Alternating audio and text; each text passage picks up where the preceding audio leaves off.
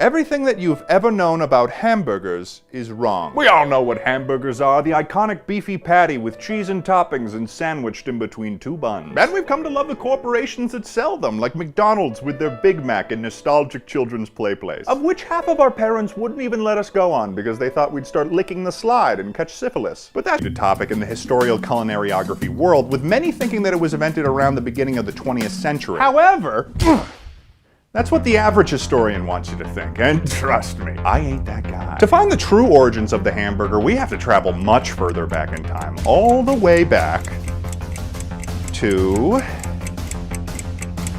This is gonna take forever. There we go, 2.6 million years ago, I'm not even joking. The discovery of toolmaking was a major milestone in human history, transitioning our ancestors from little beta weirdos gathering berries to alpha male hunters and craftsmen. We started making things that sting. These were basic tools, like hammerstones for skull breaking or sharpstone flakes for cutting, but it allowed them to hunt and process the meat of the animals they encountered. And later on, with the discovery of fire, they were able to utilize these tools to cut up the meat and then form them into patties that closely resemble the hamburger patties of today. So how did they cook these patties over the fire? Well, they required a specialized tool. There is an extensive classified archaeological record in the Smithsonian Archives. Don't ask me how I got access to this. That contains up to 25 highly preserved artifacts of what scholars believe to be the ancient equivalent of the burger flipping spatula of today. Beyond that, fossilized meat patties have been discovered in ancient caves in Europe, Africa, and Asia. And these fossils provide us with a rare glimpse into the meat composition of these early hamburgers, including those from large herbivores such as mammoth and bison. These caves also contain other groundbreaking archaeological finds, such as these cave paintings found that depict people eating burgers, giving us an idea of the cultural significance of burgers in our prehistoric ancestors' lives. Now, around 10,000 years ago, the wild ox was first domesticated, which led to a consistent production of beef and milk. This led to the invention of the cheeseburger and an explosion of agriculture, which eventually led to the adoption of the hamburger bun. This was pretty sick because previously, patties were placed between two large mushroom caps, as can be seen in this cave painting. Problem with that was we didn't know which ones were poisonous or not, and anyone who figured it out had died. As you can probably tell, the hamburger has always been an enduring part of humanity's history, but let me be the first to tell you, it didn't stop there.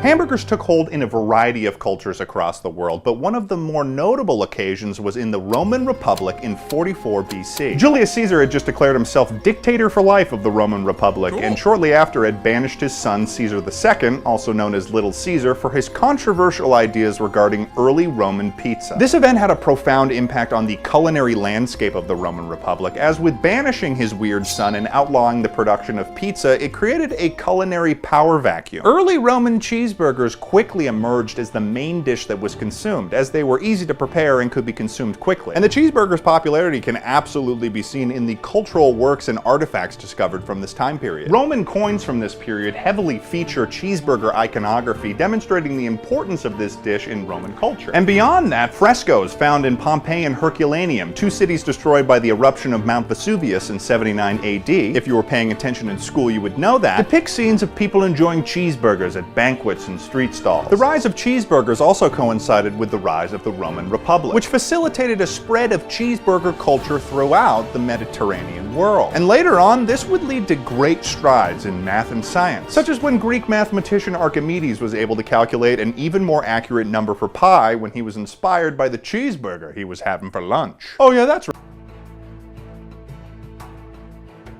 I'm in Ireland right now, visiting one of the most famous locations in Irish cheeseburger history. The McGillicuddy War occurred here, where they fought over the famous Irish Dubliner cheeseburger. These hallowed walls hold more history of the cheeseburger than I could possibly fathom, and it's really incredible to see it in person. But what I'm really here to talk about is the new gift shop that we opened at the museum. There's brand new items for you to get right now at incorrecthistory.com. The coast of these foreign lands whispers secrets into my ears, secrets telling me this is the best goddamn merch I've ever made. So head on over to incorrecthistory.com and get some sweet merch and a lesson in the history of cheeseburger culture. But who could talk about the spread of cheeseburger in harsh conditions? And another key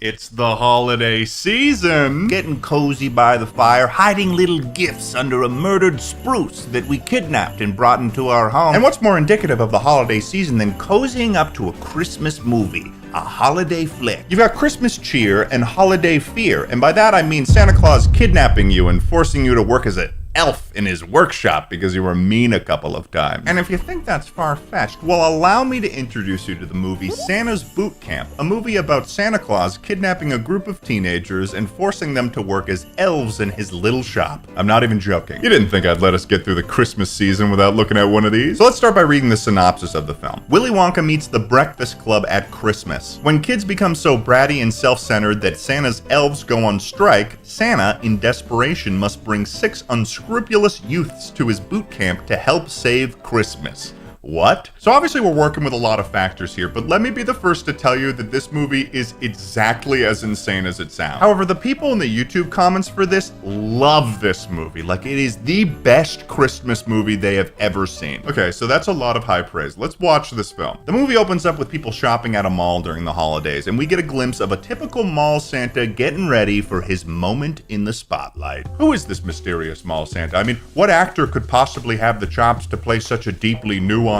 role? Did you catch that? It's Eric fucking Roberts, star of A Halloween Puppy. He's back! The Eric Roberts rabbit hole just keeps getting deeper and deeper now, doesn't it? Let's press forward, though. We're then introduced to 2 siblings that are window shopping in the mall, and the brother catches his eye on the latest gadget that everyone in school has been talking about. Man.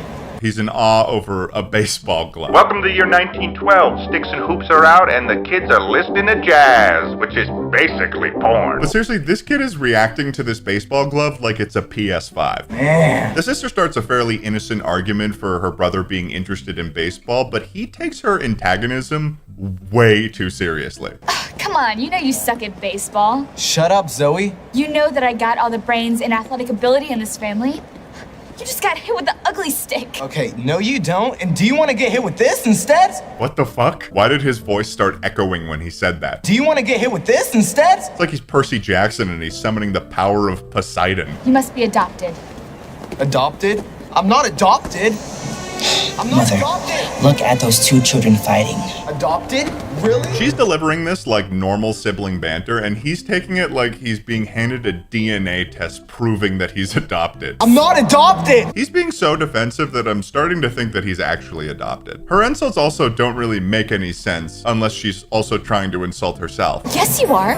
By circus freaks. Meaning also that she is the child of circus freaks. Now, before we move on, what would be a holiday season video without, of course, talking about the sponsor of this video, which this time is Epic Games. This is a sponsor, I'm not even joking. The 4th chapter of Fortnite's Battle Royale is out now, where you can go forth into its new realm and discover all it has to offer. That's right, we're talking bigger and better biomes and points of interest. And now the map is about 40% smaller, which means you're getting faster paced matches, which means more epic gaming in Fortnite. You've got new ways to get around, like sprint vaulting over things. And they've given Fortnite a graphical overhaul with the power of Unreal Engine 5. Highly detailed architectural geometry. We're talking buildings being rendered in millions of polygons in real time. There's a lot of shapes. Also, they've added dirt bikes, which means you can do wheelies and also jump off a cliff and do tricks in the air. It's not gonna win you the match, but that's pretty cool. New reality augments that add balanced benefits to players to spice up gameplay. And Mr. Beast outfits are in the item shop now. And new medieval-inspired weapons with a futuristic touch are being introduced. Like the Shockwave Hammer, for instance. It lets you launch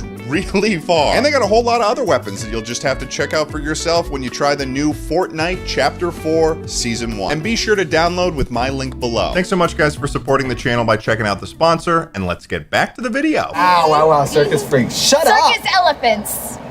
Shut up, is that a fat joke? Things are getting heated between these two, and the only thing that calms this intense exchange is when the mom comes in and tells them that they won't get to meet Santa if they don't calm down. Yes! Oh my God! Eric, please stop, okay? Otherwise, we're not going to see Santa. all right? Come on. So how does this mom have the power to hold meeting a mall Santa over these two, like, 16-year-olds? Well, it makes a lot more sense when it's revealed that there are a lot of kids who are way too old to think that Santa's real, sweating at the chance to sit on his lap. For instance, this possibly 13-year-old that's asking Santa for a monkey for Christmas. I want a monkey that can speak Spanish. Problem with monkeys, they don't really speak a language that we know. They speak monkey. I thought they could do anything. He's talking about a monkey like it's a mythical beast that he's never seen before. You basically got a whole collection of teenagers that are here to see Santa. Some of them are insanely excited to see Santa. I am so excited to see Santa. And then you've got others that think it's the lamest thing in the world. This is so lame. I don't want to be here. I don't want to sit on that bozo's lap with this fake beard and polyester suit. Come on, Drake. This is lame, man. At the end of the day, though, they're all still here. How did they end up in a situation where they allowed themselves to be forced to be here? Some of them even make fun of other kids who think it's lame, like it's a taboo opinion to not believe in Santa when you're a junior in high school. Come on, Drake. This is lame, man. What? Afraid you're gonna be on Santa's naughty list? Even to the point where one character named Drake almost gets aggressive in defense of Santa. Just because you don't have a life doesn't mean I don't. Then leave. Look, man, I was just trying to... Nah. Leave. No one's stopping you. Even the parents are so into the concept of Santa that they become blissfully aware that their children have aged beyond 5 years old. Santa isn't real. Oh, really? But you're gonna sit on his lap and you're gonna love it. This entire scenario starts to get more and more tense, and the kids are asking for absurdly ridiculous presents from Santa. I want a swimming pool for Christmas. I really want a palace on a cloud. A gigantic pink lemon. Coachella. This is a festival that people in California go to waste away their worries about their miserable lives. It's the place that people get high on drugs and go to listen to music all day. These people, they're not drinking enough milk. Their bones are weak, they're frail, they're walking around all day, and they need a little bit of help, let's be honest. Look at this place. Full of degenerates, pieces of shit. So you guys may be asking, Ted, how the hell did you manage to get about 5 gallons of milk into Coachella? Well, I've got a plug, baby. So join me as I bring milk to the frail bones of the people of Coachella. Let's do this thing. Alex, what have you done for me here today? I brought you some goodies, some milk, so... Oh, we got the goods, ladies and gentlemen. You're soldiers in the war against people not drinking enough milk. All right, come here, check this out. Behold, the milk stash. This feels like it's about 5 gallons of milk, and I do not want to be carrying this all day, so we're gonna really have to hope that we give enough milk away to people. You been drinking any milk lately? No. Dude, what? You're not drinking milk? No. Would you like some? You probably got drugs and shit in there. But like, what's better than going to Coachella and having a nice cold glass of milk? What do I gotta do to get you to drink this milk while you're on that seesaw? Any free milk? I can get you some oat milk. And that would be perfect. Hell yeah. Straight from the titty of the oat. This cooler is literally filled with milk. I'm trying to get rid of it. I want a goddamn cocktail. I can give you a cocktail of milk, baby. Come on. That guy fucking sucks. Round two. Yeah! Hell yeah. Oh, you need some? Here we go. Drink milk, everyone. What is the most vicious way that you think you could kill a hamster in under 30 seconds? Definitely start by drowning it, then bring it up, dry it really quickly, and burn it alive. Break down for me the drying aspect of the process. Hair dryer on high. You know that hurts me even. Just beat the shit out of it, grab it, squeeze it. Fuck that hamster, he's dead. That hamster didn't deserve to live anyways. I mean, I don't want to be like messed up, but like, you know. But like you could be though. And I feel like you kind of want to. If I want to be, then, you know, just grab him and just throw him at the wall. Whoa. Cheese grater. You snap its legs. Oh my God. And you cheese grate the body. Are you a religious man? Yeah, totally, straight up. Let's be honest, like Jesus kind of deserved it though, right? That's a long story. Yeah, that's probably an Egyptian story. Depends on how you want to look at it. Something about Cleopatra and King Tut. I think we're all God's children. I think we all. But like Jesus, he kind of seemed like kind of an asshole though. Like if you think about it really hard. You like milk? Yeah, I like milk. Where's it coming from? Comes from a variety of places. Sometimes it comes from an oat. Sometimes it comes from the titty of a cow. Oak? Oat. Like the tree. Tell me about the outfits today at Coachella. What's the inspiration? I felt like this is very Matrix, grungy, that sort of a vibe. Grungy, you don't take no from anyone. Exactly. About to like smash through the glass window of a bank. Yeah, we hope so.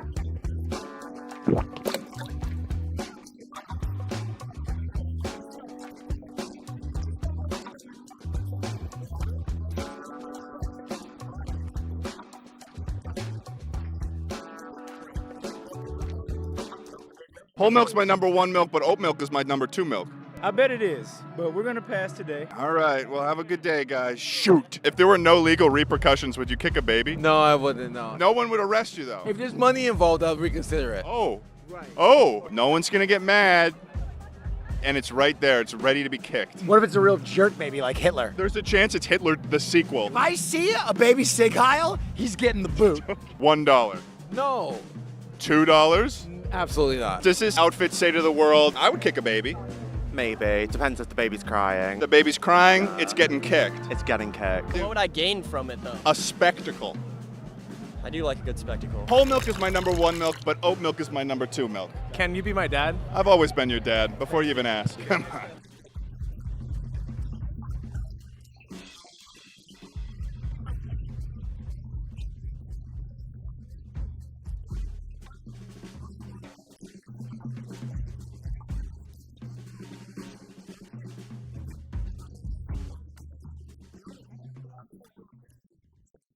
If you chug this whole thing, I gotta say the sponsor. Hey guys, today this video is sponsored by my friends at SeatGeek, baby. Summer concerts are here and SeatGeek has all of the tickets. If you don't already know, SeatGeek is a ticketing app that makes buying tickets to live events super simple. I've got the app on my phone. By far the best way to buy tickets online. With so many amazing concerts and festivals happening right now, you're not gonna wanna miss out. I'm talking The Weeknd, I'm talking Doja Cat, I'm talking Justin Bieber, so much more. So when you're on the app, look for the green dots. Green means good, red means bad. Use code TED for $20 off at SeatGeek. That's $20 off your first purchase with code TED. Make sure to click the link in the description to download the app. You want to be a fucking gentleman, you use SeatGeek. Use SeatGeek. Head over here, got you. Fuck, marry, kill your mom, your sister, your dad. Come on. Oh, shit. Turns out I'm a psychopath. I don't want to kill them all. Dude. Kill my dad, because he said if he's not dead by 60, just kill him anyways. Dude, all three. Fuck, if you're gonna go, just... You're gonna fuck your entire family? If you're gonna go bad, you gotta break bad. He had other options. And he said he wanted to fuck his whole family. I don't believe in half-assing nothing. Yeah, you can't half-ass incest. You gotta go all the way in.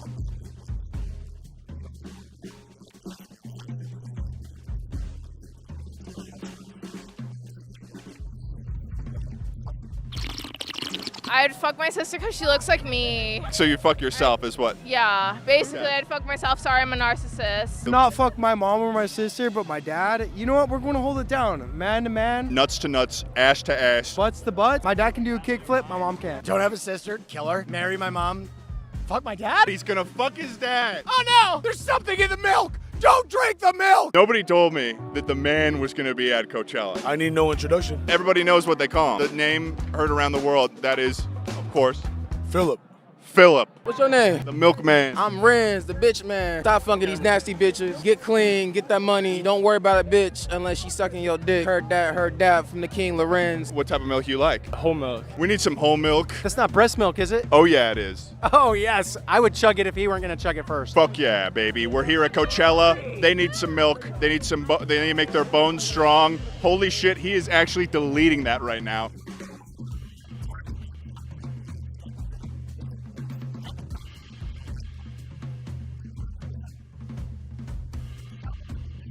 Just one? It's a wolf. Just one? It is a wild wolf, though. For the gays, there is a specific man that resembles a wolf. So you're talking about the gay wolf or you're talking about the actual like wolf? I was thinking more like a legitimate wild wolf. I'm hearing thousands of breaking bones across the world. That's the sound of them dying. Oh, my bones! That's what they're saying. Would you rather have unlimited bacon but no video games, or games, unlimited games but no more games? If you haven't been able to tell by my outfit, I'm a homosexual. Okay. So we don't play games.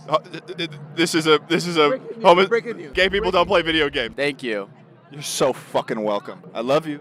Oh, I love you. Would you give me your best Coachella dance? Would you give me your best Coachella dance? Here he goes. You gotta take your shirt off. That's a big part of the process.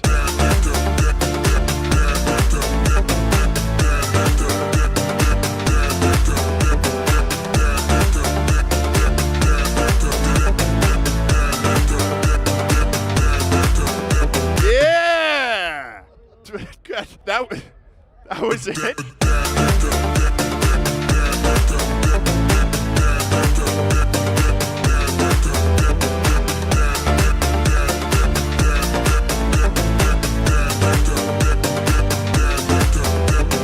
At the end of the day, we give a shit ton of milk to people at Coachella. Quite successfully, I might add. And I think the people of Coachella have the milkman to thank. Signing off. Peace, bitches. Hey, Ross. Yeah? I need you to come with me. What? I need you to come with me to the Rainforest Cafe. It's Saturday morning. You woke me up. There's one in Niagara Falls. That's 3 hours away. What? It doesn't matter because we're gonna go get ourselves some good old rainforest cuisine. All right. Alright, let me get ready. That's a yes? Yeah.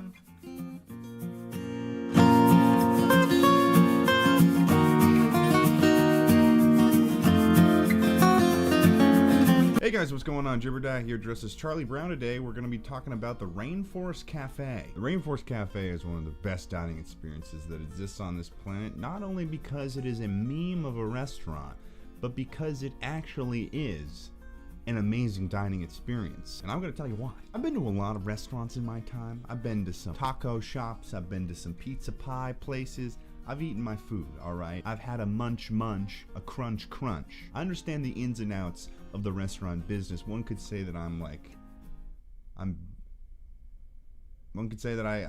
eat at restaurants. Since I assume a portion of you guys don't know what the Rainforest Cafe is and what all the hype is about, I'm going to give you a little walkthrough of what to expect from the Rainforest McFreakin' Cafe. For starters, you're basically eating food inside of a rainforest. If that wasn't already clear from the title of the restaurant. The entire place is decked out with animatronic animals. I'm talking you got gorillas, you got tigers, you got pretty close to full-sized elephants and little baby elephant. That shit is just making noises and moving while you're just sitting at like a rainforest themed table.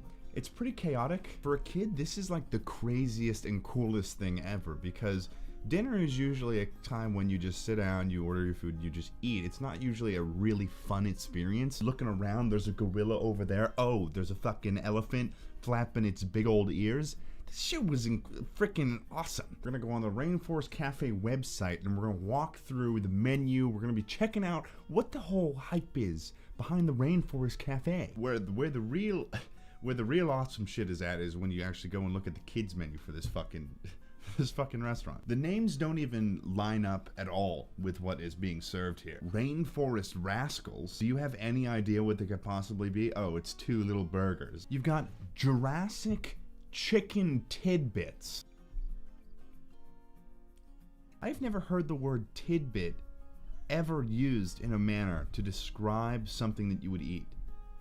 Tidbit. Apparently in this situation, it's dinosaur-shaped chicken nuggets. It is not very often, friends, that one gets to dine on tidbits. One of the most important points about the Rainforest Cafe, what makes it so great, is its stance in popular culture. The Rainforest Cafe appears in the highest quality cinematic experience that I personally have ever experienced myself before, and that is Paul Blart Mall Cop. Paul Blart Mall Cop is the best movie to exist in the world, not because of its sweetheart Kevin James, but rather because of the appearance of the Rainforest Cafe. Roll the clip. Hey you, Scuba Doobie Doo. The Rainforest Cafe in that film was actually filmed in the Burlington Mall, which, by the way, was the Rainforest Cafe that I went to as a kid. So with all these wonderful qualities of the Rainforest Cafe, what else could I do for this video to represent how awesome it is than just go there? So you ready? We're going to the Rainforest Cafe. I mean, I'm as ready as anyone. Have you been to the Rainforest Cafe before? No, I don't know what it is. Wait, like actually, like you're not even joking? I'm not joking. Well, I guess I shouldn't even tell you anything about the Rainforest Cafe. No preface. Yeah, so we've got like a 3-hour drive, I think. I have to put it in the nav. That's insane. If this place that we're going to doesn't turn out to be amazing, I'm gonna be miffed. I'm gonna be upset with you. You're gonna be miffed? I'm not gonna lie. Well, we're also... Alright, so we're about 2 hours into the drive right now. So what do you think it's gonna be like? I don't really know what makes it Rainforest. It's a restaurant, right? It's like we're sitting down, right? Yeah, it's a sit-down restaurant. Okay, so are there like I don't know, trees?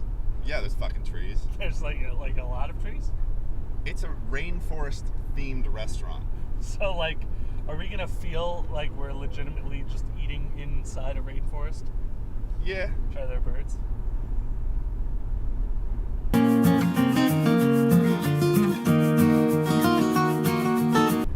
Real life birds? More like animatronic birds. Really? And like maybe some bird sounds. I would have loved a fair warning. That would have affected whether or not you said yes or no to this trip, though. So you're saying you tricked me? I didn't fucking trick you. It was a lie of omission. You specifically didn't mention the birds because you knew that would. Well, I mean, I didn't mention a lot of that. I didn't mention anything about the Rainforest Cafe.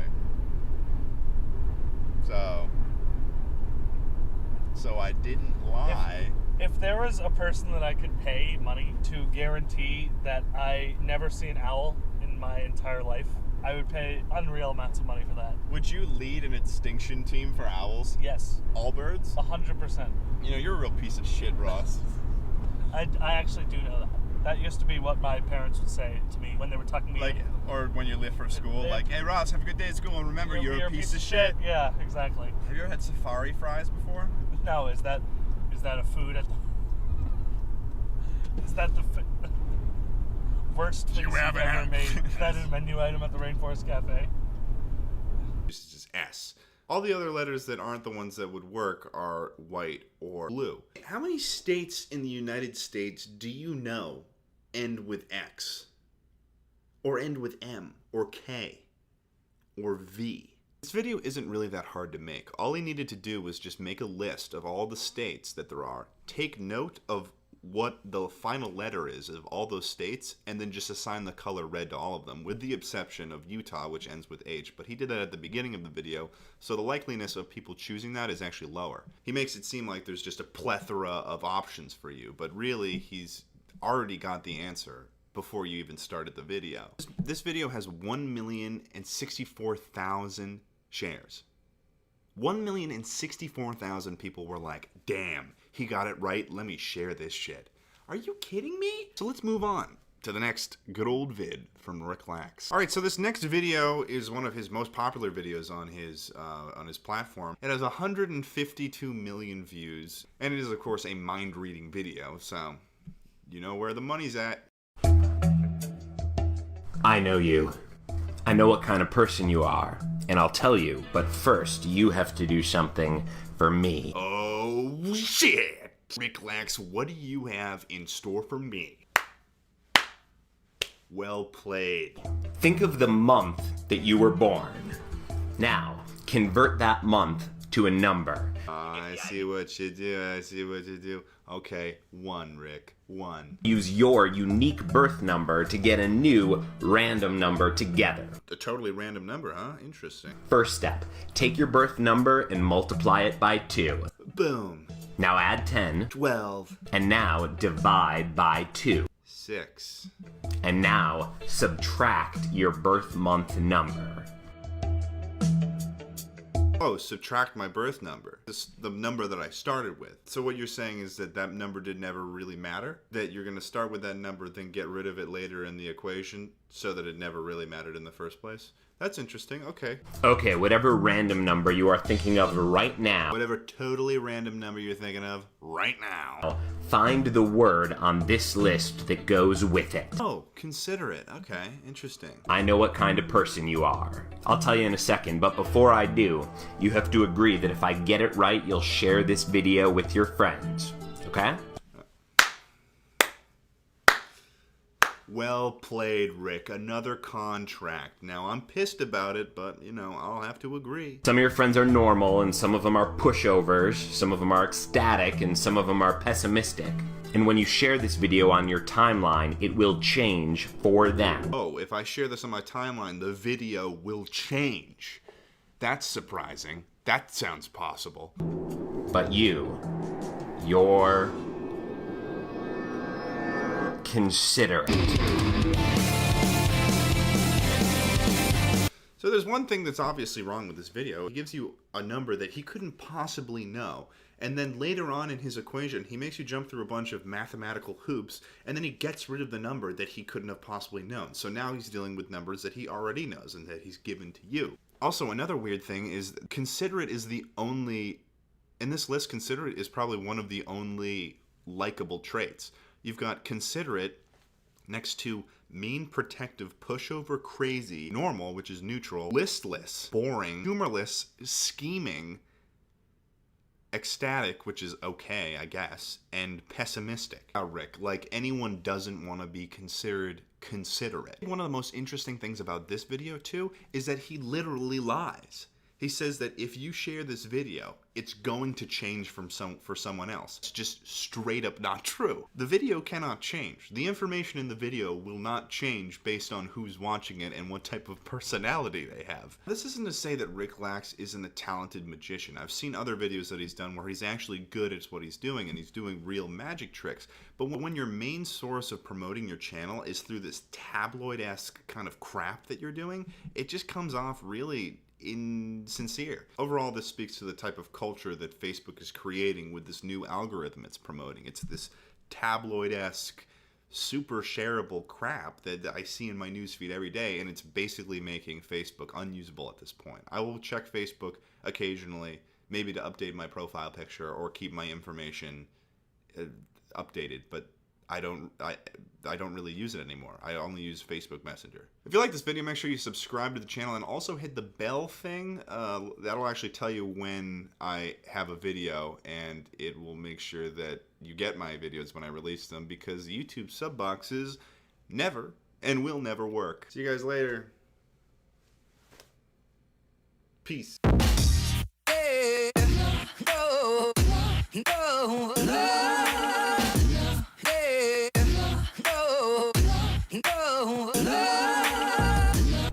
Of course I haven't had safari fries. We've already established I've never been to the Rainforest Cafe. Oh, you haven't had safari fries. How are they different from regular fries? Well, they're from the safari. From the safari? What's safari? Yep. Yeah. No, safari I didn't ask fries. a yes or no question. Yeah, they're right. They are. But they do have Jurassic chicken tidbits. Okay, what's that? What do you think? Tidbits. I don't know. I've never heard tidbit used to describe food. See, I was reading the reviews for this specific restaurant. There's like a 50% chance that we're gonna have a wonderful experience, and there's like a 50% chance that we're gonna wait for like an hour, not get food, or our waiter is gonna leave and not tell anyone. I do not like those odds. Every new thing you tell me about the Rainforest Cafe makes it sound just like it doesn't exist. Everything about it is crazy. We've established there's animatronic birds, there's a volcanic caprese salad. 50% of the time your waiter just up and leaves on you, and now you're asking me what you think there's actually jaguars, as if that's insane. But there are thunderstorms like every 30 minutes. That's not a lie, that's a true thing, it's a true statement. Like rain? Like is our food gonna get wet? No, I'm telling you, cover our table? Listen, Russ, there's gonna be a thunderstorm every like 30-ish minutes. That's all you'll say. Where are you taking me?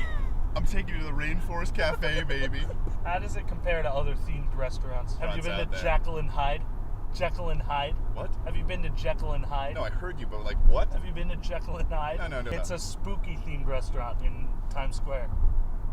Oh, it's in Times Square? Yeah. Before we started recording, there were 2 hours of just complete silence.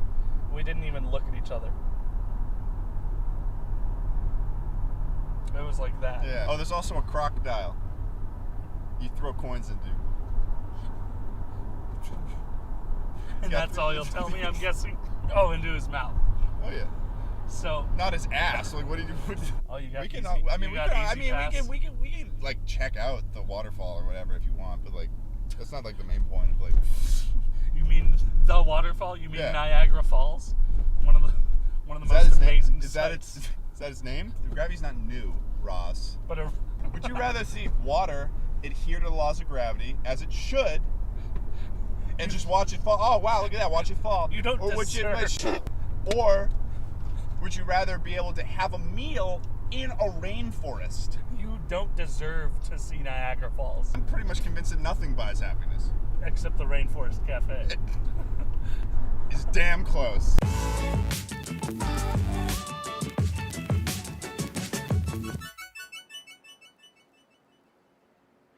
We made it. Here we are at the border between America and Canada. Drove 3 hours just to go to the Rainforest Cafe. This better be good.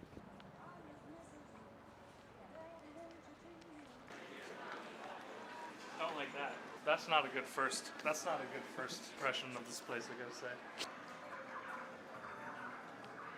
I gotta take it all in first before I give my evaluation, I think. We are Rainforest themed restaurant. We've got all kinds of cool animatronic animals. Look at his face, he's like a little kid. I love it. This is a lot. Yeah, no, there's like giant parrots everywhere. Does that make you uncomfortable? No, because they're so huge. Like, they're not proportional. I think I'm gonna get this Brazilian freeze. It looks like a, you know. Oh no! Why did it just get darker? Why did the elephants are going crazy? They get a revolt? What's happening? I feel like I'm having a weird dream right now. I told you it was like a fever dream. You did say that. This is my beverage that I've chosen.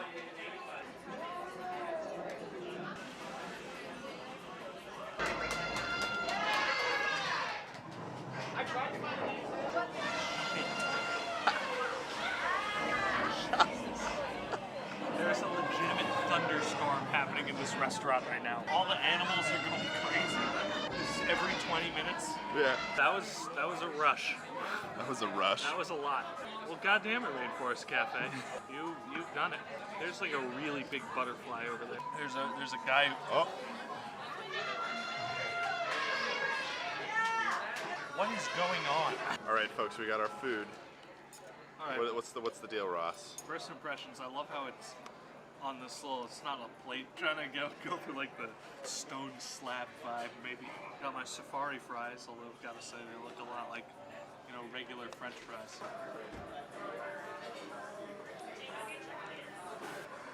They're fucking moving.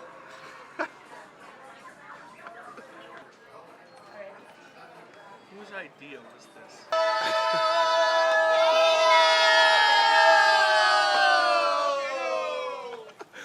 Oh, amazing.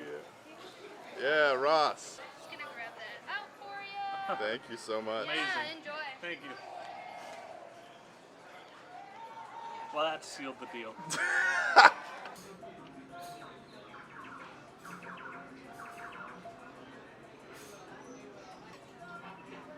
Really not that good at all. 16. You gotta be shitting me. Here's a big elephant. I've named him Carl. Here's a small elephant. He's little Carl. He looks like a blind old man, and he's got a lot of moves. Hey, Carol. This is Carol, our tour guide. Hi. And she's great. Thank you. I appreciate that.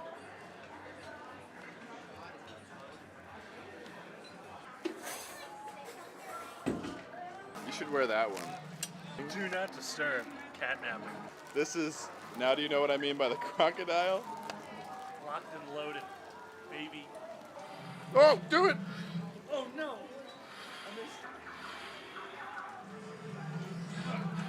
Hey! Get these crayons in his mouth. Crayons.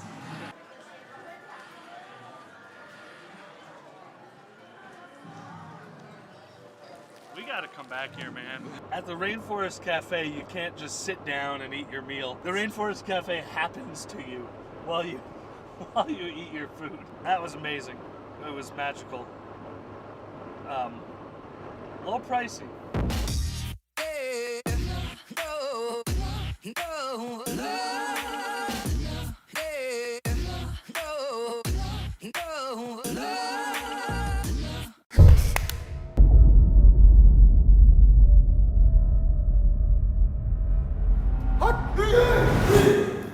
I sumo wrestled the largest Japanese man in recorded history, and I almost threw up and passed out in the process of doing so. Look, if you guys are new to my channel, then you know that I'm not a stranger to a challenge here or there. I've invented Healy tricks, I've eaten Cheerios with dish soap, and I've learned how to fight like an action star. I've done it all. I'm an influencer. I'm not afraid of anything except for accountability.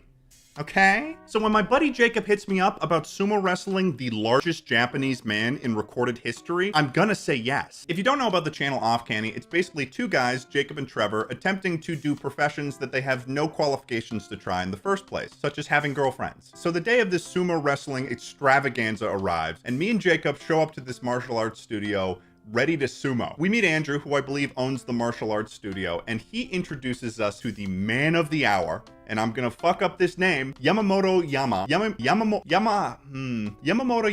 Ryuta. Here's my friend Yama over here. Yama. He's the heaviest Japanese human being in recorded history. Oh my God. Or just Yama for short, or Yam Yam. I like to call him Yam Yam. People who are really close with him, we like to call him Yam Yam. That's a lie. I don't call him that. I didn't realize this when I first met him, but apparently Yama is a really big deal in the sumo wrestling community, partly because he's just so large. I'm about 200 pounds. Now take 3 of me, because Yama almost weighs 600 pounds. Also, he was in the John Wick franchise, which makes him the second person that I've been in a YouTube video with that was involved in the John Wick franchise. So Keanu Reeves, you luscious man, you know where to find me. We exchanged kind introductions with Yama, along with learning that the guy's a fan of the Whopper. Do you like the Whopper from Burger King? Burger King no Whopper, excuse me. Yeah. Then we got to putting on the sumo belts. Putting on these sumo belts was a very strange process. They were wrapping us up tight in those things, like a Christmas present for an impatient child. We're done, squad. Oh! Oh. Hey man, that thing is tight on your nuts. It's hugging them for dear life. It was hugging my nuts like it was a soldier about to get drafted into war. And the belt was my pregnant wife, Angela. And it makes sense, honestly, because I'm pretty sure in normal sumo wrestling, that's the only thing that they're wearing. There's a lot of trust in that relationship. After that, we moved on to the stretches that sumo wrestlers do when they're warming up every day. These were a lot harder than I thought they'd be. And maybe a third of the way into doing them, I was already sore. Things got much worse from there. One of the stretches they were teaching us to do was when you were sitting with your legs out and you lean all the way forward. And you see Yama doing it and you think to yourself, oh, that seems like a piece of cake. That seems like a piece of strawberry shortcake ice cream. No problem, my guy. Wrong. You are wrong. You're sitting there in your chair or on your bed or on your couch and you're wrong and you should feel ashamed. What I did not expect to happen was for Yama to come up behind me and start pushing me further into the stretch. Oh. Up until this point, I wasn't lying about my flexibility. It's not like I'm this closeted contortionist that's just hiding his incredible flexibility like some sort of circus-themed Clark Kent. I'm doing the best I can. Nevertheless, I was getting pushed into this stretch and it was getting very painful, very fast. Just take a look at this clip here. Oh my goodness.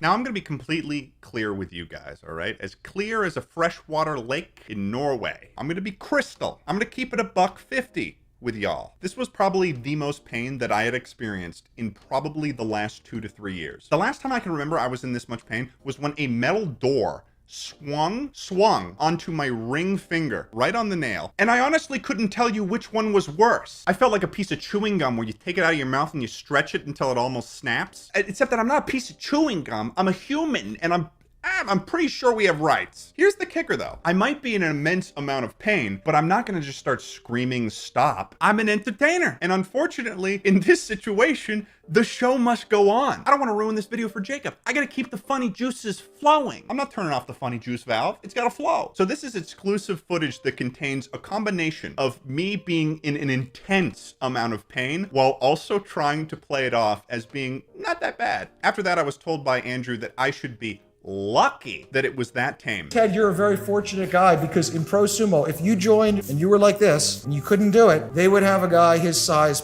actually like get on top of you on your back and rip your tendons so that you could be in that position, and you'd spend weeks or months like healing up your tendons.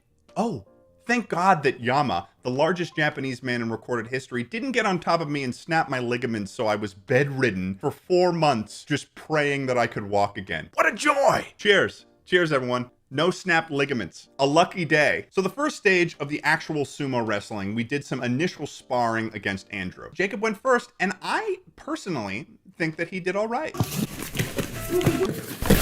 And then I went next, and I was surprised to hear from Andrew and Yama that I actually did pretty well. Nice, nice, nice, nice, nice, nice, nice. Oh, nice. Okay, so you did really well. He said that was amazing. No offense, but wow, you brought a ringer here. I don't know what allows me to be generally good at physical things because I don't really go to the gym and I haven't played a sport since 2014. I think it's partly because how my body's built. You know, I got leverage everywhere. But even though I did well, I for sure made my first mistake in these initial sparring sessions because I went way too hard. And after them, I was already exhausted, which was the beginning of the problems that I began to run into. So I began to do some sparring with Jacob, but every so often there would be some sort of technicality right at the end of the match where they can't tell who won, and we'd have to do the match again. And keep in mind, after every new match we do, I was getting increasingly more exhausted. I started feeling dizzy. If any of you guys have done a sport growing up, you may have experienced this type of dizziness, such as if you ever played basketball and somebody on your team was being a fuck ass and then the coach made you guys do suicides. That's the name of the exercise. They're called suicides, which is quite literally sprinting back and forth across the court for like 10 minutes, maybe 15. Depends on how mad the coach is. So I'm dizzy. I'm feeling like a piece of shit, but the show must go on. So after the occasional 5 to 10 minute breaks and slugging down water bottles, I just kept getting up and doing it. And part of the reason for this is because Andrew and Yama just kept hyping me up. That's right. Nice. I may have found the strangest Halloween movies that no one seems to know about. It started with this movie, A Halloween Puppy, but from there it took me on a journey to unearth some of the strangest films I have ever come across. So I suggest you watch this until the end because it gets interesting, that's for sure. So let's start from the beginning. I was doing some digging on the internet looking for some low-budget Halloween fun to celebrate this month, when I came across this film, A Halloween Puppy, what appears to be a wonderful family-friendly spook. The ratings for this movie were through the floor, so naturally I had to get my hands on it. Unfortunately, this movie was removed from the only platform it was available for streaming on, but that did not stop me. I scoured the internet, checking every single grimy back corner website I could find just to have a taste of what this movie had to offer, to no avail. It was like the movie had been scrubbed from the internet, so naturally, my curiosity was exploding. I had to order the DVD of this movie and then purchase an external DVD player in order to even watch it. Look what just came in the mail. I am so excited for this. A Halloween Puppy. Look at that cover art. That is beautiful. Wow. That's something else. So let's read the synopsis of the film. A boy accidentally turns his mom's boyfriend into a dog. Oh, well now I gotta see this. And is this movie as bad as the ratings suggest? Yes.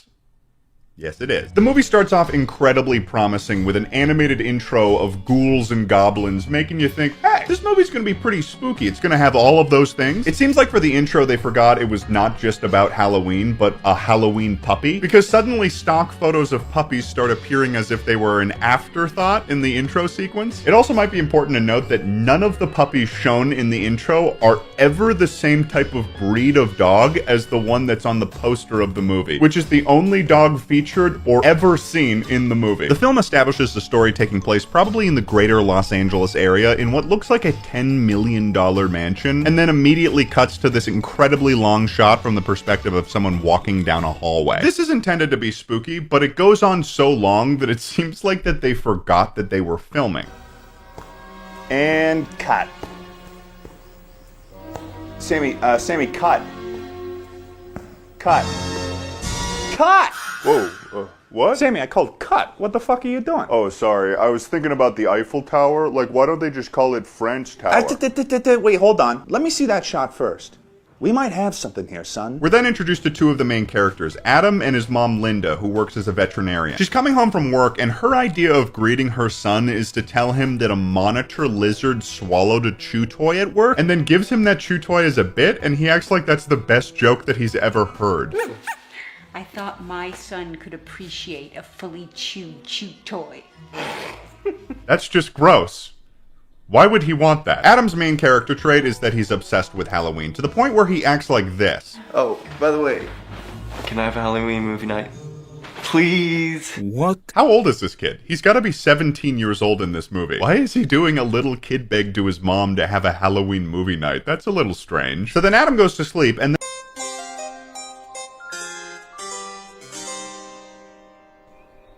What? Where did the budget for the title cards in this film go? Did they spend all that money on the intro? So the next day, it's Adam talking to his mom about how he doesn't want to go to college, with Adam making reference to the literal mansion that they live in as a fallback option, I guess. Besides, look at this house. We live like kings. And then his mom gives the weirdest explanation for why they're living in this mansion. No, we live like people who got a great deal on a short-term rental because a formerly sick Pekingese had a very grateful owner who also just happened to be a real estate agent. That sounds less like a real reason and more like an alibi. Linda, what happened to the previous owners? What did you do to them, Linda? They spend time talking about one of the central plots of the movie, which is Linda's boyfriend, Ted, being very predictable, and Linda feels as though she's in a cycle where every time they hang out, they're just doing the same thing and their relationship is going nowhere. This whole conversation happens when they are this close to each other. That is like 2 feet. If my mom got that close to me in a conversation, I would be like, whoa, what, am I in trouble? Adam has all of these plans for how he wants to spend Halloween because it's his favorite holiday, and he wants to be able to use his mom's car for Halloween night. His mom responds with this. It's Halloween, okay? You're gonna be in ghost, ghoul, movie overload, okay? Google-eyed, let's see.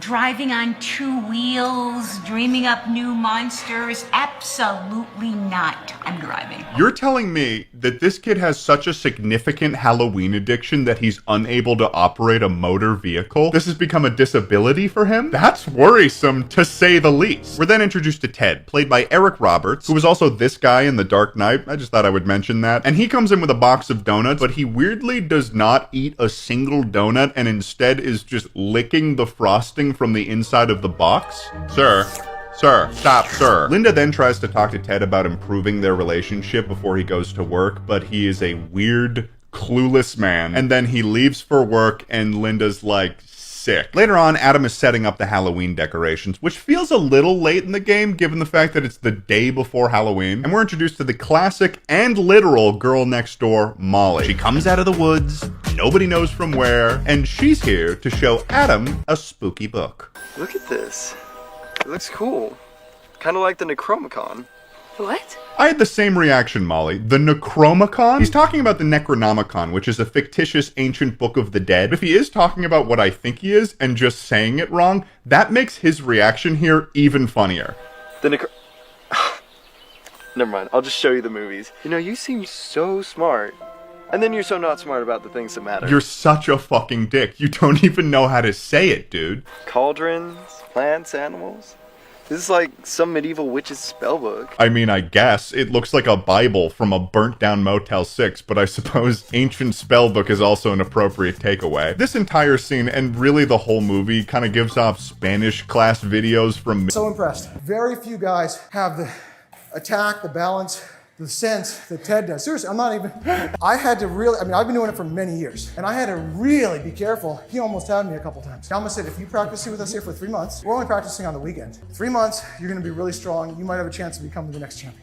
Yes. Hey. So now I'm like, fuck. I gotta live up to this prophecy of me being the next great American sumo wrestler. I felt like I was gonna let the sumo community down, and I've only been a part of it for like an hour. So I did my final technical rematch with Jacob, and I won. I won the match. Easy. I can rest for a second. No, because Jacob had won one as well, so we had to do a final match to determine who the true sumo wrestler was. And at that point, I just had to sit down. My vision was getting blurry. The fear of actually throwing up was becoming quite real. I feel like I'm gonna pass out right now.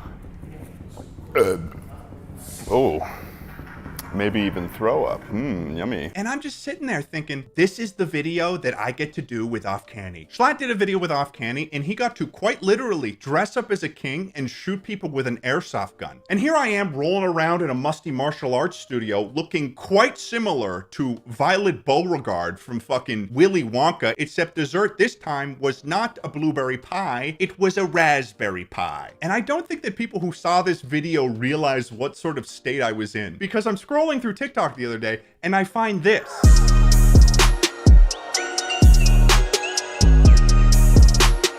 There are these crazily edited fan cams, but what they don't realize is that in these shots, I'm at the end of my fucking rope, man. I'm like about to pass out. And they're making TikToks with a SpongeBob clip where a character is saying, handsome. That's ridiculous. That's ridiculous. I got nothing against fan cams, but of all of the moments that you could choose, truly chose me at my lowest. Finally, ladies and germs, we got to the end of the experience where we had an opportunity to sumo wrestle with Yama himself. Jacob had already gone and he got himself like thrown in the air, and now it was my turn to go up against the final boss. I pulled together all of my strength that I had left for my final match with Yama, because I was like, I'm here, I'm already dead, and this is probably the only opportunity I'm gonna have to do something like this. I looked to the bathroom, thinking of the possibility of me throwing up literally everything in my stomach. It was kind of like that one scene in Avengers Endgame when Iron Man was looking at Doctor Strange, wondering if this was the timeline they beat Thanos. This is the one timeline. This is the one timeline that I would not throw up. So I went into it. Holy crap, you're an unreasonably large human being. It was like pushing a boulder. I could barely move this man. I felt like a third grader getting the shit kicked out of me by sixth graders for lunch money. There was no chance. So obviously I lost.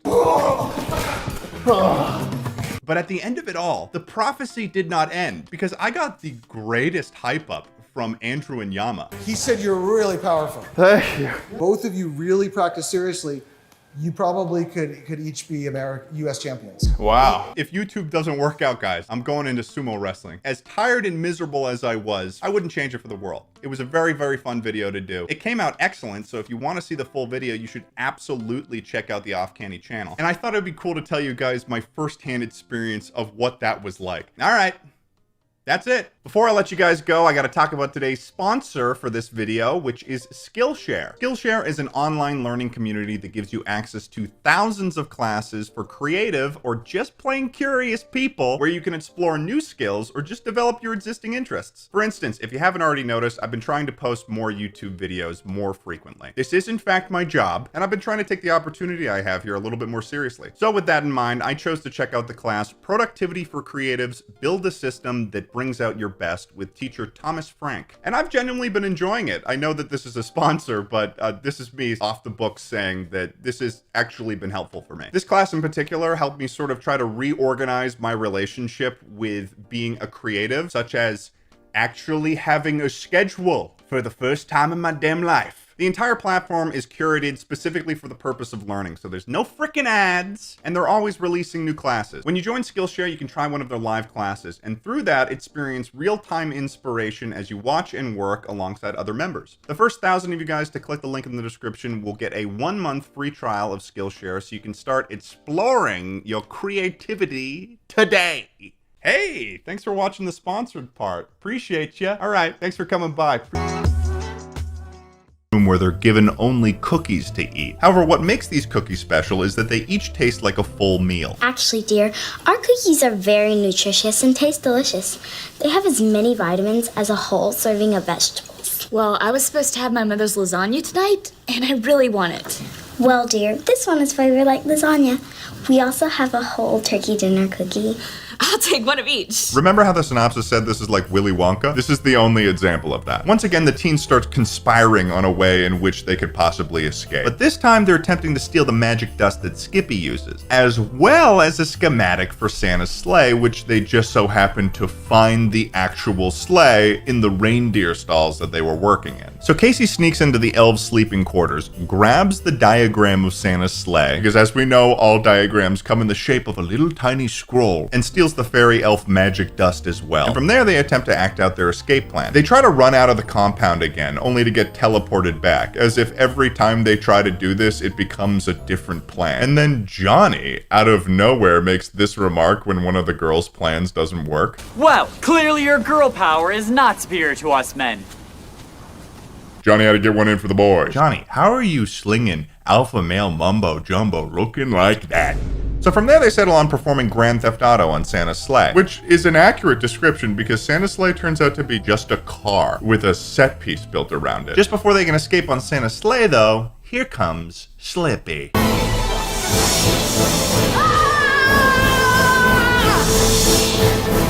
And Santa arrives to chew him out. I have had enough of you brats. You're the reason I'm in this mess in the first place. I don't know if Santa's being very truthful here. That doesn't seem like a very fair assessment of the situation. Are you sure it's not because of the terrible working conditions that caused your elves to strike? Why is it the fault of these specific people? Also, you could just send them home, literally at any moment with magic. As punishment for trying to escape on Santa's sleigh, the teens are now tasked with the job of determining who is naughty and who is nice. This scene obviously occurs in the McMansion's home theater. They're shown a moment from someone's life, and then the teens vote on whether or not that person is naughty or nice with the buttons on their chair. And they are shown some of the most vile examples of teenagers being just out of pocket towards each other. I didn't ask you to do my project for me.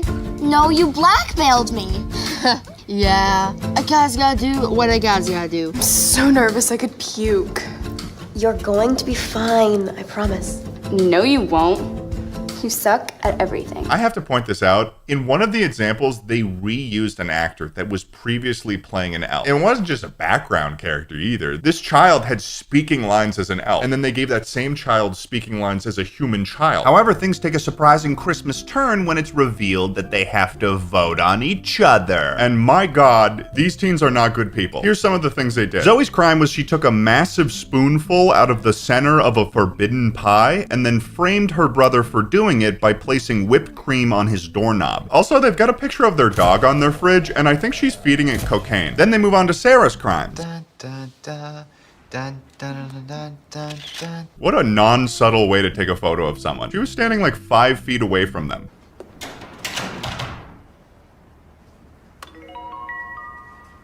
That should work.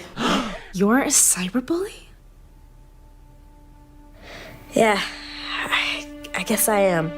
She said that like Sarah was a terrorist, and Sarah's acting like she's realizing that she's one too. Next, they show Casey's crimes, which occur in her ballet class. Casey is frustrated that she's not being recognized for her talents in ballet, which she makes clear within earshot of everyone in the class. I am better than every other girl in this room. I don't understand why I didn't get the lead.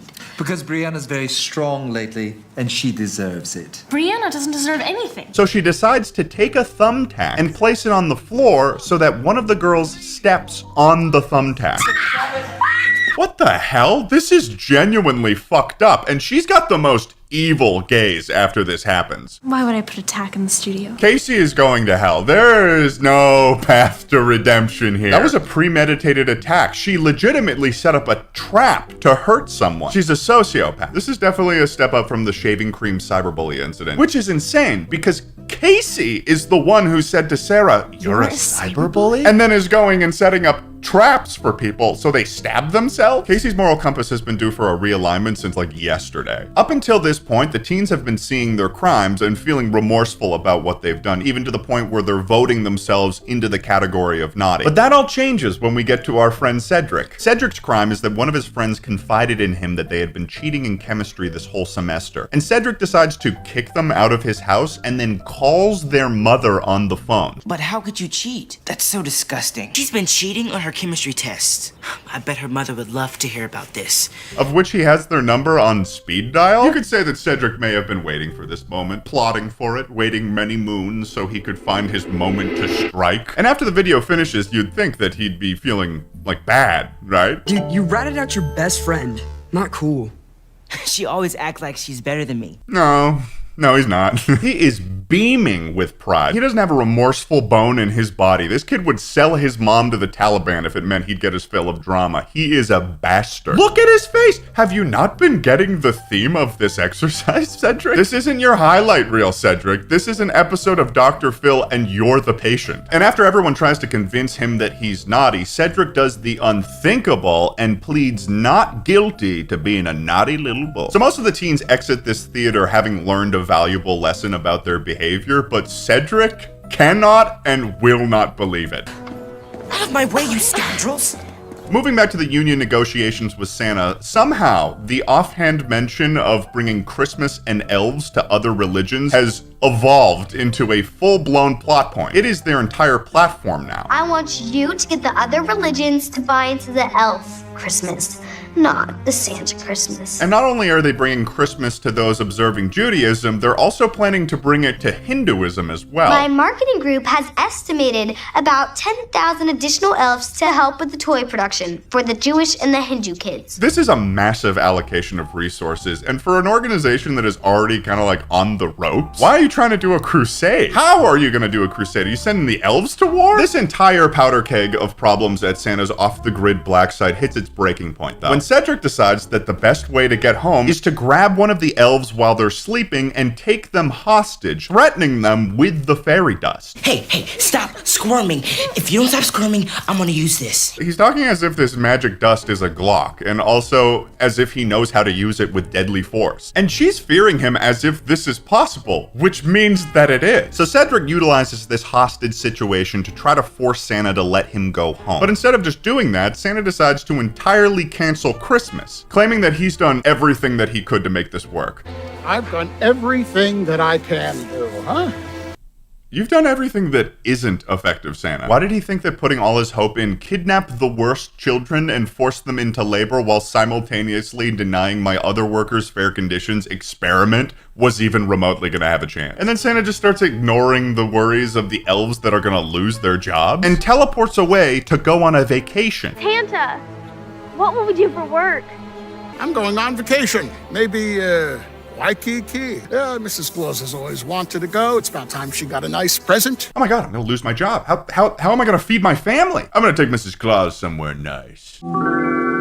So Santa teleports away and Cedric has ruined everything, like he always does. Fuck you, Cedric. Obviously from here, everyone gets their shit into gear because now things are serious, because if Santa's gone, there ain't no free gifts. So after spending the whole movie being terrible and moaning about everything, they decide that they are the ones most suited to fix Christmas. Come on, guys. If anyone can save Christmas, it's us. No, it's not.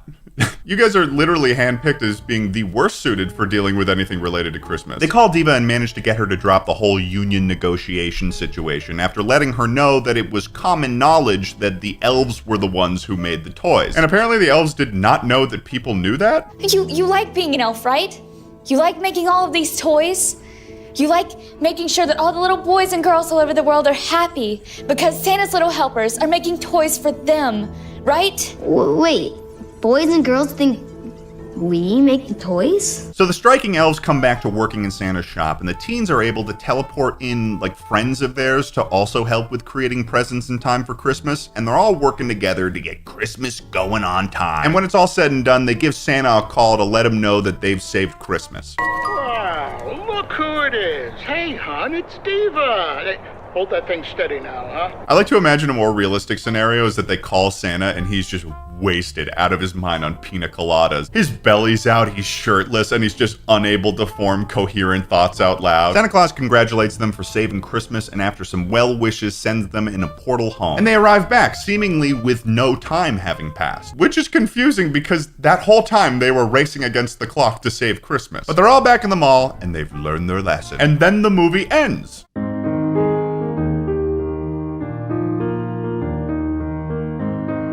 What? This story is supposed to have a moral at the end? The absolute audacity of that. How dare they? You kidnapped kids and forced them to work for days. This story is something that you'd read to a child in the Industrial Revolution so he'd go back to the factory and get over his whooping cough. Happy holidays. Santa's wearing the fucking Lost boots. Is it just pure pain now? That's what you hate to hear.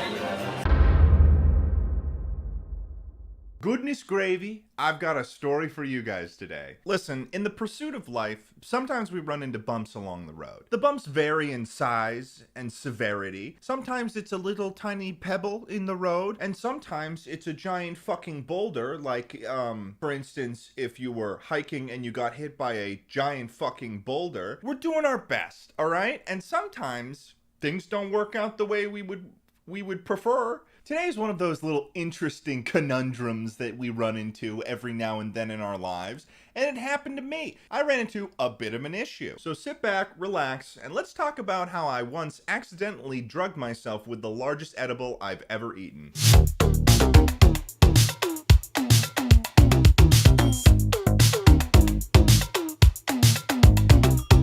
Last February, before all the coronavirus garbage happened, I traveled to Los Angeles for spring break. And one of the things that I had to do was I had to sign a shit ton of posters for U2s. There was probably more than 3,000 posters that I had to sign, and the posters were being kept at the house that the Misfits YouTube group were staying at in LA. Carson was there, Schlatt was there, Cooper was there. We were all just trying to like sign all of these posters as fast as we could because there's so many of them, and it was taking us literally hours to do. At this point, there was maybe about 5 or 6 people in the house at this time. And that's because at that point, the whole main Misfits crew had gone out to dinner somewhere. I don't know if you know this about the Misfits in general, but they smoke a lot of weed. Every trip they do, they probably spend a couple $1,000s on weed, okay? They smoke the Mary Jane. They do the weed. In order to make the process of signing these posters go a little bit smoother, I had smoked like half a joint of weed, so I was already decently high because I hadn't smoked in a while either. Signing away, crossing my I's, dotting my T's. However, my personal reaction to weed is that I get the munchies. I get the munchies pretty hard. I smoke a little bit of the marijuana, and then I say, oh, I'm gonna eat an entire sleeve of club crackers with no cheese because gluttony. I had originally planned to go to dinner with my girlfriend and her father, so I was trying to wean off of the high and just kind of sign the posters and wait until it kind of wore off, and then I would go and do that. One of the things that they had at this house was they had a giant counter in which a bunch of snacks were all laid out. There was chips, there was more chips. There was, I think, pizza. I don't fucking remember. As I look across this horizon of bountiful snacks, I see a Nerds rope, and my munchie brain is like, oh. And I'm thinking to myself, man, I remember Nerds Rope. I haven't had Nerds Rope in fucking forever, dude. I'm thinking back to my childhood where we would go to a campground in Maine and I would waddle on down to the snack shack and grab myself a Nerds Rope, and before eating it, considering its potential applications as nunchucks or trying to tie a knot with it. But then realizing, I'm a kid. I don't know how to tie knots, and my prefrontal lobe won't even be done cooking for another 20 years, so what's even the point? Give me a slush puppy, give me a Game Boy SP, let's fuck it up. But Lord have mercy, did I learn in this moment I no longer was a child, but a man. A man who experiences consequence in the worst way possible. So I'm signing more posters, I'm cruising, I'm having a great time, alright? Nerds Rope tastes a bit strange, but that could also be my perception that I have of being already high, and it kind of, if you've ever been high before, it kind of messes with your perception of taste a little bit. It was like drinking a Diet Coke versus a normal Coke, where there's like, there's something there. There's something there. But I don't fully process why it tastes different. So I finish the Nerds Rope. And then I go to have another Nerds Rope because I'm high and have the munchies. As I'm biting into the next Nerds Rope, one of the Misfits guys says, Ted, don't eat those. Those are edibles. Sorry. I must have heard you wrong. Excuse me? Yeah, Ted, that's an edible. So I say, no fucking way. How much was it? And he says, I think it might be like 60 milligrams. What? 60 milligrams? To give you context, the largest edible I'd had up until this point in my life was 20 milligrams. So of course I ask, are you sure? One of the guys walks over to the counter and picks up the package of the Nerds Rope, and with the most you are fucked face I've ever seen in a person, he says, it's actually 400 milligrams. Now remember, I've already freaked out when I heard that it was a 50 milligram edible, and I've just been told that it is actually 8 times that amount. So you may be asking yourself, Ted, how the fuck did you not know that that was an edible? And that's a good question. Let's start with the packaging.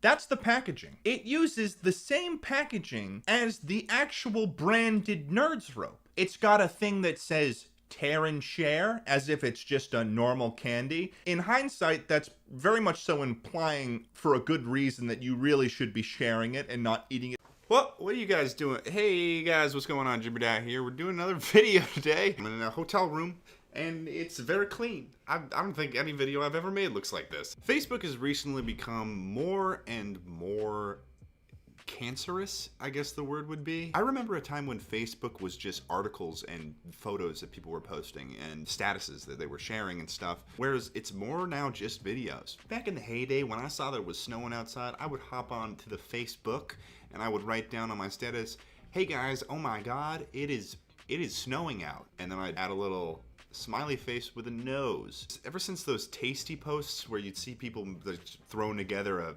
interesting looking dish, or those life hack videos got shared and got popular and got just thrown all around Facebook for the next fucking 7 years, Facebook has decided it would be a really good idea to adjust their algorithm so 90% of the time favors videos to be sharing on your newsfeed. If you don't believe me, go on Facebook right now and just scroll. You're literally just going to be seeing videos. That's all you're going to see. Rick Lax is a character that is basically leading the charge on this sort of culture on Facebook. And he's doing a hell of a job too. He's doing a really good job with it. A few people that I've seen have made videos about this guy, but he just keeps showing up so much in my newsfeed that I just have to talk about it. I have to talk about it. This guy is the reason why I don't like going on Facebook as much as I used to, or what killed the website for me. These videos about to show are from his playlist that are videos that have over 50 million views. And once you see these videos, you're going to be very disappointed that they have over 50 million views. So let's jump right into it. Hello, my friends. My name is Rick Lax, and I'm about to read your mind. Okay, so fucking first of all, this is one of the main themes of Rick Lax. He likes to take videos in coffee shops for some reason with Apple headphones in his ears. See the kid right behind him, he's like, what the fuck? What the fuck is that guy doing? I'm having a nice hot chai latte with my pa, and this guy's doing magic? Come on! Think of a state. Think of any state, any of the 50 states in the United States right now. Oh man, that's a lot of states. I can't think of... Well, okay, if the 50 of them... I gotta think of one. What could I say? Now, spell the name of that state out in your mind. Spell each letter of the state out in your mind. Massachusetts. Massachusetts, baby. Put me on the spelling bee. And think about the last letter in the state's name. So that didn't matter? I should have just... Why didn't you just ask me what the last letter was? Ricky. Alright, in that case, S. Massachusetts. S. Once you have your letter in mind, go ahead and hit the like button to lock in your answer. Okay, so, okay. There is nothing saying that hitting the like button is going to lock in your answer. But seeing as this video has 64 million views and 3 million likes, I'm pretty sure that a lot of people believed him here. Hit the like button to lock in your answer, baby. Lock it in! Lock that shit in, motherfucker! And this is like the most awkward part. He's got this snappy jazz music in the background while he's just staring at us, trying to get us to like the video. Once you know your letter, right now push that like button that will lock in your answer. Go ahead and do it.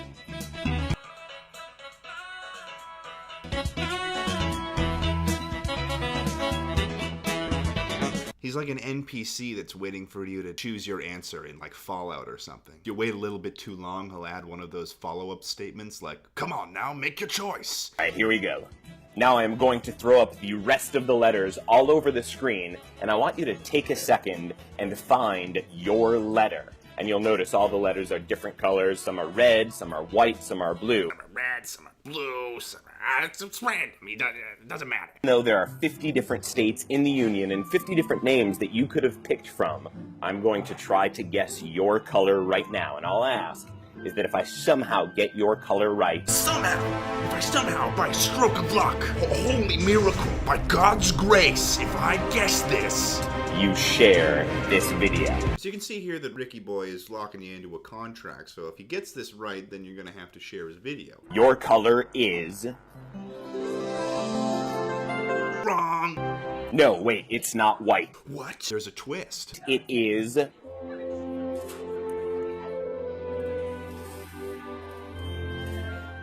color is red. What? guessed my color. How'd he do that? How'd he do it? He's a fucking scam. So I bet you guys are wondering, hey Ted, how the hell did he do this? How did he solve the code to mind reading? This guy's a fucking psychic, right? Well, you're wrong. It's so obvious what he's doing. He's banking on like the majority of people aren't going to think about this. Aren't going to think about, oh, maybe he's not mind reading. Maybe he's just using a trick, or maybe he's just setting up the situation so it'll adhere to what he wants to happen. My favorite thing about this is that if you look at his comment, he says, "Big thanks for all the support, gang. Looks like this video was blowing up. As always, please keep the secret to yourself. If you reveal anything, the comment gets deleted and you get banned from my page." If you reveal the way that the secret works, your comment gets deleted and you get banned from his page. Because you got these fucking people like Val Ganner who's saying, "I have no clue at all, but it makes me smile, so that's good enough for me." Alright, I chose Massachusetts, the last letter of Massachusetts. Middle school vibe? No sé por qué hicieron esta la película. I used Google Translate for that. I don't know where we're going to get what looks like the horn of a unicorn. Most of that stuff has modern equivalents. How do you know that? I'm just interested in it, that's all. No big deal. There's a slight hint that Molly knows how to do magic, and then Molly goes inside to say hi to Linda, and they sit on this shot of the spell book for very long. Almost as if to say, book important. Book part of story. So Linda vents to Molly about how she's got some personal issues in her life going on, as they stand once again way too close to each other. And Molly suggests that Linda could use her parents' cabin to have like a getaway weekend. To which Linda responds with this. Yeah, I've got some personal stuff going on, and I think going away for the weekend would be the perfect way to take care of it one way or another. Why'd you say it like that? How did Linda manage to make an innocent conversation seem suspicious with that one line? She decides that the perfect time to go on this trip would be tomorrow. You know, Halloween. Her son's favorite holiday. Surely he'll be fine with that. And then she leaves to go call Molly's parents. We're then introduced to what I suppose are the main antagonists of the film, Nikki and Chad. They're Adam's neighbors, and they've basically come over to bully him and take Adam's Halloween supplies for their haunted house. Halloween, huh? I like Halloween. I like seeing little kids scream. This guy is gonna be in jail by 20 if he keeps saying shit like that. We're making a haunted house. It's gonna be at our place. Oh, neat. Yeah, it's gonna be the scariest thing you've ever seen. I don't know. I've been to the haunted hayride. Or the haunted hotel down... No way. Ours is gonna be scariest.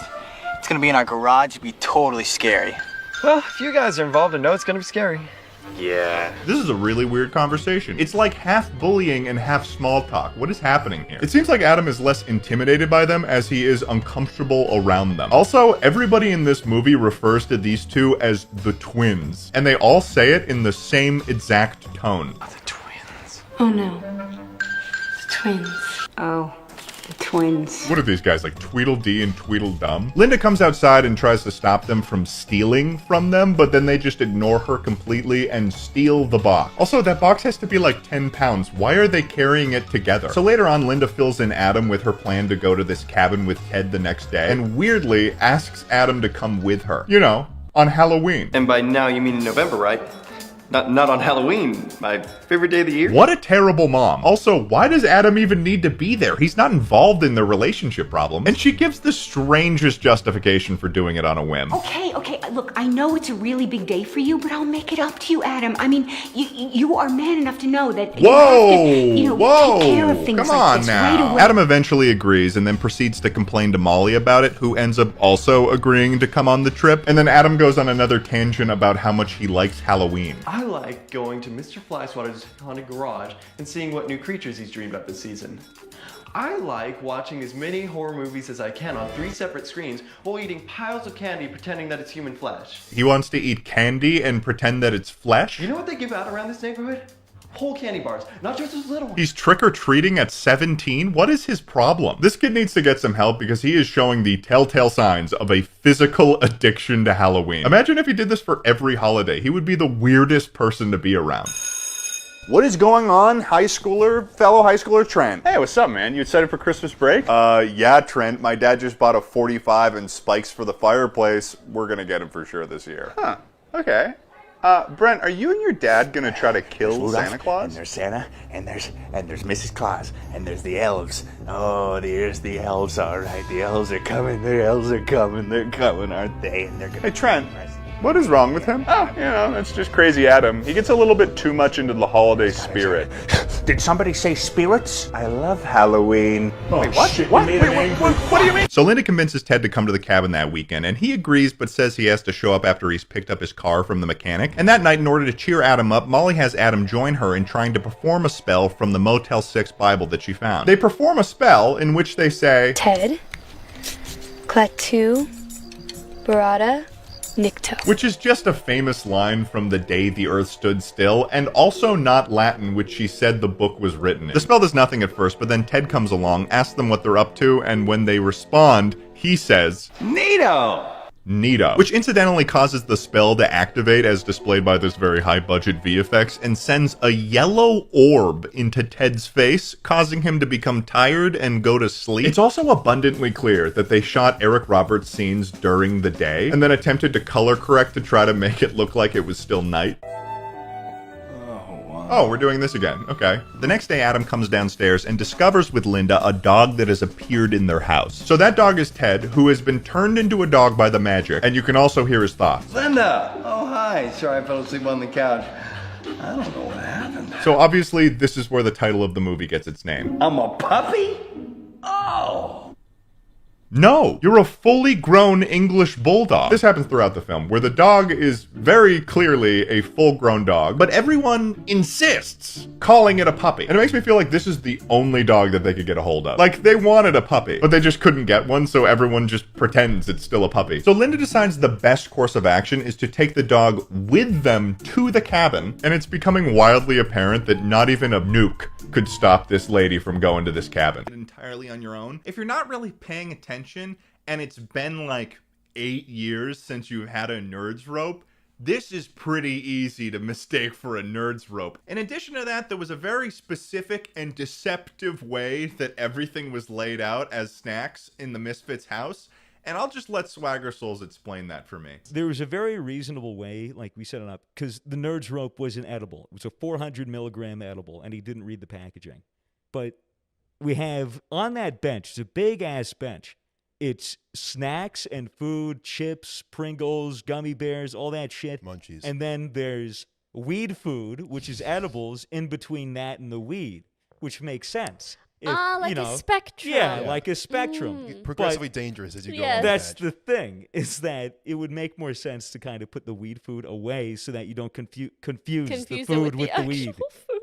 Which is I'm what so- happened Which to is poor what Ted. happened to Ted. He was tripping Amazing. balls. If you've ever been in a car crash, even if it's not your fault, there's a certain feeling after it immediately happens. It's this mind-racing feeling when you have absolutely no idea what to do, but you also know that something has to be done or you're fucked. AKA panic. So at this point, I begin to freak out for 3 reasons. First of all, I didn't know if I was personally prepared mentally to get as high as I was about to get. Second of all, I had made plans for dinner with my girlfriend and her father that night, and I definitely won't be making it. And I'm pretty sure she's gonna be a little bit pissed. And the third reason, I hadn't smoked weed in 2 months, which meant that my tolerance was rock bottom. I like to explain this with what I like to call the skyscraper analogy. Right here we have the tolerance skyscraper, which represents my tolerance to marijuana. Let's just say that whenever I smoke weed, I start at the ground floor in the lobby. If my tolerance were higher, then maybe I'd go a couple stories up to the mid-level apartments. That's where all the stoner kids from high school hang out. And they're all pretty high up there, but it's nothing really to be worried about. You're probably couch locked, but you'll be fine. With my tolerance at 0 though, I knew in my heart and my soul that I was going all the way up to Cheech and Chong's fucking penthouse as an unwilling and unexpected guest for an undetermined amount of time. As things stand right now, I don't even live in the building.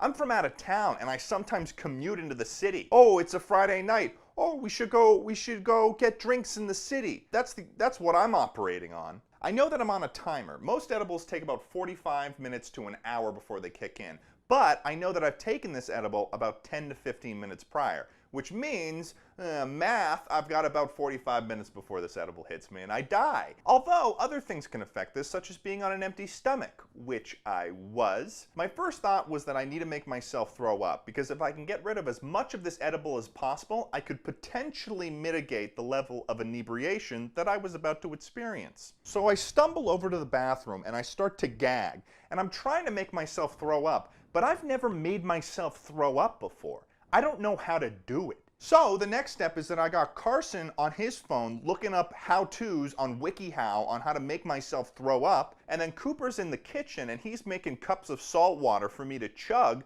because apparently if you chug salt water it helps with the throwing up process. I'm not sure how true that was. It just ended up with me just throwing up a bunch of pinkish salt water. So I can't speak for its effectiveness, but there you go. And I'm pretty sure since the Nerds Rope was sort of a candy, sugar-based food, it was really easy for my stomach to digest it really fast. So I'm pretty sure if I hadn't thrown it up within maybe 5 minutes, there really wasn't that much that I could do from there. So by the time I was done throwing up, some food that we had ordered earlier arrived, and Cooper basically advised me that the best thing that I could really do for myself would be to just fill my now completely empty stomach. From this point on, all I could really do was, buckle up, strap in, and get ready for the fucking high of a lifetime. God bless my soul. So I'm going to give you guys a walkthrough of what this high was like. It wasn't fun. I also have some video footage that Cooper took, so link to his channel in the description. Once I kind of came to terms with the fact that I was going to have to ride out this high no matter what, I decided to give myself a home base. Just somewhere where I could ground myself and not really need to worry about moving around or anything. I found myself a nice armchair, and I sat myself down there and prepared for the ride of a lifetime. The first thing that happened was a classic weed symptom, which is cotton mouth, which is when your mouth gets really, really dry. So I was pretty much just constantly drinking water. I remember starting to get colder. And the Misfits, they had a room where they just had a bunch of extra merch laid out where they could just give that to friends and stuff while they were in LA. And I kind of just walked in there and just threw on one of the sweatshirts and then just went back to my home base and sat down. And I was wondering for myself if that cold symptom that I was experiencing was real. I did research on the symptoms that I was experiencing, and this was something that actually happens. Informally, it's referred to as weed chills. The THC literally lowered my internal body temperature, so I actually was getting cold. Another thing that happened, and I think this also might have been a symptom of being cold, but I started getting shaky. And it's really funny the way that I described that when I was high, and I actually have video footage of that right here. Welcome back to the vlog. It's gotten worse, friends. It's been about 45 minutes since last, and this is fucking bad. Ted, I think you need another stick of butter. I feel like my entire body feels like rubber bands. Pretty much after that point was when things started to get, they started to get bad. Fuck. The shaking was also the reason why in the video you can see me clasping my hands together, because I was literally like shaking so much that I had to hold my hands together really tightly and keep my body really tight and close so I could be in like a comfortable state. And then I get into what is called the painful zone, or the first level of weed hell. Pretty much any position that I was sitting in felt— Oh no! I did it perfectly. Did you? I thought I did. No. Do we just put this through the grinder and see what happens? It's not over yet. Okay. What if we just boiled this? Boiled it and fed it to a fucking starving child? Yeah. I say we force feed it to the president. Good. Yeah. The plan continues. Continuing your family legacy. Yeah. Wait a second, can I just use this fucking stand mixer for this process? I have a dough hook. You had a dough hook? That whole time, you had a hook made for dough in a mixer, and it did not cross your mind once. Yeah, I didn't really consider that this was an option. Yeah, it would have been nice. fuck. After a lot of trial and error, I think that our dough works now. Perhaps we're able to move on. The dough is finished rising. I hope that it is good. We're both exhausted at this point. We've had electricity running through our body for about 2 hours now. We could have turned it off while the camera was off. We became addicted to it. We're gonna open up this dough. What are we supposed to do next? I guess we're gonna cut this in half. Holding a knife while doing this? Hey man, Yeah, how's it going? It's doing good. Yeah, you're gonna cut the spaghetti? Maybe. Maybe I'll cut something else, you fucking bastard. It seems like... Oh my god. Welcome to my channel, Rambo! Okay. We have to set this into an oval-shaped flat disc. All right. The next step that we have, bust out the KitchenAid. I guess I just put this in here. Here we go. Come on. Go through. Yeah, there we go. Wow! That worked really well. Don't get your fingers stuck in there. I'll try. I guess we have to fold into thirds. Fold into thirds like that. Little flippy dippy do. This is actually kind of working out right now. This is working really well. No, something bad's happening. Uh-oh. Oh no. Oh no. I'm so sorry. No. So remember when you said that things weren't going to go wrong? Yeah, I spoke way too soon on that one. It's doing working. it. It's doing working. it. Yes, we have it. Yes. Why is this happening to me? Sorry, we can't all be perfect. Come through, please. What have I done wrong? I don't know. Oh, thank God. Oh my God, it's actually working. This makes me so mad how yours is working and mine's not. Yes. Please. Oh, wait. Please. Why? This is two-person operation. Holy shit. Oh my God. That's gotta be enough for at least one spaghetti. Who even cares about this? Am I right? I mean, this wasn't, the fluke. It was a fluke. Something was wrong with that thing. That's the only reason why this. It was defective. Yeah. Give me your tens unit.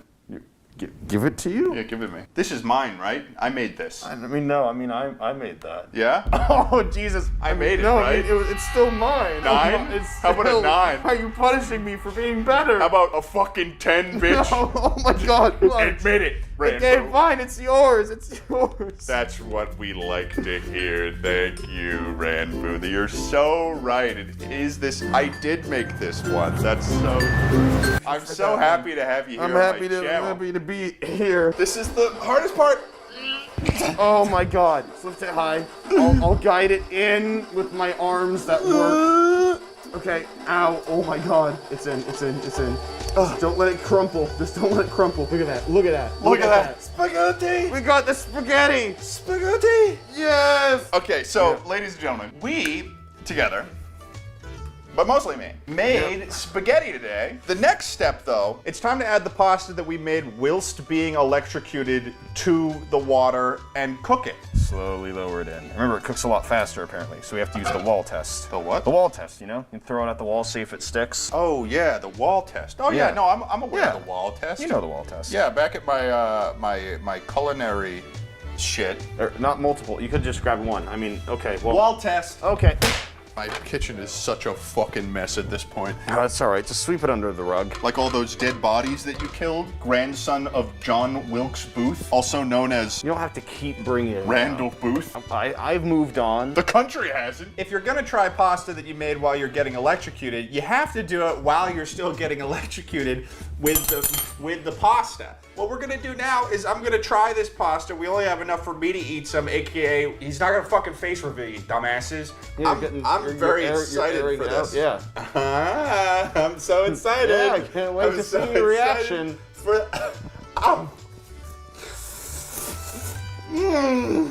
Was that because of the electricity or?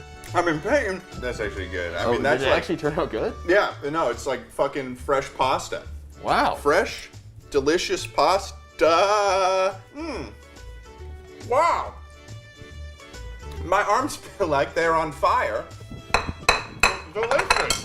Oh no, Rambo. What did we learn today? Well, I think that we learned that electricity makes cooking food A lot better. I think that we've beaten the challenge a little bit, guys. I think that we beat the electricity. Electricity has nothing on us. You know, the real lesson that I learned...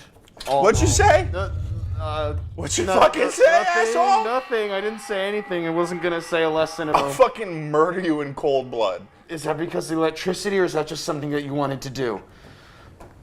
See you guys later next time for the next video. Painful. Update. It fucking touching shit and feeling the world around me feels bad. Damn. And uncomfortable. Don't do too much weed. I hate this. I was in the Pain Hotel, and I was its only guest. Any surface that I touched, whether it be the arms of my chair, putting my hands on my knees, anything like that just felt bad. And what I think I would attribute that to is just being so high. My sense of touch was just so elevated that my brain was just overloaded or something. Most of the time I was just trying to like breathe deeply and kind of maintain my composure. But whenever Cooper would turn the camera on me and he would start recording, I would sort of like try to elevate my attitude and try to seem as cheery as possible because I didn't really want to seem like an idiot high stoner on camera, you know? At a certain point I had to move my home base because it was too disorienting to be sitting straight up. I had to go and get fucking horizontal, baby. And I pretty much had to make a mental agreement with myself just to survive. Is it just pure pain now? That's what you hate to hear. It was during this time of unbearable dizziness that my good friend Schlatt decided to use a fucking handheld massager on me. You are a criminal for trying to do that shit to me right now, Schlatt. That is, I'm just getting the lactic acid flowing. You can't do I just want to get the juices flowing. Fucking high. I just want to get the juices flowing. That's gonna turn me into like another Ted, if you please. organism. If you please. I will fucking jujitsu you, bitch. Ted, what's the update? What's the status? DEFCON 1. Oh no. Do you see my attitude there? I wonder why I wouldn't like that. A rapidly moving massager. If you want a lesson on what not to do to someone when they're high, that really takes the cake. Eventually, the fateful moment happens.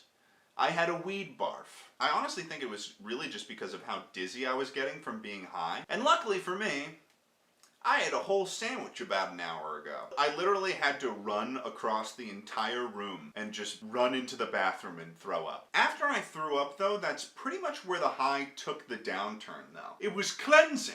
It was a cleansing barf. Yeah, it was detoxifying. I went to go eat some Skittles, but without even knowing I was on camera, I went around to people and not trusting my own ability to determine this, I asked them if the Skittles were edibles or not. Jack, listen, what he knows, these are normal Skittles, right? Yeah. Normal Skittles? You don't get edibles in that big of a quantity, bro. I ate the edible at about 6:30 p.m. that day, and I stayed awake all the way until about 4 a.m. that night. I woke up at about 9 a.m. and I was still very high, but I was definitely a manageable amount of high. What struck me though was I was high for the entire next day. I went to bed that night high. So in total, after eating a 400 milligram edible, I was high for about 26 hours. If there's one thing you guys shouldn't take away from this is like any anti-weed sentiment from this video. I think weed is a perfectly healthy drug to use recreationally. But weed, like everything else, follows the rule that too much of anything is definitely a bad thing. Obviously, only consume weed in a state in which it's legal and if you're of age. Hope you guys enjoyed this video. Let me know if you want more stories from my life. I don't really know how many stories I have to tell. This is like the second one I've ever told on this channel. But I hope you learned a thing or two. And if there's one thing you should take away from this, it's this. Weed is for sinners, and I'm going to hell.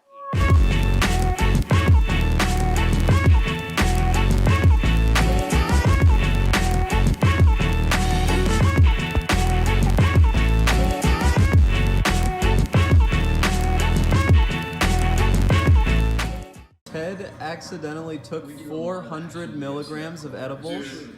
Fuck. Hey guys, how's it going? It's Jibberdat or Ted here, and we're doing a little new series today. This is called Fiverr Filth, and basically what it surrounds is the website called Fiverr. If you don't know what Fiverr is, it is a freelancing website where you can buy services for $5 or above. Fiverr is a good example of one of those sites where there's a lot of people who are using them for very stupid reasons and trying to get money from people in very stupid ways. So we're going to be taking a look at that. Basically what you're going to be seeing here is people who are trying to do very, very little or nothing at all to make $5 or more. So why don't we jump into this shit?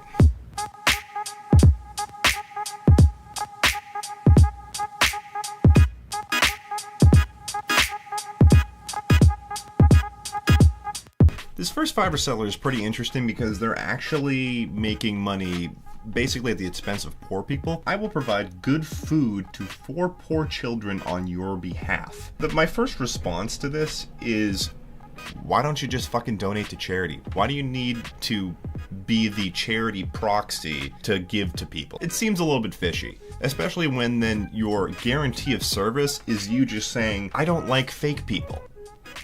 This is 100% guaranteed because I don't like fake people. There's already a couple red flags with this in the first place, like the fact that you use a stock photo of a child having lunch. The explanation is no better. It's really very general. It doesn't really touch on anything, and it doesn't really provide any reason why I should believe you're actually giving food to poor kids. Poor people do not have enough clothing, food, and education and healthcare. Okay, who are you talking about? What poor people are we referring to here? Are you giving to poor people in a fucking favela in Brazil? Or are you giving poor people to kids who work at a factory in China? I don't know what poor people you're talking about here, because there's a lot. Be God's beacon of light and hope in this dark world of despair. Wow, you're really painting a pretty fucking evil brush on the world right now. Another interesting addition to this Fiverr bid is, I will give needed things to needy persons in hospitals for an extra $25. Give me $25 and I'm gonna walk into a hospital, find some fucking poor people, and just throw clothing on them. Please join hands with me and let's bring back humanity. Holy Toledo. I didn't know we were missing humanity. Well, I mean, if that's the case, let's fucking bring them back. Another interesting thing about these Fiverr things is that there's also these add-ons where you can feed 5 children. If you give them $5 more, they're gonna feed an extra child. I don't know how this food distribution thing is working either. You're gonna give a kid a 1/4 of a ramen packet? Like, is that what you're doing? I will give you a big collection of optical illusions. What? Basically the first photo on here is a ship that's turning into a bridge, but from just looking at this and the fact that it's a very low resolution photo in the first place, you can tell that this person didn't make this photo. This is the kind of stuff that you're going to see in your Facebook feed shared by your fucking second aunt or something. These aren't necessarily hard to find. Collection of optical illusions. Ah, what a hard search it took me to find these optical illusions. Look at these giraffes, and now they turn into a fucking lion. Look at that. Look at it go. This guy really nails it in too when he starts talking about the gig. Why should you purchase this gig? You can amaze others. Impress people about your products. Can be printed. Newsflash, anything can be printed if it's a fucking photo. These are just like 3 shitty bullet points about things that you were implied. And finally, this one really puts the little cherry on top here. Give you a collection of Pablo Picasso artworks for an extra $5. For an extra $5, I'm gonna just go fucking Google search for Pablo Picasso artworks, and I'm just gonna send them to you. Nice. This guy is literally, he's saying he's a robotics engineer with a master degree in advanced robotics. I don't know what the fuck you're talking about, buddy. If you're going on here and you're selling optical illusions for $5, why aren't you going making robots or something? Let's move on. I will do any challenge for you. He's got a fucking like thumbnail from YouTube of like Niga Higa doing the ice bucket challenge. I don't know when the ice bucket challenge was popular, but I'm pretty sure it was popular maybe like 3-4 years ago. This person with a mini mall inside. A pet dinosaur. Problem with dinosaurs, they're extinct. I would like a time machine private jet. Private islands See, I've been don't imagining- fit in sleighs. Why are they under the impression that these things are possible? Have they gotten stuff like this in the past? I would like to understand women. And then Drake begins to openly threaten this mall Santa because he didn't get what he wanted last year. You let me down last year. I'm so done. If I don't get what I want, you're gonna be in big trouble. Is this kid concealed carrying? It looks like he's got his hand rested on a Glock 19 he stole from his dad's gun safe. I better get what I want this year, Santa. Also, does this mall get this intense every year? Eric Roberts needs a security detail. He's going to die. While things are beginning to devolve, one of the elves that is standing next to the mall Santa turns out to be a real elf that's acting as an informant for the big man himself and is relaying intel to the North Pole showing how children are getting worse every year. And then all of a sudden, one of the anti-Santa teenagers reveals Eric Roberts to be a fraud, and they begin to swarm him, seemingly attempting to maybe kill him? It's a fake Santa! Get him! I'm real, I just don't have Almost immediately, word of the mob of children that is tearing this mall Santa limb from limb reaches the North Pole, and surprisingly, it becomes the catalyst for the elves to start union negotiations with Santa Claus. You do realize that this is it, right? Yeah. If we pull the trigger on this right here, right now, we could go on strike. There's already apparently some working rights issues with Santa, and this one elf named Diva is the leader of the elf union, I guess, and they call Santa to issue their demands. I gave you vision and dental last year. Can't imagine what it's going to be this time. Is this movie going to be anti-union? How did we get to that so fast? It's bigger this time. It's different. The elves have decided to strike. What? The elves have decided to strike because they're not getting enough credit for the work they do during Christmas, and they want better working conditions. Santa's solution is pretty simple, though. You know, he uses his Santa cam to load up a Call of Duty kill streak and starts remote kidnapping a bunch of the teenagers by teleporting them away in the middle of a crowded mall full of people. There's no initial indication, though, that he's teleporting them. So when I first saw this, it looked like Santa was just vaporizing a group of children out of spite.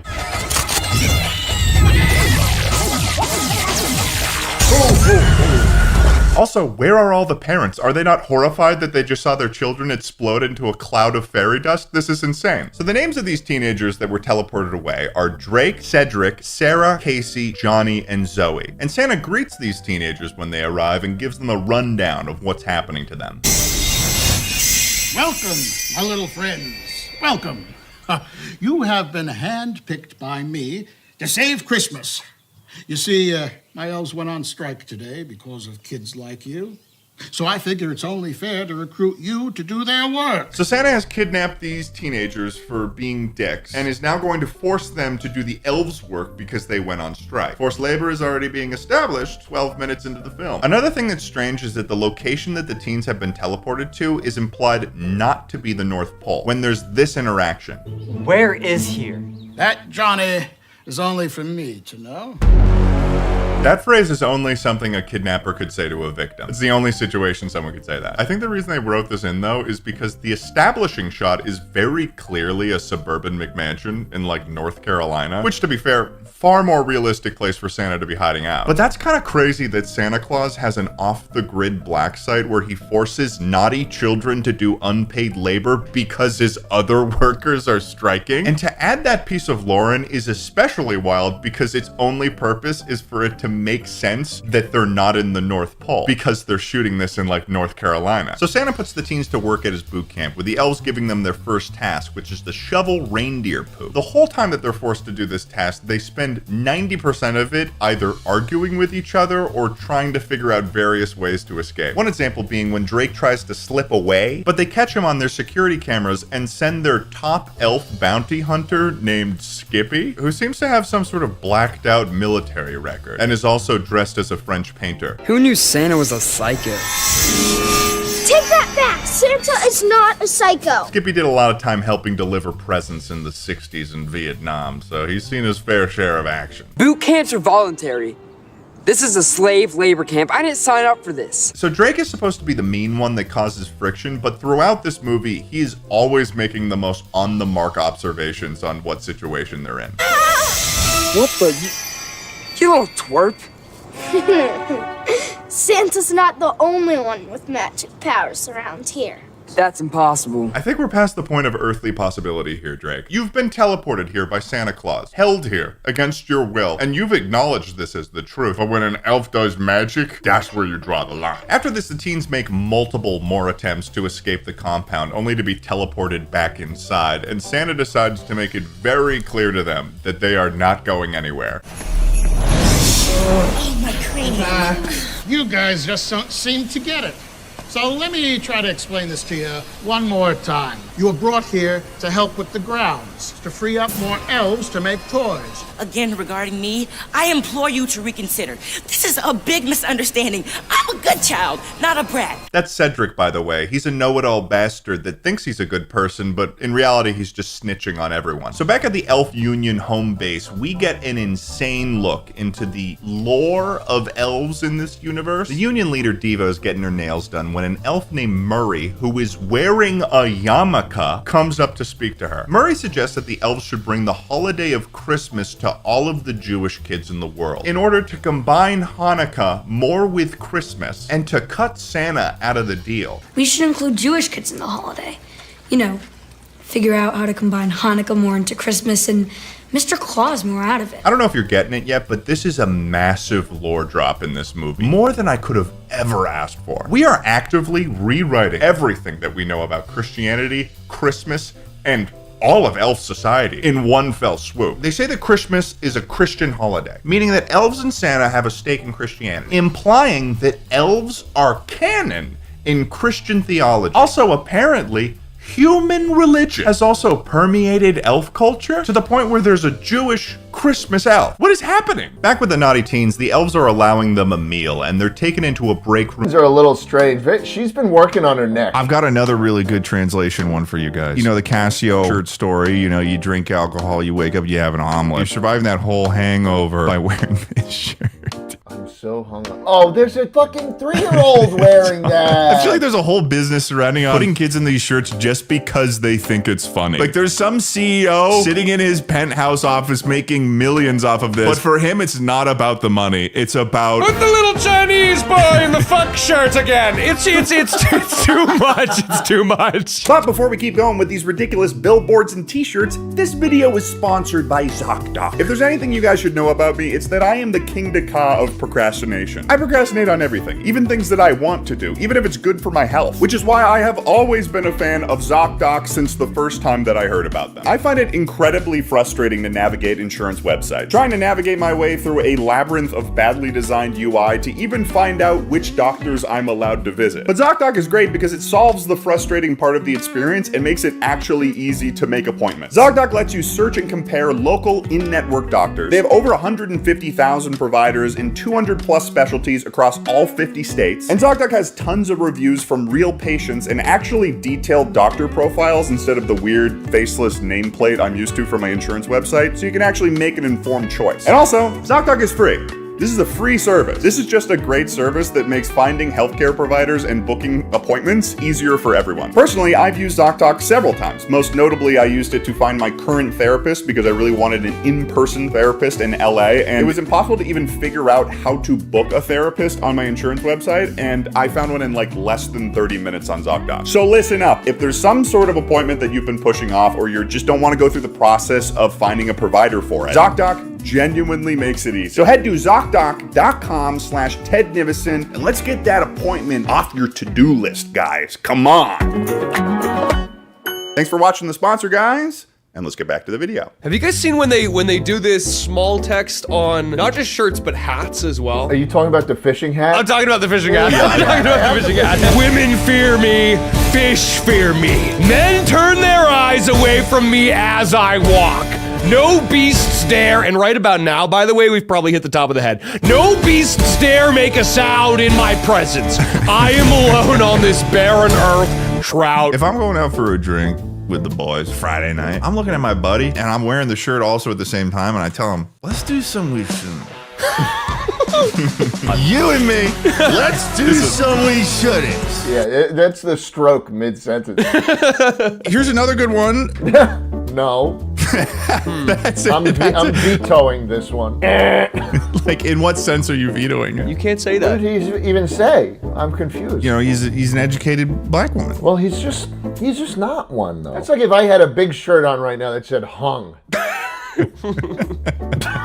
Listen, guys, at the end of the day, this is just a furry thing. Dude, this whole video is us having conversations and then you segueing with just a non sequitur fucking white text shirt on black shirt. We Dude, go like, it's just a okay, furry thing. Sure. What do you want me to say? Like, yeah, man, it's a furry thing. Like, ask me about my persona. All right, fine. What's your persona, Ted? It is a wolf with Wow, how original. No, I wasn't done. It's a wolf with a scorpion's tail. Everybody is a wolf. Metal wolf scorpion tail. Scorpion tail.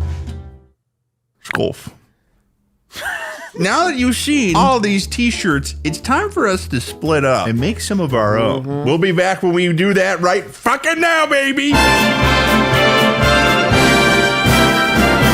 right, gentlemen, so you have your t-shirts here. How did it go? Good. It felt like the old days, man, and I feel really good about this. Charlie, how do you feel? Yeah, I feel good about it too. Okay, so you're back emotionally where you were at the beginning of the video. Actually, I've been hanging on to this for a little bit, but I just thought maybe now, Schlatt, since we're here today. Yeah. Oh, come on. Come on, man. It's difficult. It's really difficult thinking back to that It's day. so fucked up that I did that Smosh thing too, where there's a visual of me in a casket too. It did not do me any favors. You see at the bottom right there too, it says January 16th, 1998 to October 23rd, 2025. Gone. Nothing nice to say about me. Not like a attractive guy, not like a funny guy. Like, no, just gone. I saw like a butterfly this morning. Well, I'll show my shirt because I'm worried that Schlatt also did a shirt in this category. I was kind of keeping it topical to the video because we saw a lot of kids wearing shirts they shouldn't, so I thought I'd just kind of like... I am incredibly drunk, and also, I have a gun. He looks old enough to read. Everyone in this scene can read the shirt. So, Ted, I just want to say. Okay, so immediately addressing me. We're quite happy that you're still here with us. Thank you.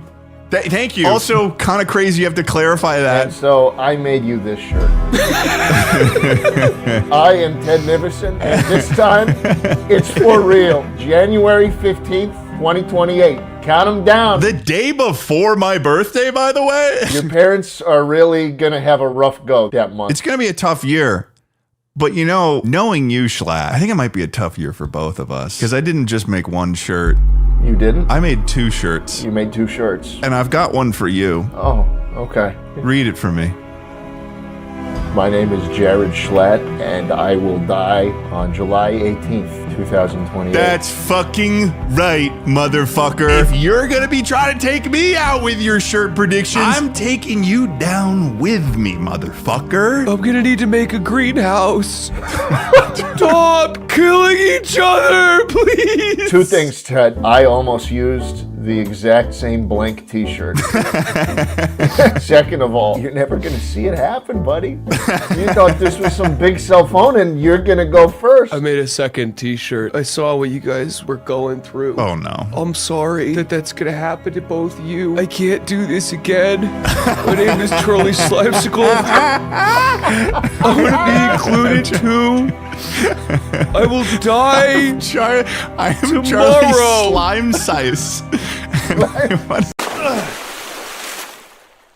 Huh? Nut butter. It's an enigma. Nobody knows really where it's made. Some say that nut butter is made in a factory in the Himalayas, and others say that it's 20,000 leagues under the sea in a lab. In a secret lab. What's that about? Come on. I gotta get to the bottom of this. I gotta figure out what's going on. Where does it come from? What's it made of? Who made the original nut butter? Was it man or was it aliens? Where did the pyramids come from? When was nut butter invented? 1895 by John Harvey Kellogg of cereal fame. Unfortunately for me, all the nut butters have been invented. As far as I know, within my expansive and large mind, I stumbled upon an idea. I've got to either go big or go to a baseball game. Think about going big, getting the motivation to after seeing my home team win, and then go big. So without further ado, let's try to take as many nuts as we can and combine them to make the ultimate nut butter.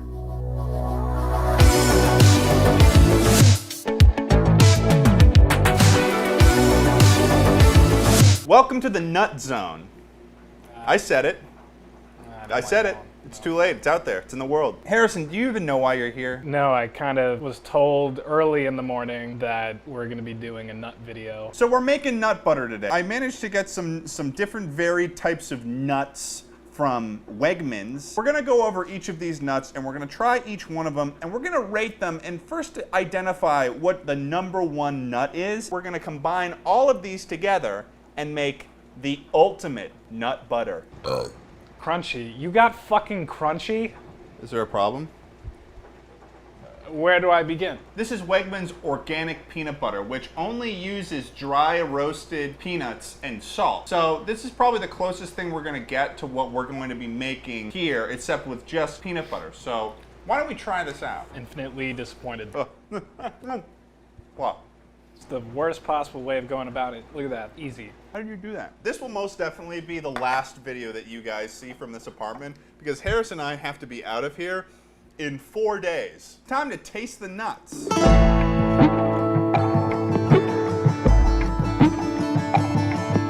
We're gonna be rating these nuts at 1 to 5 stegosauruses. If it's a 1 stegosaurus, then it's a shitty stegosaurus, and it wasn't a good stegosaurus, it was a bad stegosaurus. If it's a 5 stegosauruses, then it's a fucking epic stegosaurus, and it died in some metal way, and it got preserved in mud, and it's now in the Smithsonian.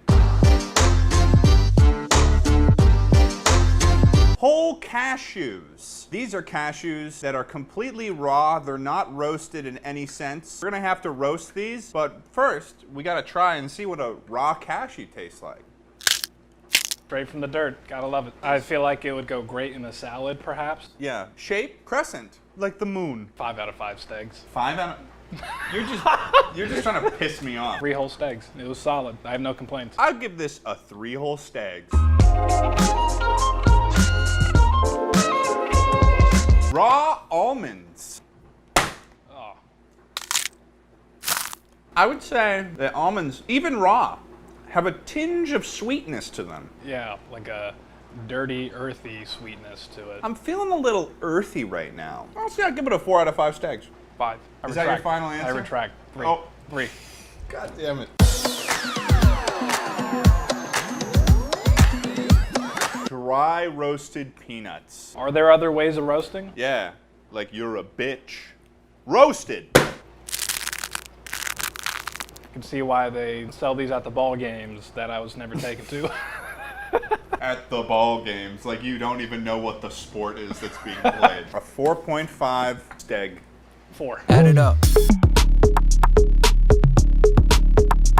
Macadamia nut. We all know macadamia nuts because of the very famous macadamia nut cookie. But how does it stand on its own? Ow, fuck. Don't do it with one finger. You're gonna hurt your finger.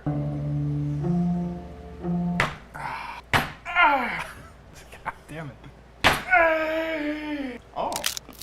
I'm gonna rate the macadamia nut a 3.5 out of 5 stegs. I'm pissed off, so I'm gonna say 2. Why are you pissed off? It raised more questions than it answered.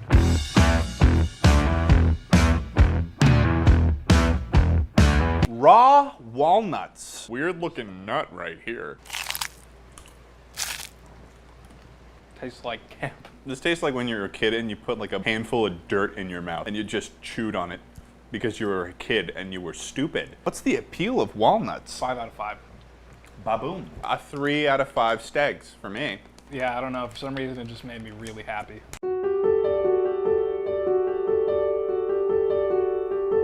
Pecans. And honestly, I'm most suspicious about pecans, if anything. Why? I don't know. You should have some basis for that bias. No.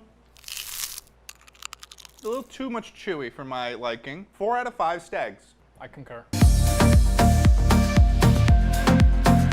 Pistachios. I used to down pistachios like no other as a kid, and then I like threw up all the pistachios, and so I'm afraid that this is gonna be some like weird nostalgic nightmare. It'll be an interesting addition to the ultimate nut butter, that's for sure.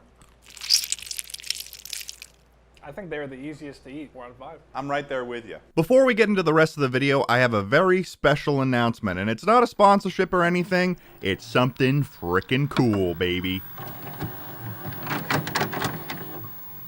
Be there. Thanks.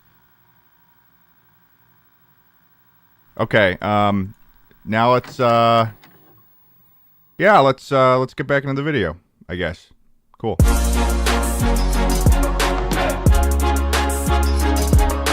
I don't know if you guys remember the last time that I had a food processor when I made pumpkin pie. It turns out that from doing that video, I actually broke the food processor, so I bought another one. Which wasn't figured out until today, doing a second video with the food processor. Like 8 months later, maybe 10. You know, didn't use it for any other cooking purposes.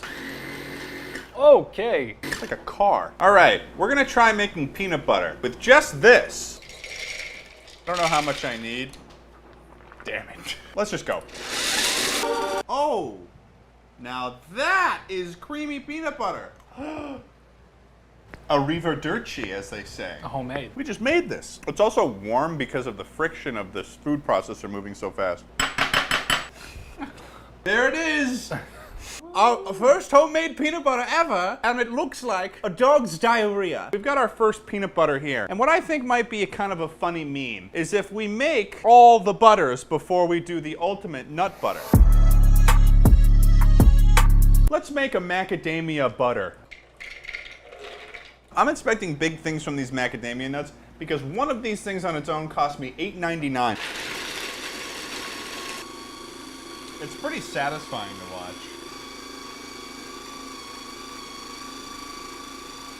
I think that this is macadamia butter.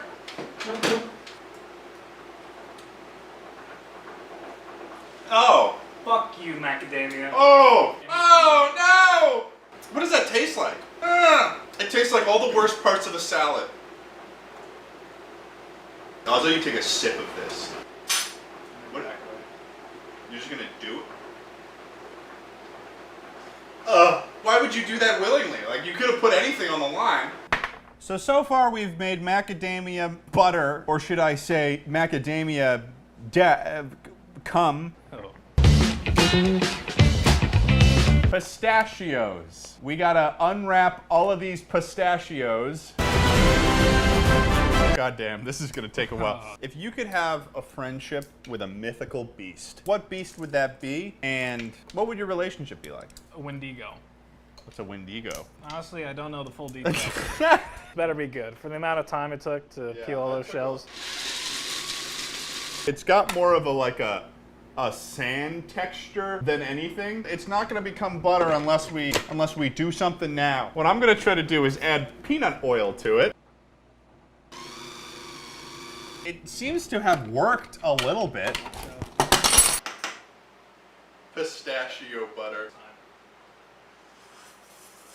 Tastes like pistachios in a paste form, so. Okay, so we made the peanut butter, we made the diarrhea, and then we made the macadamia cum. All of these other ones are raw, so what we have to do is we have to put them in the oven for like 8 minutes or something like that. Fair assessment. Jeez. This looks very satisfying. All right, let's throw it in for like 10 minutes, I guess. So here we are. We've just roasted the 4 other nuts that we're trying to work on right now. Some of it missed. Things are looking mighty bleak. Things are not looking mighty bleak, although I definitely feel my eyes getting tireder. We've been at this for 3 hours already. You guys can't really tell what time it is.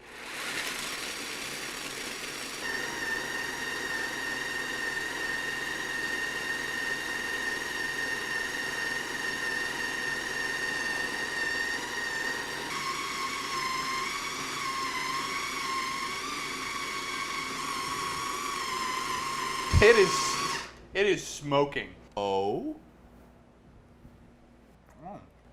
Better than the last one. Yeah, that's true. It looks like hummus, but it's not hummus. It's not hummus. Why it's disappointing. Yeah. Because hummus is so good. We're on to the almond butter that we're about to make. Harrison, would you do the honors of pouring it in? I've got the highest hopes for almond butter, okay? Do you know? I do. I'm hurt by the previous nut results. It's been a rough night. It has. I was expecting this to go a little bit quicker, and it has not done that thing. Now almost 4 hours. Time moves differently in the nut zone.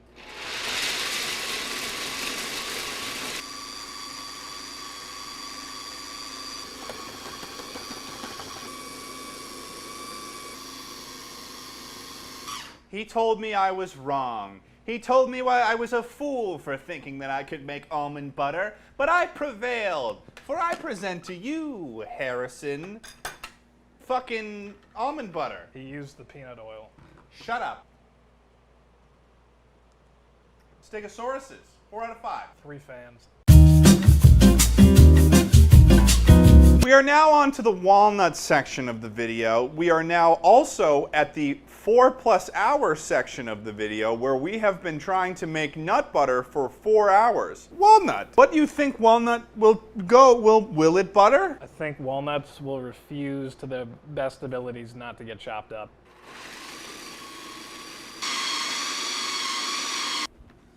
Oh! Before. I'm a full supporter of the walnut butter? Of the walnut. It is 2 a.m. I didn't really think it would take this long. I don't think I've ever thought any of my videos would take this long to do. We're on to the pecans. We pecan do it. The pecans are now in the food processor. My eyes feel like they're falling out of my head.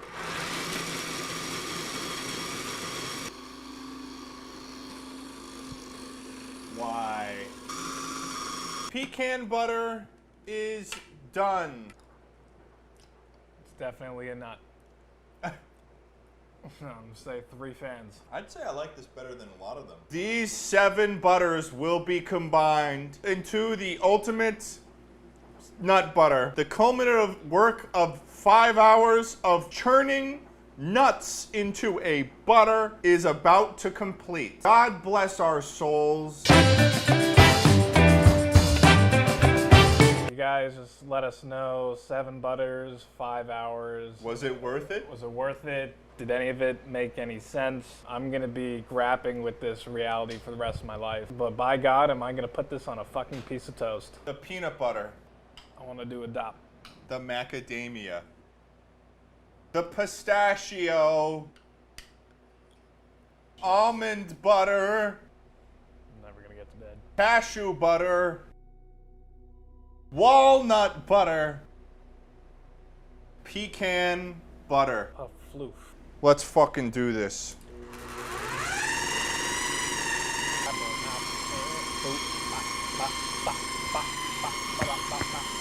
What flavor is gonna prevail?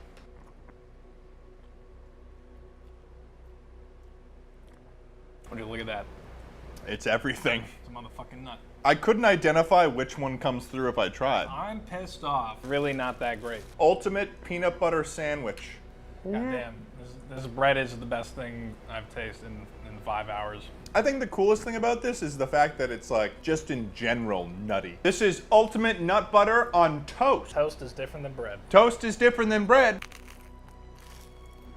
Oh.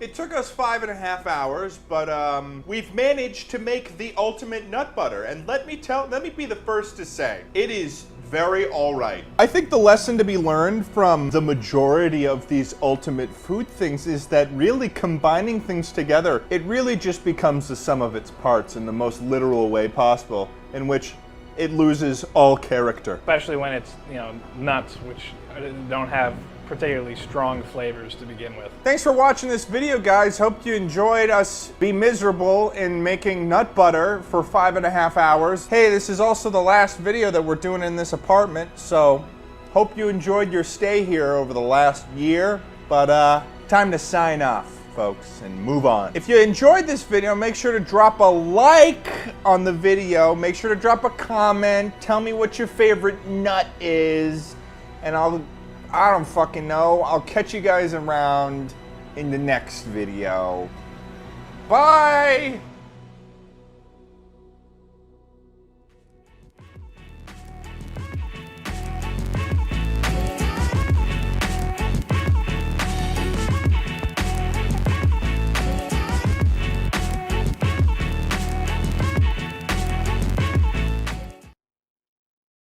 I will die tomorrow. You didn't think we were done there, though, buddy. Because there's some other terrible things across the world, and that, of course, is billboards. It'd be silly not to revisit billboards, am I right? Last year I went to Open Sauce, and one of the things I noticed the moment I landed in San Francisco is that there's an unbelievable amount of billboards where it just gives you the vibe that everyone in Silicon Valley is really excited about AI. Oh my god. No way. If it's real, why did they make her look fucking scary? Look this shit up right now. Look up Stop Hiring Humans billboards. This is fucking bleak, dude. Yeah, right? I just found another ad they did. Artisans won't complain about work-life balance. They hop on the trends too. Artisans won't get caught on the kiss cam with HR. Can I get an artisan to ERP with me on Slack? To go into something a little bit more lighter, I mean.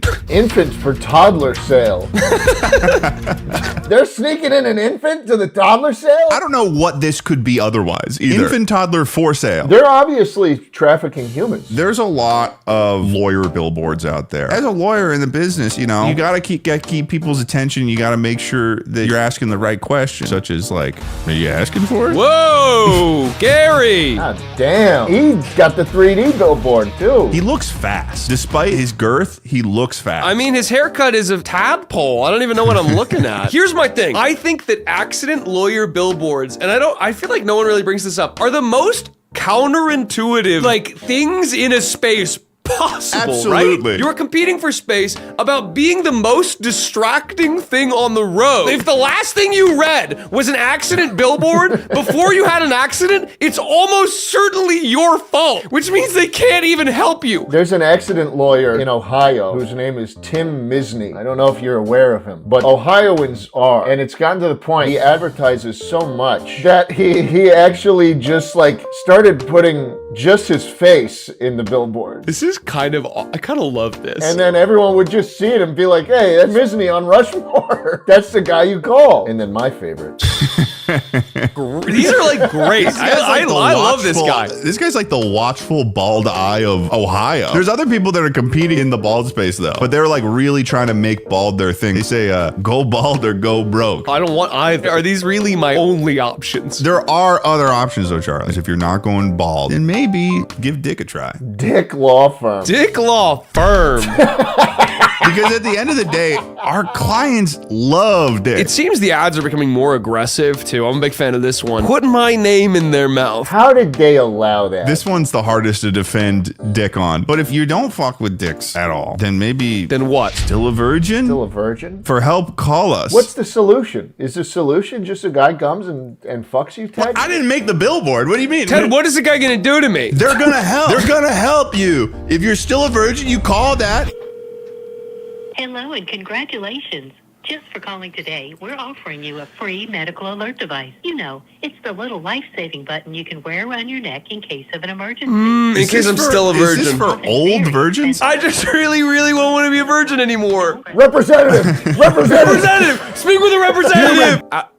They hung up on me! What the hell? And I'm still annoyed! I'm still a virgin! That's probably the worst situation that could have come from that. Don't even say come right now, I'm pissed off! DUI charge? Jungle law. Jungle law. This makes it look so cool to get a DUI charge. It's always this like blonde man that's got this sort of intense gaze. You have another jungle law? Jungle law. This man that really looks like he's been thrown into being a lawyer. I'm not even sure on the whole lawyer thing, dude. He's just in the jungle in a suit. But the thing is, too, they've got a website, and I want you guys to look at this website with me right now. No way. Unfortunately, they use AI all over their website. I don't know if these people are real. I don't know what's going on. They're based in Kansas City, St. Louis, and Phoenix. Oh my God, this lady, Lauren, she keeps winning. She wins again, $1 million.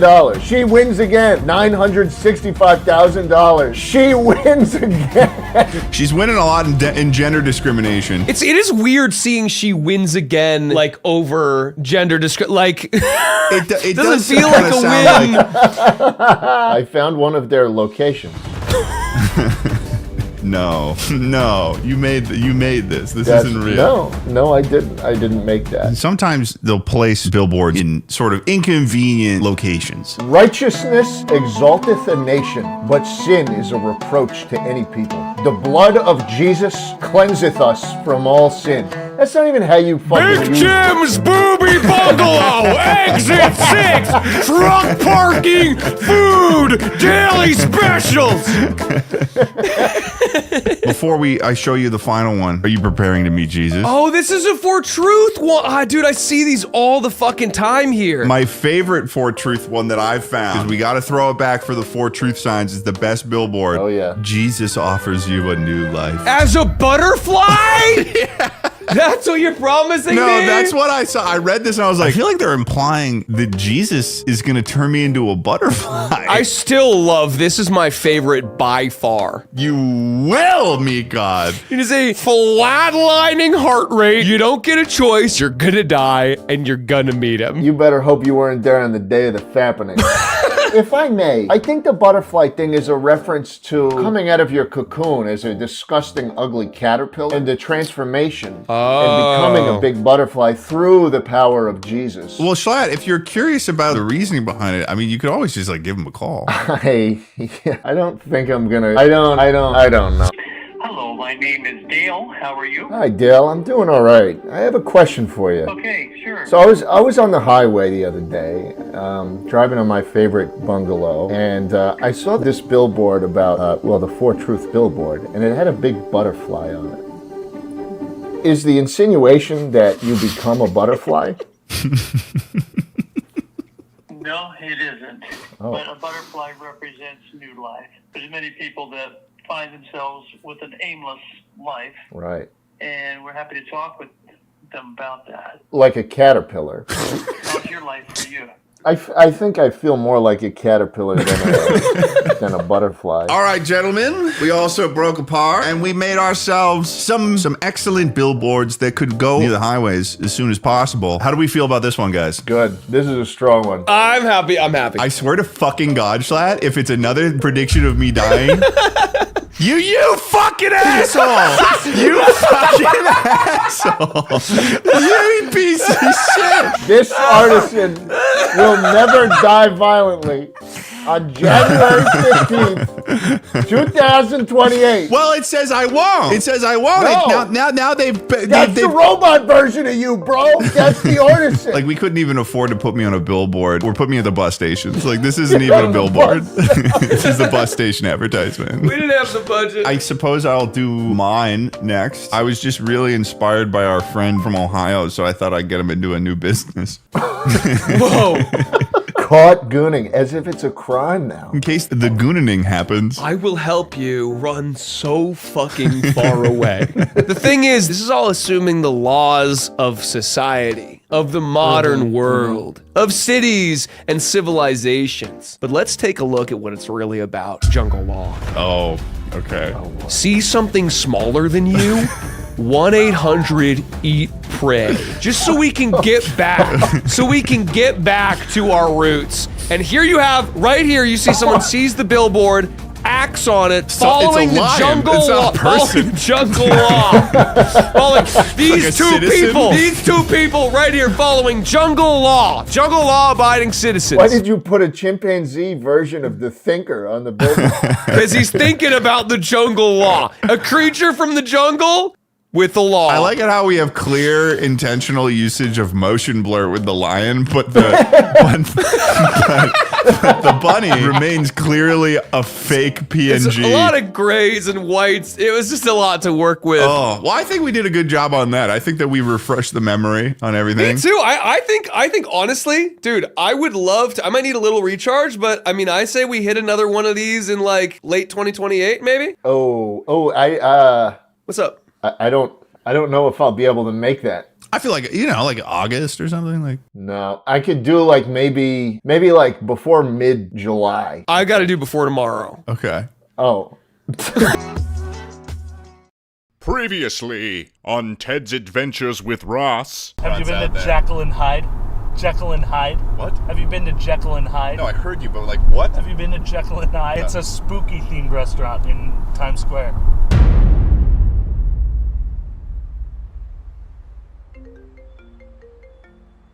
What the hell? I thought I blocked this number. Whatever. Hello. Today's the day. What is it, Ross? Pack your bags, we're going to Jekyll and Hyde. Wait, you mean that spooky themed restaurant? I mean, sure. Take a look outside. Ross, turn around. You're looking at the wrong... I'm in this building over here. Oh.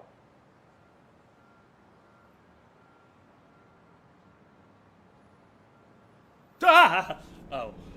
It's spooky season, baby. You gave me quite the scare. We're doing a spooky episode? Yeah, we are. Well, I think someone's missing then. We'll bring him on out. Meet Spencer. He's missing an arm. That's a new development. So a couple months ago, I was living in New York City, and Ross happens to be from the Big Apple. Born and raised. And so Ross decided to pay me a little visit at my home in the Upper West Side. So basically, we decided that it would be appropriate in the middle of summer to go to Jekyll and Hyde, a spooky-themed restaurant. When we went to the Rainforest Cafe, it reminded me of my days of my youth when I was taken to a spooky-themed restaurant in New York called Jekyll and Hyde. It became very clear that restaurant was not the restaurant we went to. Turns out the restaurant that we went to was probably the worst dining experience that either of us have experienced in our entire life. When you walk in, it has negative charm. It's not like it has no charm, it has less than no charm. No. Say it has no charm would be nice. So we get to this restaurant, there's a guy outside. He was like waiting. Like a host? There was a host, but the host was outside the restaurant. Like, he was like, hey, how's it going? And we were like, yeah, we want to go in. And then he you could see in his eyes, he was like, anyone. So we got led into this restaurant and we walked through, and this was a Tuesday. It was not a peak hour kind of thing. The restaurant is empty. Dead quiet. Except for like a group of guys that are at the bar, like people who are locals. Yeah. If I ever am at that place where I'm a local at Jekyll and Hyde's bar, I want you to end it for me. That's like the regular place that they go to like get a beer. Honey, I'm going to Jekyll. I'm going to meet Jerry at Jekyll. Gonna see the guys. Yeah, gonna see the guys over at Jekyll and Hyde. Goes and gets a witch's brew at Jekyll and Hyde. It seems like a pretty normal experience. It's a well-decorated restaurant. Halloween time, very well-decorated house. Yeah, which was definitely a weird vibe for us to be there in July. Then we meet our waitress. No, she wasn't even. Was she not? No, she just comes around. Oh, even worse. A fucking lady walks up and she's like, have you guys seen any ghouls around? Any spooky goblins? Have you seen a severed head? Have you, like, you guys really just giving it her all? She was really just hitting us with like all the jokes in the book. She has. They were more just like scripted statements that that were either hit or misses, but she had no idea which ones worked. And we were just kind of like, yep, okay. Yeah, oh my god. It was like one of those things where like someone's talking to you at a party. And they just corner you. In a party, you have an excuse to get away. But this is her job. So that's the grind. Like at a certain point, and we didn't realize this at first, but at a certain point, just a voice started coming through the PA system and just started going like, oh, this restaurant is haunted. And it wasn't even just like a recording. It was specific to us. Like, they had cameras on us while we were eating. Yeah. They were like, oh, glasses. She had a voice changer, but we knew it was her. It's like, who else would it be? There's because no way she's definitely there's two people in back. It's like at the Rainforest Cafe, The thunderstorm would go on for about 30 seconds. They get that you're eating. You're having a meal. Trying to enjoy yourself in the atmosphere, the ambiance of it, but not completely be entirely you're able to involved. eat. This PA announcement went on for a good 3 minutes. Yeah. Like, she just didn't stop. She didn't even have interesting stuff to say. Yeah, she was just like, oh, there's a ghost, and I'm an old man, and I fell in a pond, and I drowned in 2 inches of water. So then we looked at the menu, and the menu was definitely an interesting part of that because everything was just so absurdly expensive. Also, I was expecting, you know how at the Rainforest Cafe they had like safari fries, Yeah. volcanic caprese salad? I was like, oh, we're gonna get a bunch of cool spooky themed stuff. Nope.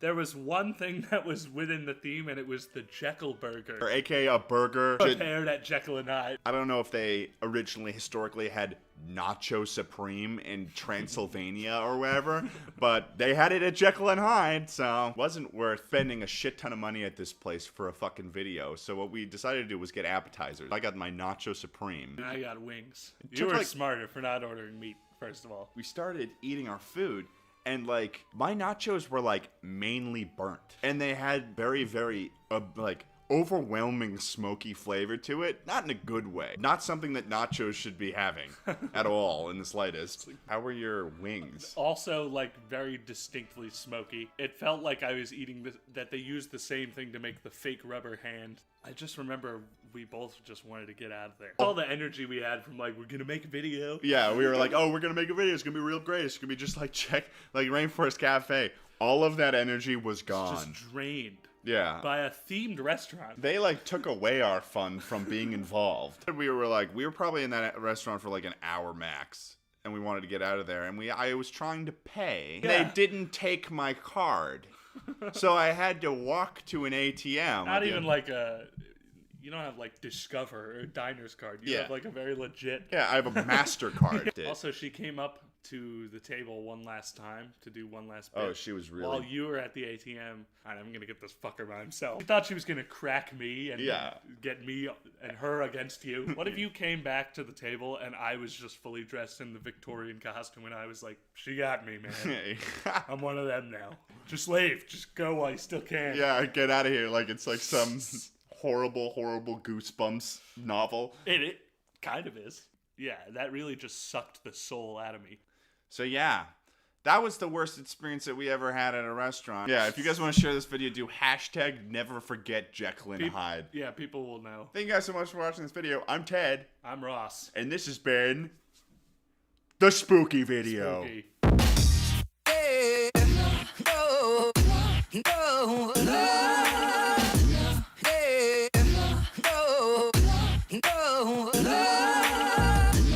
Is completely missing the point of the Ice Bucket Challenge. The Ice Bucket Challenge was supposed to raise money for a fucking charity, and now you're offering to do it for $5 to people that you don't know on the internet.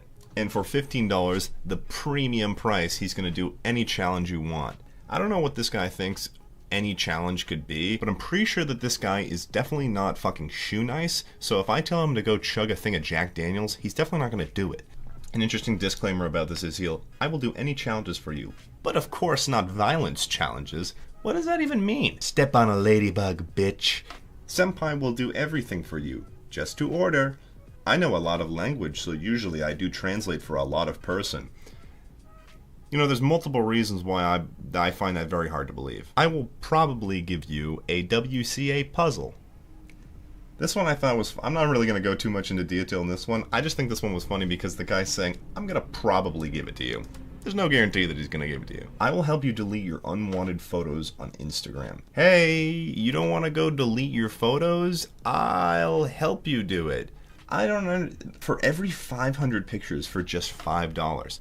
I follow a good amount of people on Instagram, but the only person that I can probably think of that would have it over 500 photos would be like, oh, I don't know, fucking Amanda Cherny or goddamn Peaks or some shit. I can't imagine anyone would be wanting to delete 500 photos off their Instagram. Just fucking delete your account if you're really trying to do that big of a cleanse. Another $5, delete another 500 pictures. An extra $10, delete 1,000 pictures.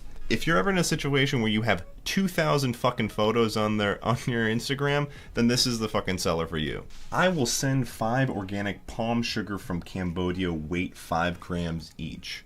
Holy Toledo! This gig is very interesting because this person is saying, I'm gonna send you 5 packets of fucking sugar for $5. Hey man, if you pay me $5, I'm gonna send you 5 packets of Sweet and Low. Hey man, if you ever need that fucking Sweet and Low, man, you know, sugar up your coffee or something, you know, hit me up. I'll send you a whole pack of Sweet and Low. Organic palm sugar is Cambodia product, which is very good for health. As far as I know, I'm pretty sure sugar, no matter where it's fucking from, is still sugar. Finally, we're gonna hit up this next gig. This is probably the best gig and the most value for your buck, in my opinion. I will bless your child for a carefree life. No need to spend money on, I don't know, food, clothing, education.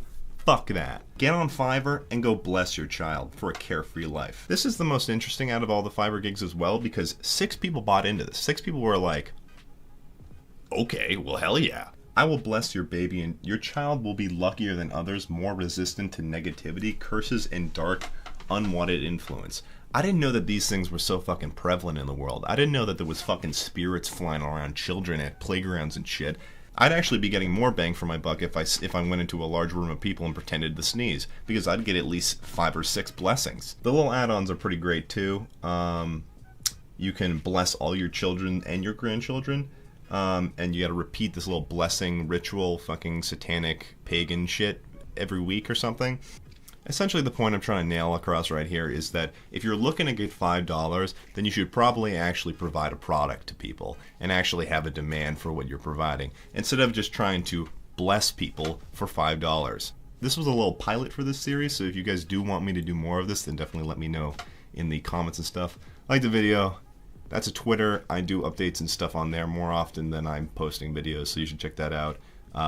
That's an Instagram, and that's a Snapchat thing, if you want to follow me on there. Yeah.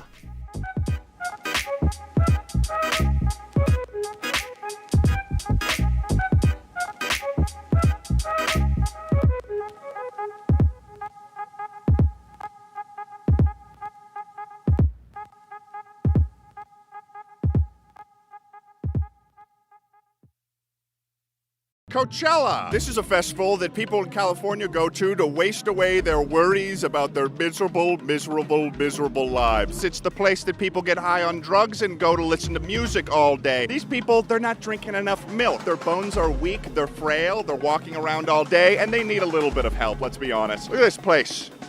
Full of degenerates, pieces of shit. So you guys may be asking, Ted, how the hell did you manage to get about 5 gallons of milk into Coachella? Well, I've got a plug, baby. So join me as I bring milk to the frail bones of the people of Coachella. Let's do this thing. Alex, what have you done for me here today? I brought you some goodies, some milk, so... Oh, we got the goods, ladies and gentlemen. You're soldiers in the war against people not drinking enough milk. All right, come here, check this out. Behold, the milk stash. This feels like it's about 5 gallons of milk, and I do not want to be carrying this all day, so we're gonna really have to hope that we give enough milk away to people. You been drinking any milk lately? No. Dude, what? You're not drinking milk? No. Would you like some? You probably got drugs and shit in there. But like, what's better than going to Coachella and having a nice cold glass of milk? What do I gotta do to get you to drink this milk while you're on that seesaw? Free milk? I can get you some oat milk. And that would be perfect. Hell yeah. Straight from the titty of the oat. This cooler is literally filled with milk. I'm trying to get rid of it. I want a goddamn cocktail. I can give you a cocktail of milk, baby. Come on. That guy fucking sucks. Round two. Yeah! Hell yeah. Oh, you need some? Here we go. Drink milk, everyone. What is the most vicious way that you think you could kill a hamster in under 30 seconds? Definitely start by drowning it, then bring it up, dry it really quickly, and burn it alive. Break down for me the drying aspect of the process. Hair dryer on high. You know, that hurts me even. Just beat the shit out of it, grab it, squeeze it. Fuck that hamster, he's dead. That hamster didn't deserve to live anyways. I mean, I don't want to be like messed up, but like, you know. Well, like you could be though. And I feel like you kind of want to. If I want to be, then, you know, just grab him and just throw him at the wall. Whoa. Cheese grater. You snap its legs my God. and you cheese grate the body. Are you a religious man? Yeah, totally, straight up. Let's be honest, like Jesus kind of deserved it though, right? It's a long story. Yeah, it's probably an Egyptian story. Depends on how you want to look at it. Something about Cleopatra and King Tut. I think we're all God's children. I think we all. But like Jesus, he kind of seemed like kind of an asshole though. Like if you think about it really hard. You like milk? Yeah, I like milk. Where's it coming from? Comes from a variety of places. Sometimes it comes from an oat. Sometimes it comes from the titty of a cow. Oak? Oat. Like the tree. Tell me about the outfits today at Coachella. What's the inspiration? I felt like this is very Matrix, grungy, that sort of a vibe. Grungy. You don't take no from anyone. Exactly. About to like smash through the glass window of a bank. We hope so.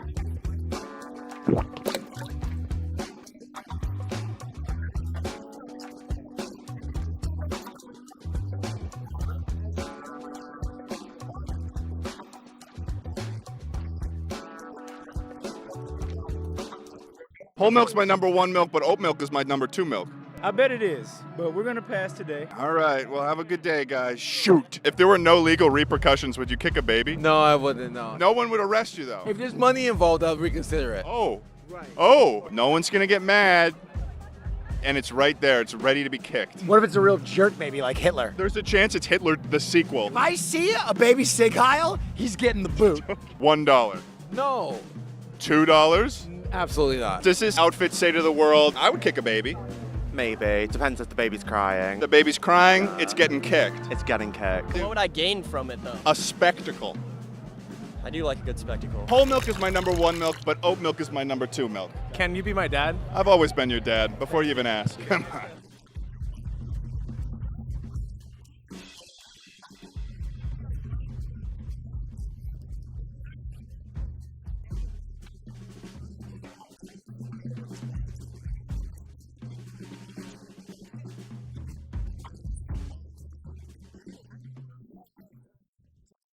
If you chug this whole thing, I gotta say the sponsor. Hey guys, today this video is sponsored by my friends at SeatGeek, baby. Summer concerts are here and SeatGeek has all of the tickets. If you don't already know, SeatGeek is a ticketing app that makes buying tickets to live events super simple. I've got the app on my phone. By far the best way to buy tickets online. With so many amazing concerts and festivals happening right now, you're not gonna wanna miss out. I'm talking The Weeknd, I'm talking Doja Cat, I'm talking Justin Bieber, so much more. So when you're on the app, look for the green dots. Green means good, red means bad. Use code TED for $20 off at SeatGeek. That's $20 off your first purchase with code TED. Make sure to click the link in the description to download the app. You want to be a fucking gentleman, you use SeatGeek. Use SeatGeek. Head over here, got you. Fuck, marry, kill your mom, your sister, your dad. Come on.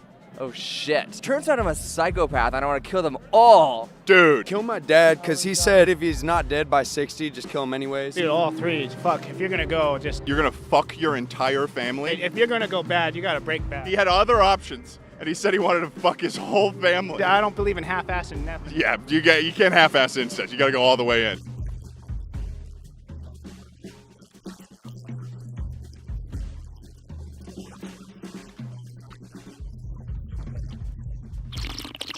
I'd fuck my sister because she looks like me. So you fuck yourself is what? Yeah, basically Okay. I'd fuck myself. Sorry, I'm a narcissist. Not fuck my mom or my sister, but my dad. You know what? We're going to hold it down. Man to man. Nuts to nuts, ass to ass. Butts to butt. My dad can do a kickflip. My mom can't. Don't have a sister. Kill her. Marry my mom.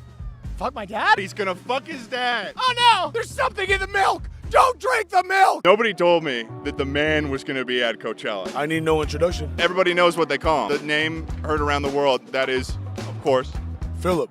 Philip. What's your name? The milkman. I'm Renz, the bitch man. Stop funking these nasty bitches. Get clean, get that money. Don't worry about a bitch unless she's sucking your dick. Heard that from the King Lorenz. What type of milk you like? Whole milk. We need some whole milk. That's not breast milk, is it? Oh yeah, it is. Oh yes, I would chug it if he weren't gonna chug it first. Fuck yeah, baby. We're here at Coachella. They need some milk. They need they need to make their bones strong. Holy shit, he is actually deleting that right now.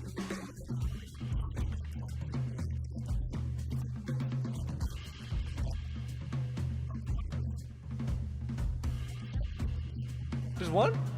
It's a wolf. Just one? It is a wild wolf, though. For the gays, there is a specific man that resembles a wolf. So you're talking about the gay wolf or you're talking about the actual like wolf? I was thinking more like a legitimate wild wolf. I'm hearing thousands of breaking bones across the world. That's the sound of them dying. Oh, my bones! That's what they're saying. Would you rather have unlimited bacon but no video games, or games, unlimited games, but no more games. If you haven't been able to tell by my outfit, I'm a homosexual. Okay. So we don't play games.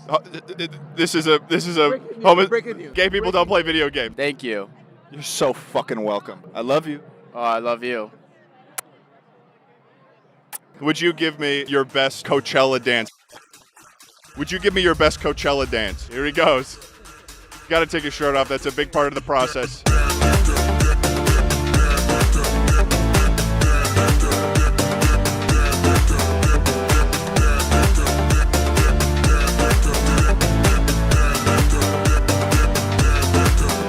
Yeah! That was it.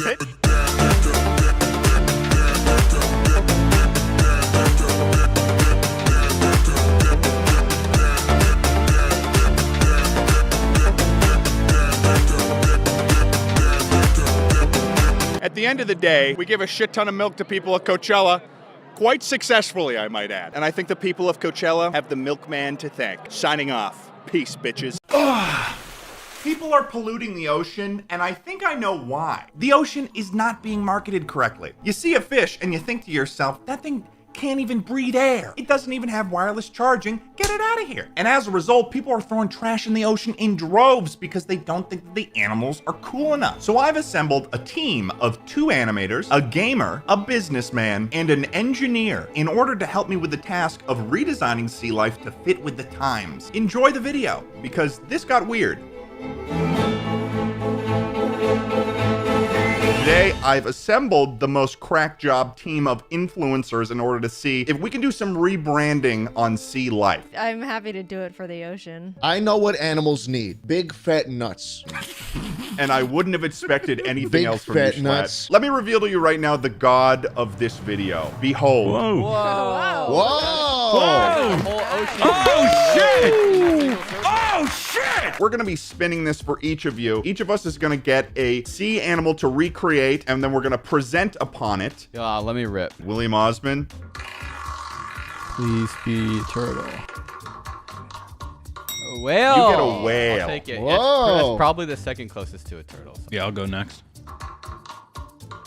Oh, the turtle. Suck it, William. Damn it. That's mine. Thank you. I want next. I better get the seagull.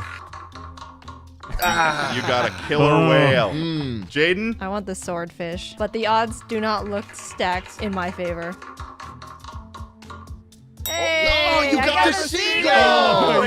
Gone exactly the same both times. You know, that makes a lot of sense. I believe in fate now. Give me the spin, baby. Give me the spin. You got a stingray. Oh, stingray! Finally, for me. Oh, shit. I'll be getting an octopus. What are we trying to improve with the animal? Is it to help the sea, or is it to help them with marketing? People don't give a shit about the sea animals that we see nowadays. Yeah, maybe if we improved these animals, I'd stop littering. That's what I'm thinking. Maybe I'd stop drinking out of plastic straws. Schlatt walks along the beach and he just finds some baby sea turtles and he gets them early. And I In club See, plastic- my animal you're talking about there, buddy. What I'm looking for is some potentially drastic changes to these animals to just make them better. Okay. Whatever better means to you is perfect for me. So I have a stingray. Steve Irwin's death, practically 9/11. The stingray's reputation has been destroyed irreparably. But what if we turn it into something that people can respect? I got a whale. How do I make a whale more marketable? We're making it so that people don't throw trash into the ocean. What if we made it so the whale could eat trash? Let's make the whale eat trash. I got the killer whale, and I think the best way to improve this animal is to keep it in a cage, away from all the other animals, like they did with the shamu. I got a sea turtle. I immediately thought of sea turtle. You know what I thought to myself? I thought of that cute video. There's that straw stuck inside the sea turtle's nose, and it was like really bloody, you know? Do you remember that?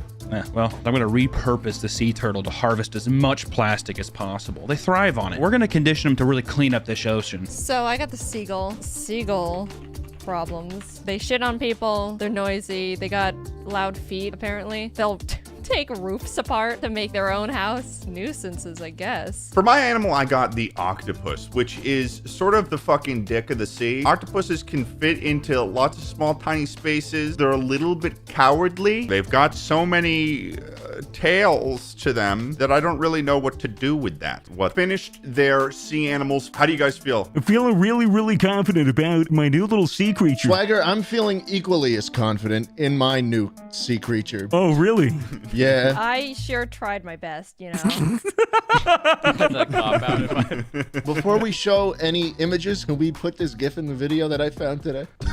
Oh, dude, I love it. The way you say found makes me think you filmed that. Where did you find this? I want to pop its fucking eyeball out and put it in my mouth. Give it a little like moisturize with my tongue. We need to make a 20-foot tall version of him at any major dumping site of the ocean as just this obelisk that He just looks. He looks judgingly like God.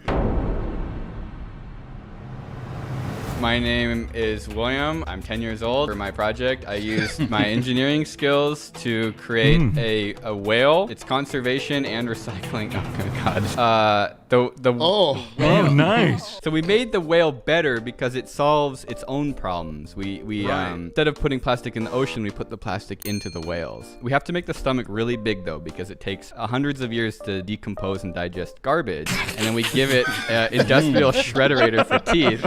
It can just go around eating garbage and how long do whales live? Hundreds of years. surely very long. With plastic in their stomachs? Well, it's food. Instead of giving it to all the sea animals, we give it to the whales. Right. What happens when they die?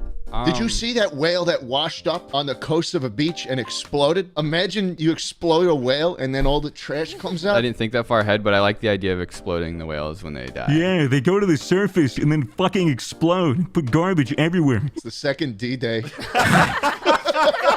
I give this one 3 harpoons. I'd like to give it 6 plastic rings. 4 out of 5 plastic rings. Woo! Let's go! I had the sea turtle. I think a big reason that people don't care, they look like underwater turkeys. They look like birds. I'd like to humanize the face and make it look like a baby. Oh You make it look like a baby. Oh my gosh, dude. Take that in. This is a nightmare. So you make the face look like a baby because people get very, very salty if you mess with the baby. He has this giant mouth which he eats trash, but then also with plastic bags he puts it around his neck, and the more plastic bags they have around their neck is more powerful they are. It's like a warrior status. So then if a little kid's like, "Mommy, I did," Adam and Molly get a Halloween smooch. Terrible movie. But that's not where my story ends. So I initially thought I might want to do a double feature presentation for this video where I find another terrible Halloween movie. So I started looking at the suggested movies that were from the same director. I found this movie called 666 Teen Warlock. I was like, yes, this seems like it's going to be incredible. But this is when my search for low-budget Halloween movies took an interesting turn. Here's the synopsis of the film. A witch informs a teen that he'll become a warlock on his 18th birthday. Okay. Very cool premise. Sounds like it's going to be maybe a Harry Potter or Percy Jackson type scenario. All right. The intro to this movie is also wild.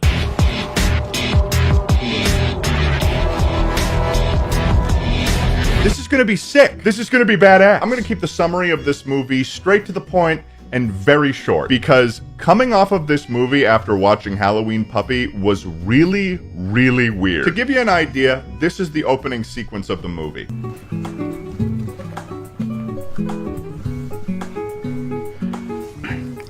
Hey Candace, I'm Larry. I go to this school too. Is Candace long for candy? Because you look good enough to eat. Okay, this kind of sets the vibe of the entire film. So basically, it's about this kid Larry, who's visited by this witch who tells him he's now the gatekeeper of the world and has to stop an evil demon named Kevin from taking over the world and killing him. This one is also shot in a mansion, but this time the justification for them being there is that it's a private school. So you're still in high school. Ugh, great.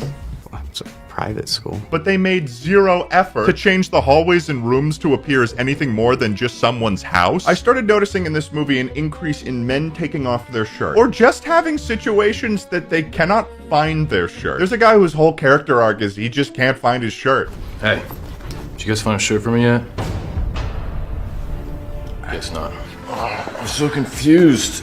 I just came down here to get a shirt. He just can't find his fucking shirt. By the end of the movie, not a single man is wearing a shirt, and they have seemingly no intention to put one on. There's also the headmaster of the private school who at one point goes on this, like, misogynistic rant. As a young man like you can be taught, improved.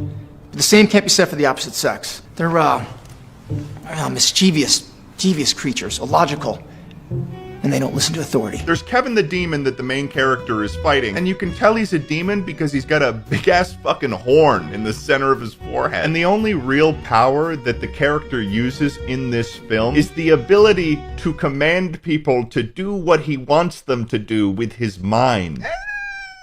Okay, alright, something's going on here. The actual teen warlock part is 30 minutes long. And then there's an additional hour of these 3 women that are in a theater watching other B movies with men with their shirt off. What relation did that have to the original movie? So I thought, okay, the main substance of that movie was pretty short, but it was funny. It was weird. Although I should probably find another movie to talk about and make it kind of like a trio of sorts. So I decided to order the DVD of this movie from the same director, David DeControl. It's called 3 Witches, and I'm like, okay, doesn't seem like anything could be off here. Probably just gonna get the classic campy B-tier movie horror. It showed up in the mail, and I looked at the cover art and I said, oh, this cover art looks different than what I had ordered in the mail. 7 shirtless men have been added to the cover. So this is when I realized something was going on here. So I went to the director's IMDb page. David DeControl's filmography is made up of pretty much softcore, you know, softcore. I'm not going to say it because I don't want to get demonetized, so for this reason, I'm going to refer to it as lightly creamed corn. A lot of his movies are lightly creamed corn. However, in the marketing for these movies, they don't really say that that's what you're getting. The posters, the log lines, everything makes it appear as if you're going to see a classic horror B movie. I didn't realize until I was actually watching them that they were not totally that thing. Then when I looked at David's earlier work, it started to make a lot of sense. Wicked Stepbrother, Frankenqueen, Nightmare Mansion, Boy Crazies, Bigfoot Island, Voodoo Academy. Are you noticing a trend here? But nothing would prepare me for the monster of a title that is Bigfoot versus D.B. Cooper. Oh my god. There's no way this could be lightly creamed corn, could it? This is a screenshot from the movie. Great. Which is a shame because seeing a mysterious man that hijacked an airplane in the 1970s go toe-to-toe with Bigfoot is a concept I would pay blockbuster money to see. There's also an implication in the title that they're of the same power level, like this is a match that we've been waiting years to see. When did they become rivals? Was it before or after D.B. Cooper hijacked the plane? Did Bigfoot have a flight to catch and D.B. Cooper ruined his holiday plans? Bigfoot goes toe-to-toe with his ultimate rival, the guy that stole a plane, causing him to miss Thanksgiving dinner with his dear mother,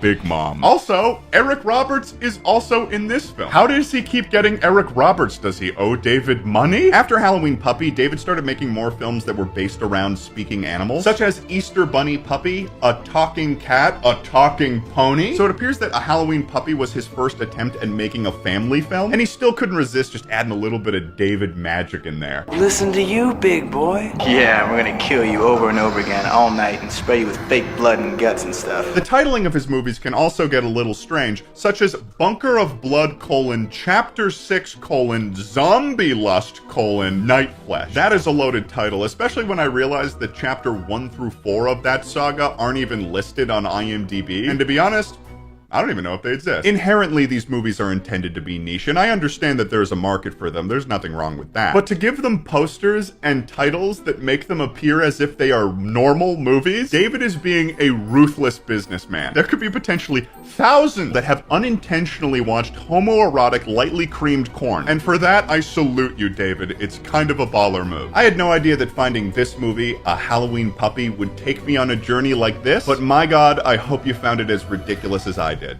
Happy Halloween. The turtle has it's a good thing. It's like an alpha of the pack. Absolutely. The straws are, you know, they get stuck in the nose as well, but once again, it's more of a warrior. It looks more like Tusk this time for intimidation. You've reconstructed the entire social hierarchy of a sea turtle in like 20 minutes. This is incredible. That's what the criteria was. Honestly, the shade of green, I think it's just not quite turtle green, so I'm gonna have to give it a 3.5. 3.5? Well, I thought that if I made it too flesh tony, it would look like an actual like baby hybrid. So I was trying to make him a bit more turtle-esque with the green. I will say, I'm not a fan of babies. I think the turtle looked much better as a turtle. That's sort of a curveball. Jaden just fucking hates babies. No, it's not a secret. I'm honest about it. Yeah, you're not afraid to kick a baby across the street. Push your thumb into its soft temple. I got the stingray. We all know that there are issues with stingrays. They're fucking boring. Their reputation has been tarnished because everybody sees them as a murderer. They're really poor and they're disgusting, they're grimy, and they're dirty. Financially Nobody poor? likes them. I've genetically engineered it and also culturally engineered it. It is now a blingray.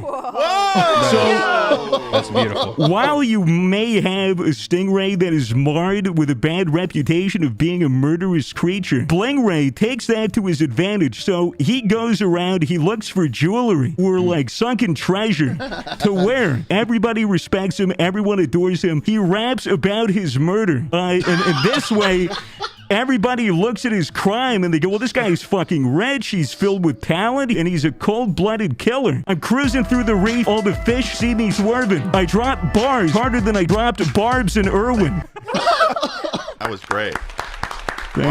Thank you. You have the full package. You have the name. Beautiful brand. I see that on a t-shirt at Macy's.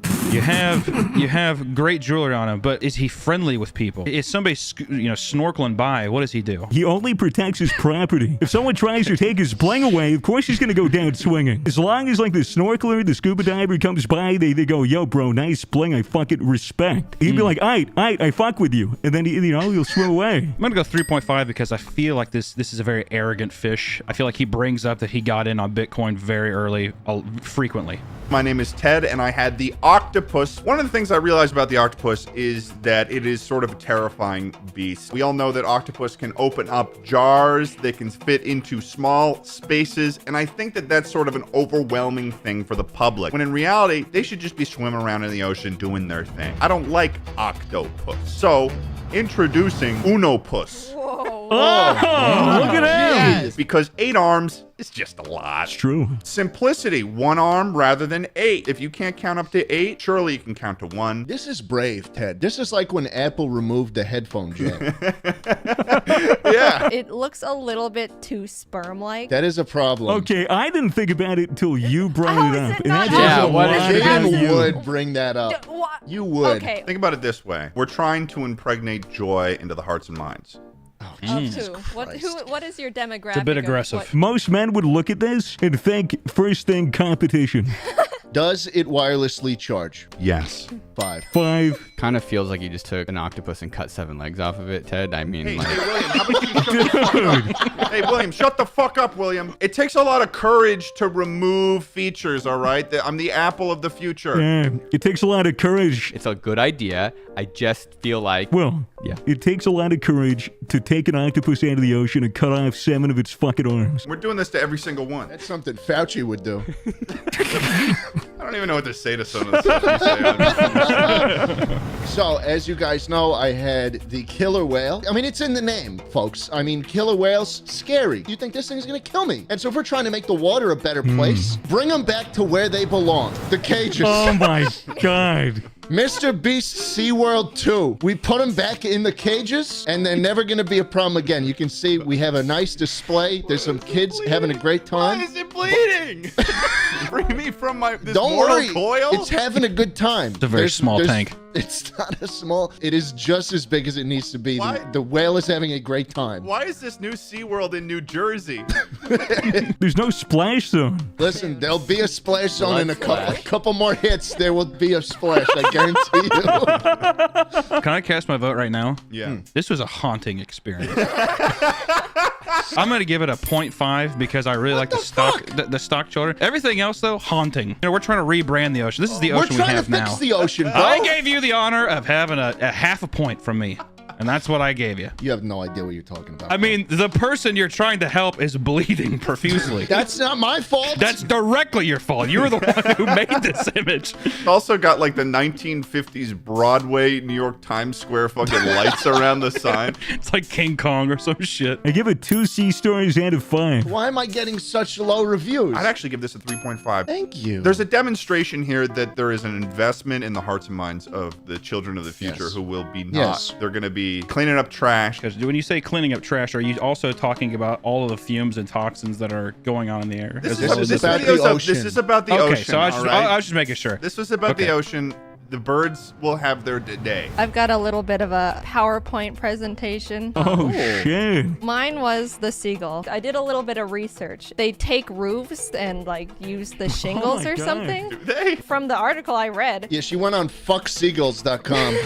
The wings seem like a big problem. The roof thing and the freedom. Too much freedom. Big issue. Remove wings. So I came up with the blade Oh my gull. God. Oh, whoa. Yo. It can't choke on the plastic anymore. No wings at all. The wings and the feet were the problem. So, what does it make sound? Rollerblades. He just scoots around like a little guy on the beach on the Santa Monica Pier. Whatever they consume goes straight to the battery. Renewable energy. It charges itself. Wait, hold on. This is actually more fucked up than I thought, Jane. You're making it eat trash. Yeah. Unless it dies. If it doesn't eat enough trash, it loses all of its power and keels over? Yes. What's the time for 0 to 60? It's similar to a Tesla. How does it exist with man? You know, How many birds are usually on one beach? You're gonna have a bunch of these piling up like it's a West Coast city and fucking Uber scooters are all over the place. Yeah. Which is why I can't give it anything more than like a 3.5. I'm gonna give it a 4. The big problem that you solved is not getting shit on your shoulders or head. True. And then ride it around like a scooter. Well, ladies and germs, this has been a wonderful experience. I think we figured out how to properly market these ocean animals. We're going to start rolling these out as soon as we can. We're trying to remove 30 million pounds of trash out of the ocean by raising $30 million.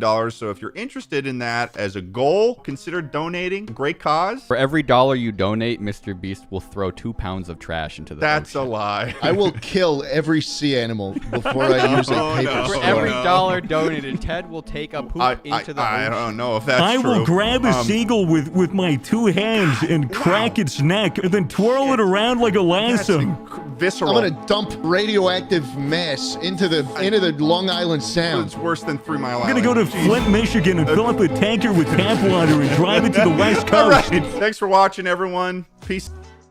Pasta. Everybody knows what pasta is. It's the sensual Italian food that John Wilkes Booth famously ate before he killed Abraham Lincoln. I'm here with the great-great-grandson of John Wilkes Booth, Randall Booth. A lot of the times when you're the great-great-grandson of a vicious murderer, you get the electric chair. But I thought that there would be a better option for us today. Today, Rambo and I are going to be making pasta from scratch, but we're going to be making it harder for ourselves because we hate ourselves. That's right. We bought one of these guys here. Dual channel TENS massager. Do you even know what that is? Essentially what it does is it administers little shocks to your muscles so that they contract and feel massaged without the touch of another person. A little bit of spice, if you will. Making pasta homemade is a very tactile process. You need your hands and arms to work, otherwise you're not going to be making the pasta that the Italians would have been proud of. And then you're going to disappoint the Vatican, and you don't want that. So join us as we make homemade pasta from scratch while electrocuting our muscles and making it almost impossible. You know, like my heart could stop. Hey, hey, hey! Welcome to my show. Drugs are okay, kids. Yep.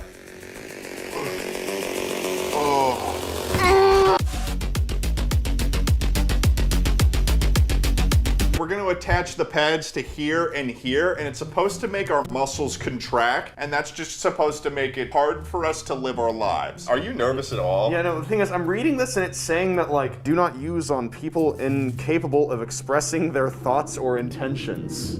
What? Do not use on both of your calves at the same time because that may cause a cardiac disturbance. Do not use the unit when in the bath or the shower. Damn. That's what they said about my toaster, too. I don't understand why there's so many restrictions on these things. Oh, look at that. Oh my god. Oh, fuck. I'm putting it to level. Oh my god. Oh my god. What the hell? Okay, so this works. That works a lot better than I thought it would. Whoa. Oh my god. Whoa! It's so. Oh! Oh, that was Oh not my good. god! Like, this is, like, I'm not doing. Ah! Real fast. That doesn't even seem real. Because this is an electric machine, we're going to avoid having them on whenever we're doing stuff that involves water, but whenever the water is not directly involved, we'll have them back on, just for the sake of safety.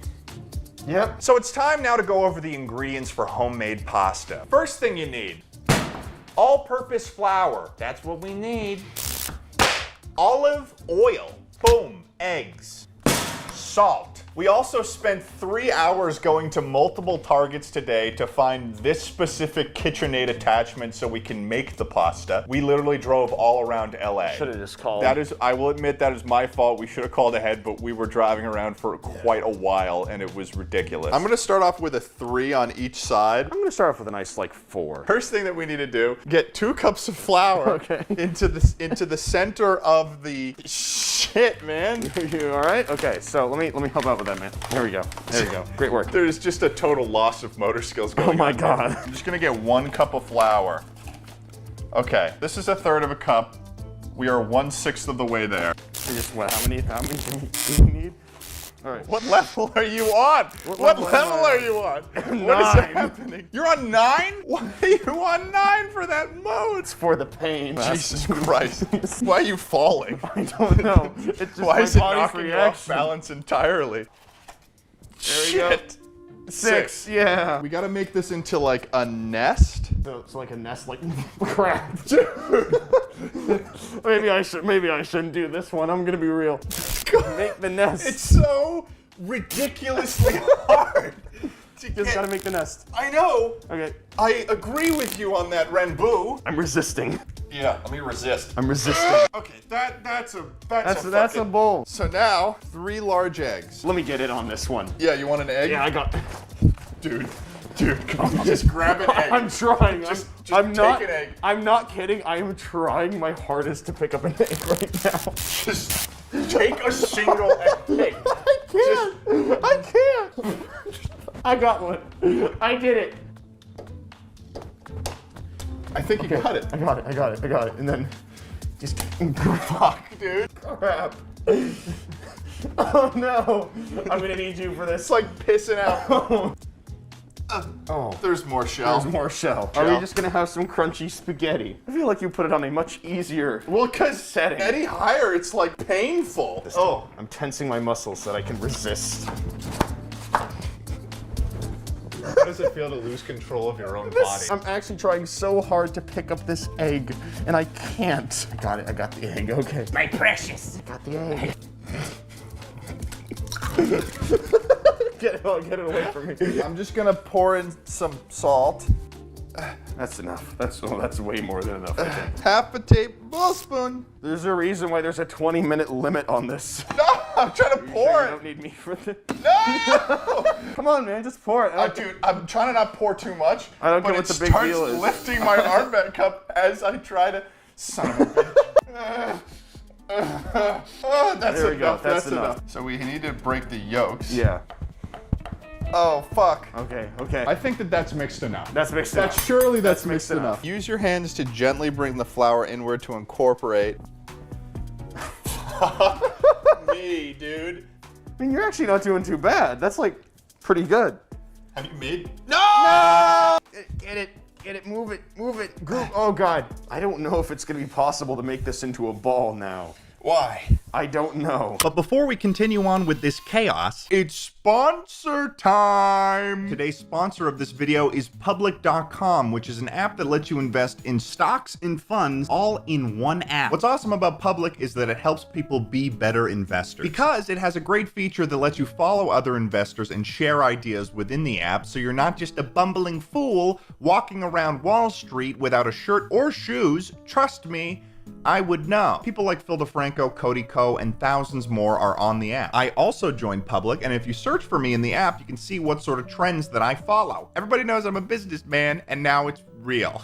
On Public, you can buy slices of stocks versus just buying a full share. Plus, alongside thousands of stocks and ETFs, Public also offers over 20 crypto assets if you're into that sort of thing. The app is free on standard stock trade, as free as a man running shirtless through a cornfield in South Dakota. You'll get a free stock worth $300 to $300 if you go to public.com/TED and create an account. Once again, that's public.com/TED. Link in the description, baby. Thanks for watching the ad, and let's get back to the video. It's just so sticky around me fingies. It says to knead it for 8 to 10 minutes. Okay, well, get started. Here I go. Okay, so apparently we screwed ourselves by allowing the bowl to break. So that's what our electric version looks like. This is not gonna be edible. You try to knead that. I'm gonna turn mine off and see what we should be at. Okay, so I gotta use my hands. Slowly incorporate it. No. How is this even supposed to happen? All right, guys, here we are at the Colorado River. What the hell? Where's the river? Ted, it's just a freaking canyon. Punch. It's my hip that turns, right? One could say the hips don't lie. Exactly. He's training me to be an action star. Daniel's training me to be an action star. I'm doing it for the glory of Bob Odenkirk. I'm doing it to impress goddamn Bob Odenkirk. Good. Yeah, it's no problem. Yeah, I do this all the time. Me and my buddy Daniel, we get down to the gym too.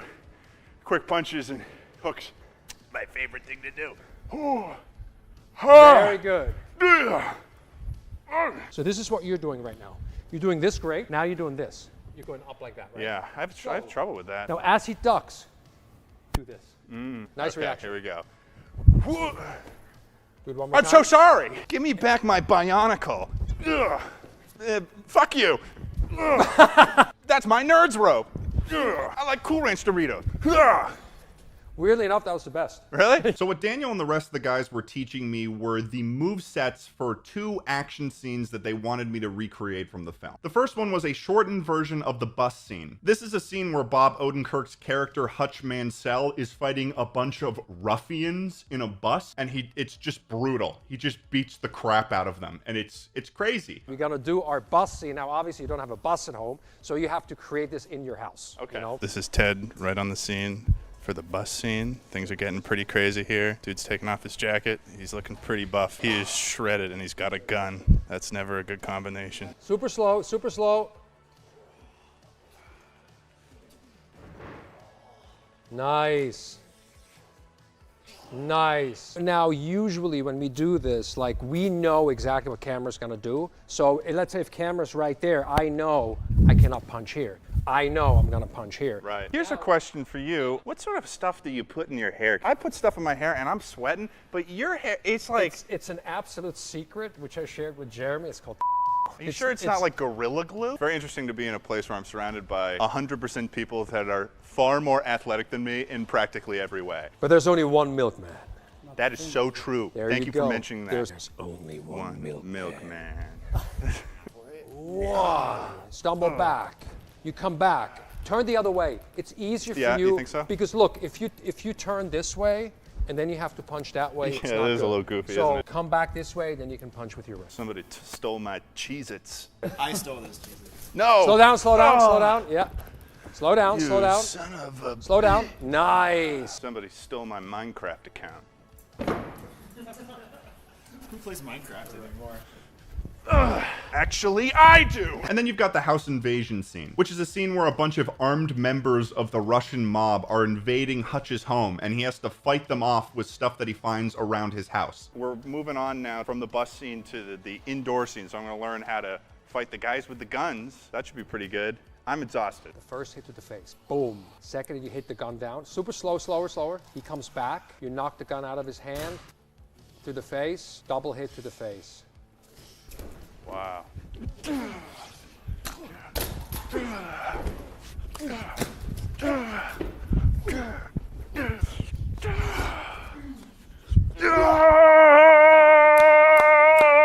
Vinny, you stole my daughter's Minecraft account. Now you gotta pay. Here's what family does to pieces of shit like you. Yeah! So I just finished my training session here at 87 North with all of these wonderful magical boys, Stuntmen Deluxe. We've got Mr. Daniel, Alec, Anthony, Dave, and Jeremy on the camera. That's me! So thank you guys so much. This was actually really, really cool. I had a fantastic time, so thank you guys so much. Boom. So now that I had finished my training with Daniel, all of the pressure was on me to actually put this thing together. Luckily for me, Universal provided me with a care package of a bunch of things that would help me recreate the scene. Let's see what we got. A completely rubber AR-15. Like, this is the magazine for it. And it looks pretty damn realistic too. Bam! They also gave me a rubber Uzi and rubber pistol. They gave me 2 of these breakaway bats, a fake knife, and a rubber cast iron pan. Check this out.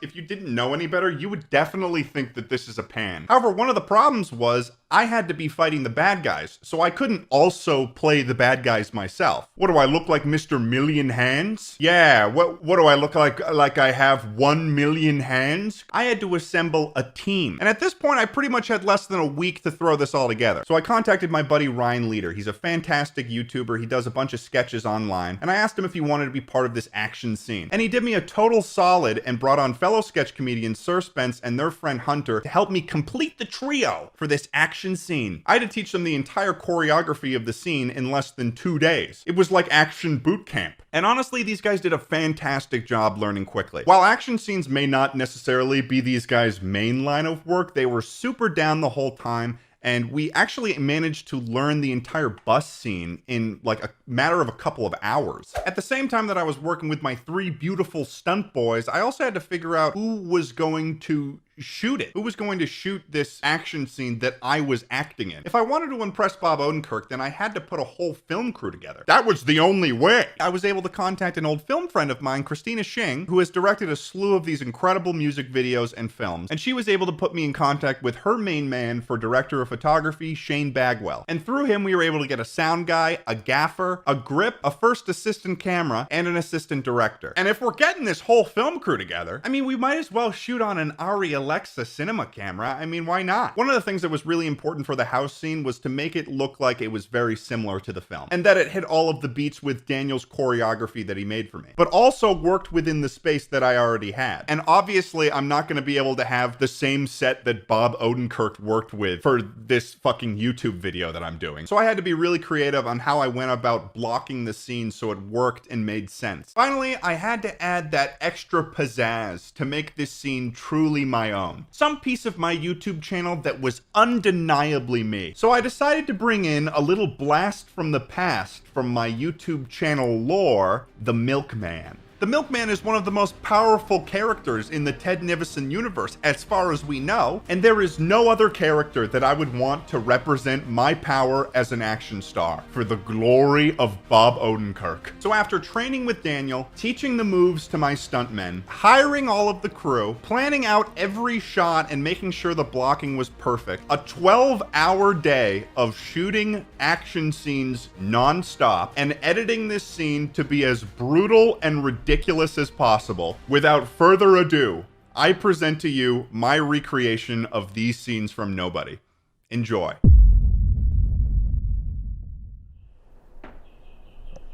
What are you doing here, Milkman?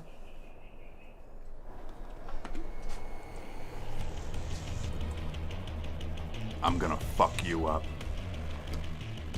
I got this. Oh!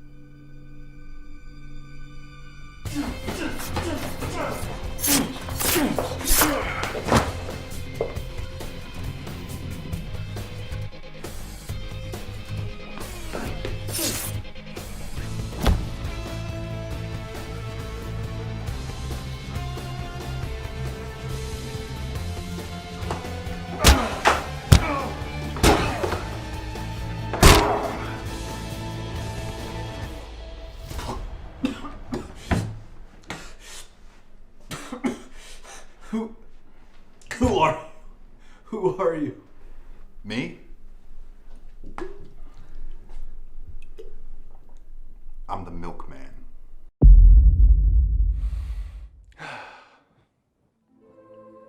Wait, look!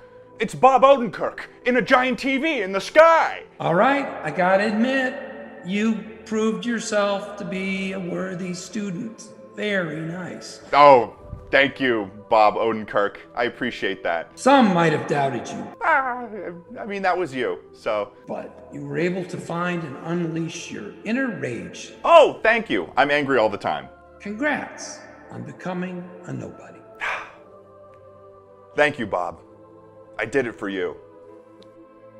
I did it for you, Bob. I did it for you!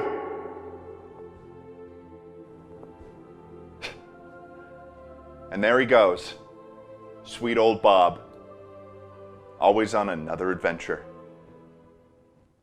So there you have it, folks. That was how I recreated these scenes from nobody. This was probably one of the coolest projects that I have ever worked on this channel, as I've said. And it was really cool to be able to combine my interest as a filmmaker with my YouTube channel and just make something ridiculous. So I really hope that you guys found this video interesting. Make sure to check out Universal's new film, Nobody, starring Bob Odenkirk. It's gonna be available...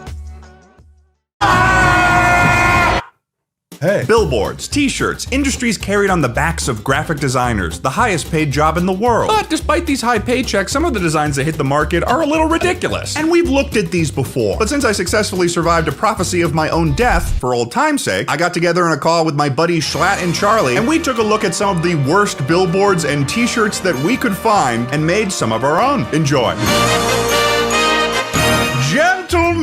Gentlemen, it's been quite a while, but we're back. Schlatt, I can't believe he's gone, man. What the hell happened to you? I can't believe he's gone, dude. Who? We made that shirt video. You wrote that date on that shirt, dude. Oh. You're gone. Oh. Are we really gonna do this right now? Maybe the two of us could get together. In his honor. In his honor. No, I'm here. I'm alive. Don't cry, God Schlatt. forbid we do one more ride. Guys, please! It's like I can still hear Hey! I guess the first thing that we should do, obviously, you guys have made very clear, is address the elephant in the room. I made a whole second channel video on it, but the last time we did a little video like this, years and years ago, Schlatt, you made a t-shirt, you put a target on my back. I was fending people off. People were jumping out of white vans. What was the over-under on you actually dying? I should have put some money on call sheet. But you didn't, and I'm living. We'll see. Guys, I really don't like joking about this. Charlie, come on, man. T-shirts have maybe gotten better, maybe they've gotten worse. On top of that, maybe billboards have got better. Billboards have gotten worse. I think in the years since we've done the last video, I don't know if you guys know this, but there's been a new phrase that's hit the streets. Really? It's to goon. Hey, you know what's fucked up, dude? I knew about gooning before that shit came back. You were a prime gooner? I don't know if this is like something you want to be proud of. Like I was on the ground floor. I didn't realize we were in a call with Gooner Prime. I knew of it as a concept, and you know what happened? It got so watered down by the mainstream usage. You don't want to know what it's like to goon. It pisses me off that people call jerking it, aka fapping. We've equated fapping to gooning. Let me ask an original. What's the difference between fapping and gooning? Okay, well, fapping is just simply jerking it, but gooning is something fucking way more sinister. It's a darker, more sinister thing entirely. You're talking about like it's an evil ritual or something. It's something that corrupts the mind of a lot of young people. It's not a good thing. Yeah, we shouldn't be gooning, but sometimes we should always be gooning. No. You gotta side with me a little bit here. I mean, I paused my gooning sesh to be here. Oh my God. It's crazy that shirt was made in 2025. I do like that they gave it a little arch at the top too. Like they did a little text art with it. Oh, wait, they got a women's cut. This is very inclusive. Yeah, there's women gooners. Excuse me, we call them goonettes. Charlie. Yeah. You remember the fappening? Why are you asking him only? Hang on. Oh, this was yeah. I remember hearing about this when it was like everything got leaked. Imagine the gooning. The gooning. That will be a dark day in human history. So that's half of the shirts I have. No, dude. We just started this.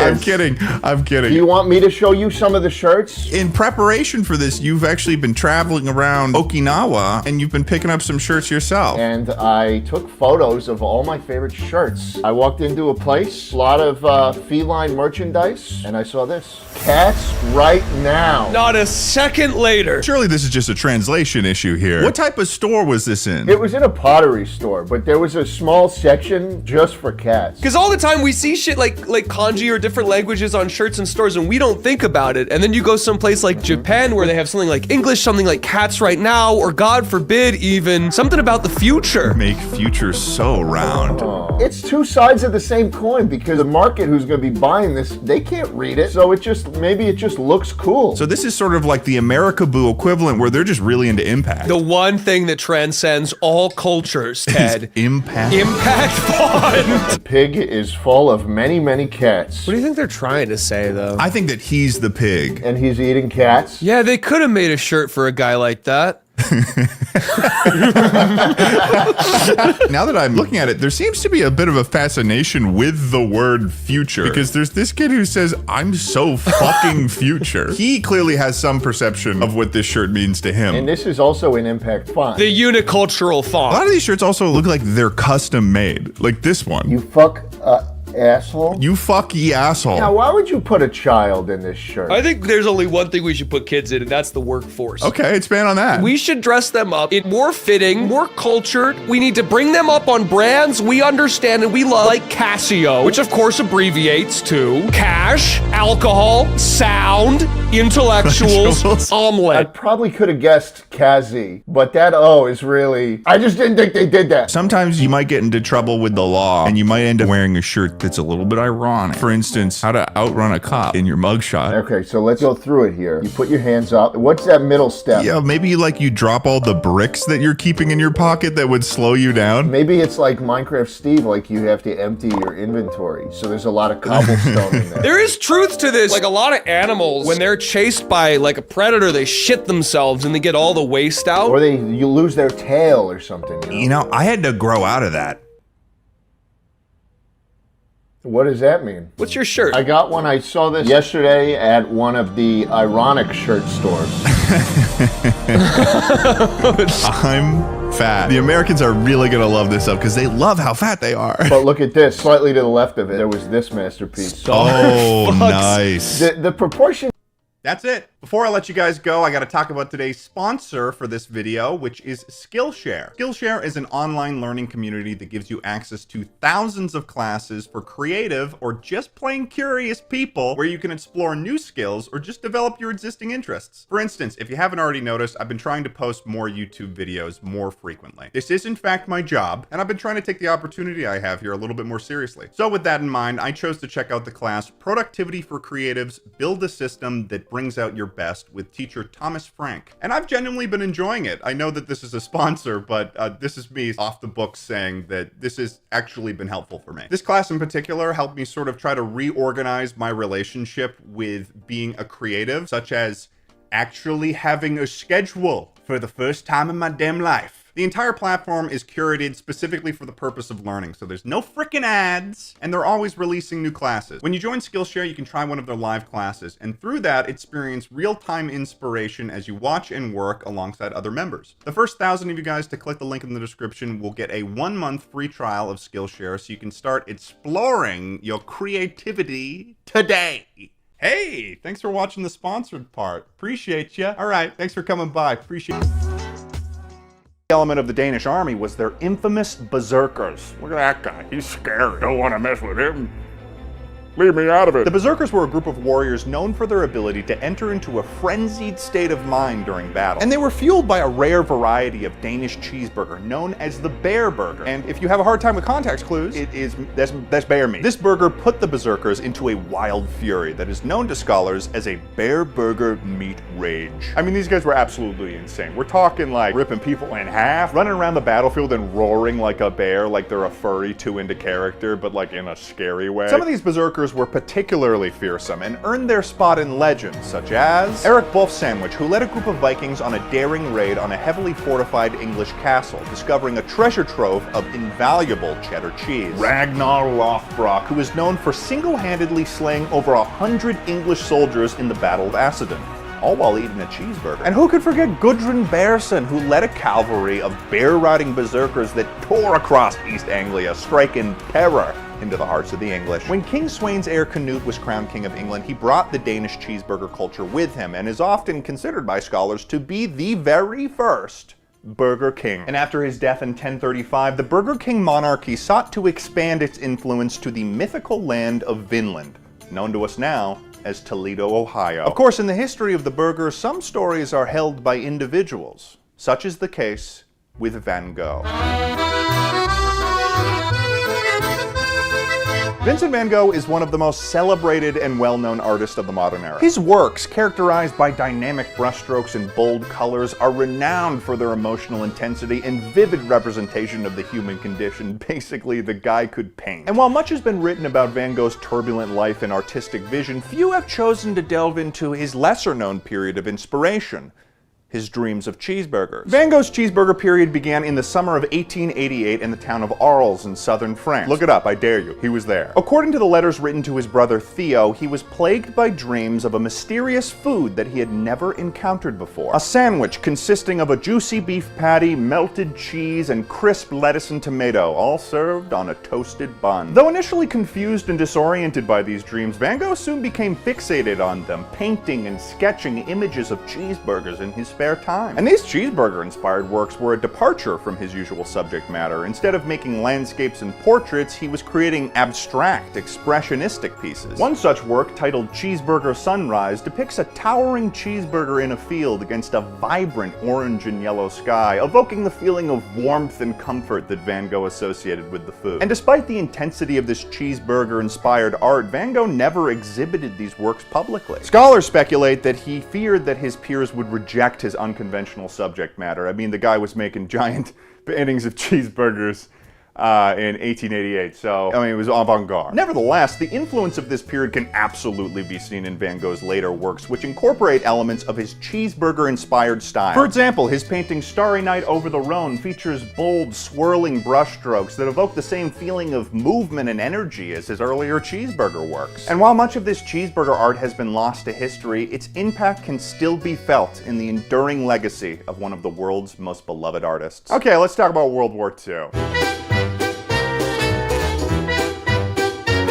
America is often considered to be a highly cheeseburger-centric society in modern times. And throughout the history of the nation, that could absolutely be argued to be true. However, it wasn't until America involved itself in the European theater in World War II that the cheeseburger really started to take hold of American society. Due to the massive demand that the wartime supply chain placed on American industry, the US government had to enforce food rations on the American public. Meat, cheese, bread, and various other grocery items were unable to be purchased without a government-issued food coupon. And this was due to the fact that the US government had figured out that cheeseburgers were the ideal food to properly satisfy soldiers on the front line. US Army soldiers were supplied with Type C rations that almost always contained cheeseburgers. And the strength and vitality that the American soldiers got from consuming these C-ration cheeseburgers allowed them to make great strides and turn the tides of the war. That's right, ladies and gentlemen, cheeseburgers beat the Nazis. Some soldiers even reported in these questionably obtained Pentagon files that they obtained a certain level of superhuman ability. Others simply reported having a noticeable increase in sweating, and this was later referred to as a condition known as the meat sweats. Either way, upon returning to America, these soldiers were celebrated for their bravery, and with it, the cheeseburger was viewed as an enduring symbol of patriotism. Of course, not all things regarding the history of the burger were sunshine and roses, okay? And that was definitely not the case with the 1985 Hamburglar murder trial. The 1985 Hamburglar murder trial was a significant event in American legal history that captivated the nation's attention. The case involved a notorious criminal known as the Hamburglar. Yes, he is real. The Hamburglar was accused of committing regicide towards the reigning monarch of the Burger King Kingdom, Burger King, as he was traveling in and out of his diplomatic trip to the White Castle. Allegedly, the Hamburglar had been witnessed snooping around the area near where the king had been killed by 5 guys who were traveling through the area for a checkers tournament. 2 of the guys, Allen and Wright, promptly called the police, while the 3 others, Culver Hardy and his brother Carl Jr., attempted to detain the Hamburglar until Officer Big Mac could arrive on the scene to arrest him. Let's just say this did not go as planned, as the Hamburglar would then steal the 5 guys' white Ford Bronco, leading to a 45-minute-long hour-long police chase that was televised live on news channels across the nation. It is estimated that over 91 million people were watching these broadcasts. Eventually, the Hamburglar was arrested and placed into custody, and the murder trial would begin. The prosecution's case was based mainly on circumstantial evidence and eyewitness accounts, which suggested that the Hamburglar was the killer. However, the defense team, led by Ronald McDonald and Grimace, suggested that the prosecution's evidence was flawed and that the Hamburglar had been wrongly accused. One of the more famous moments from this trial was when the prosecution pressured the Hamburglar to try on one of the critical pieces of evidence: a cartoonish red glove found at the crime scene. Some legal scholars like to argue that the reason why the glove did not fit the Hamburglar was because he was already wearing Also, this might be nitpicky, but at one point Linda tells Adam, who's dressed in yesterday's clothes, to get dressed. He leaves to go do that. And the next time we see him, he's in the same outfit, and he wears that outfit for the rest of the movie. The drive to the cabin is a whole scene in this movie. It shouldn't be, but it is. It's made up of these shots of their car driving down a road with voiceovers from the cast that I can only assume had to be improv during the shoot. I'm so excited. I'm so excited. When are we gonna get there? And Adam, well, he's still yelling about Halloween. I'm supposed to be looking up, like, all this zombie stuff, but no, we're out in nature and... It's starting to feel like his interest is less in Halloween and more in mentioning topics that vaguely relate to Halloween. As if he's constantly trying to prove that he likes Halloween, but just learned what it is. I think the best part about this driving scene, though, is how they facilitate the change of setting for the viewer. So here's them driving down the road. They're very clearly in California. This is very likely on one of the roads going on the mountains that surround the San Fernando Valley. Then it fades into totally different climate. Looks like a forest in Oregon. This cabin is far away. Then it fades into, oh, they're still driving in California. Maybe that was like a memory or something. Then it fades into, okay, so this is a very far away cabin. They end the drive in the same climate they started in. Either way, Crazy Adam, Magic Molly, Dog Ted, and Psycho Linda have reached the cabin. Molly brings Adam to visit, I think, her family friend who happens to live nearby this cabin and is also a witch. This is my friend Adam. Hello, Adam. You seem dubious. No, ma'am. These are like AI conversations given form. In her clairvoyant nature, she knows that Molly and Adam performed a spell and wants to help them figure out what it is that they did. So they bring the witch lady the book, and she says that it's a very powerful spell book and that you'd need extensive magical training in order to even attempt to perform a spell. But then 2 seconds later is like, oh, Ted turned into a dog because he said Nito. You didn't say Nikto? No, I didn't. See, we couldn't have transformed anyone. Perhaps, as long as no one said Nito. Wait, what?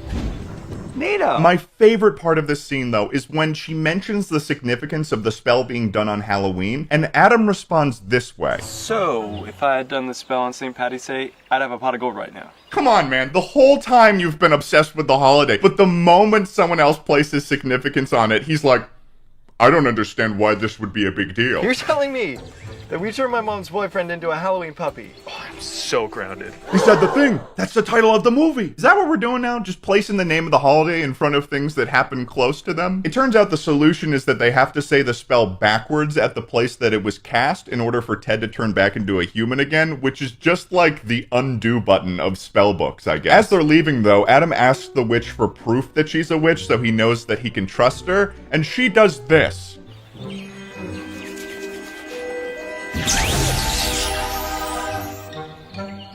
Okay, let's go. Good luck. Seems that they bought 4 templates for visual effects and they're just cycling through them. You may be wondering what Linda and Ted the dog were up to this whole time, because they did have a scene that was intercutting between the one I just talked about. There is a full 5 or 6 minutes in this film that is just Linda walking around with the dog, aggressively petting him, with Eric Roberts commentating the whole time. There's shots of the dog eating grass and then Linda joining the dog in eating the grass. They even keep in shots where she's trying to wrangle the dog and the dog clearly wants nothing to do with her, and they use that shot twice. Eric Roberts' voiceover starts to get a little bit more weird. No, it's really the simple things. I'm tired. Basically, after this, Adam and Molly return back to the cabin and they make up some bullshit reason why they need to go back to LA. So they drive back to LA, are about to do the spell, but whoopsie fucking do, the twins stole the spell so they could have it for their haunted house. Then the only way that Molly and Adam can get the book back is that they have to go through the twins' haunted house. Perfect. We were just looking for you. These two need to be in jail. The haunted house that the twins made looks like they're just getting their garage painted or something. Like, this is the climax. This is the haunted house that we've been hearing so much about. Are you okay? I'm starting to think that Adam doesn't actually like Halloween, if that is something that Molly needed to check in with him about. He's getting scared when a prop bat the size of a baseball falls in front of him. So they finally reach where the book is and they get ambushed by the twins. So we're just like, we're gonna beat you up. That's the entirety of our plan here. Oh, listen to you, big boy. So here's what you're gonna do. You're gonna lay down on our altar and be our victim for the week. Do these guys have a fetish for crime? Plus, they're doing a haunted house, and one of them is dressed as a cowboy. The least scary option for a Halloween costume. That's just a man that lived in Texas in 1912. Yeah, we're gonna kill you over and over again all night and spray you with fake blood and guts and stuff. What's going on here? What's happening? Either way, in the craziest twist of events in this movie, Molly decides in this moment to reveal the fact that she can use magic. She does like a Naruto jutsu and then creates another yellow orb and scares the twins away. I'm starting to think that the only magic that people can use in this universe comes in the form of yellow orbs. In the end, Molly and Adam reverse the spell, Ted turns back into a human, makes up with Linda and promises to improve their relationship. The twins apologize for being criminals, and finally, an identical red glove, but nonetheless, this resulted in the controversial acquittal of the Hamburglar. This entire situation would later be recounted by the Hamburglar in his biographical true crime book, I Killed the Burger King, or Did I? Hee hee. Despite everyone in the world mysteriously forgetting that the Hamburglar trials ever happened, Burger King would still continue its streak of bad luck, with the... In 1993, Burger King, after suffering the loss of their beloved king 8 years ago, sought means to reinvigorate their brand. What they ended up doing is partnering with popular game developer Nintendo to promote the release of the highly anticipated live-action Super Mario Bros. Movie. This promotional meal included a special burger known as the Bowser Burger, designed to look like Bowser's shell with spikes protruding from the bun. However, what started as a clever marketing strategy ended in a PR disaster for both Burger King and the Mario movie. According to reports, the recipe for these Bowser Burger spikes had accidentally been changed somewhere down the production line after the taste test had concluded. That ain't good. The spikes were initially meant to have a softness that was similar to the bun that they were on top of, but instead they ended up having a hardness of 8.5 Mohs. Mohs is a scale of mineral hardness used in geology, with diamond at the top at 10 and talc at the bottom. In comparison, the human tooth has about a 5 on the Mohs scale, so if you're doing the math, the Bowser Burger spikes were harder than teeth. As a result, many of the customers that ordered the Bowser Burger ended up with injuries, specifically to the roofs of their mouths. Burger King was quick to respond, issuing a public statement and pulling the Bowser Burger from their menu, but the damage had quite literally already been done. Across the nation, there were large angry mobs of angry moms going from Burger King to Burger King and burning them to the ground. They were fucking pissed, dude. This controversy also affected the Super Mario movie, as parents who had planned to take their children to see the movie became wary of anything associated with the franchise. This created a cloud of doubt over the entire Super Mario brand, and the movie ultimately failed to live up to expectations. I mean, take a look at the box office data. This is a lift from Wikipedia, just look it up. Of course, this is basic knowledge in the history of burgers, but there are some classified secrets that have eluded even the most experienced historioculinariographer, such as...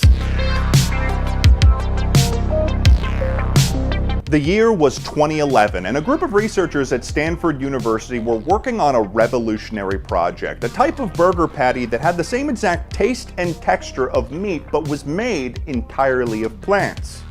Some would call it an impossible burger. And while this concept was controversial, the team of researchers believed that this technology could help for breakthroughs in other fields, such as finding the cure for cancer, or solving fusion energy. Hello? And they were on the cusp of success, mind you. They only had a single drop of soy protein left in order to finalize their creation.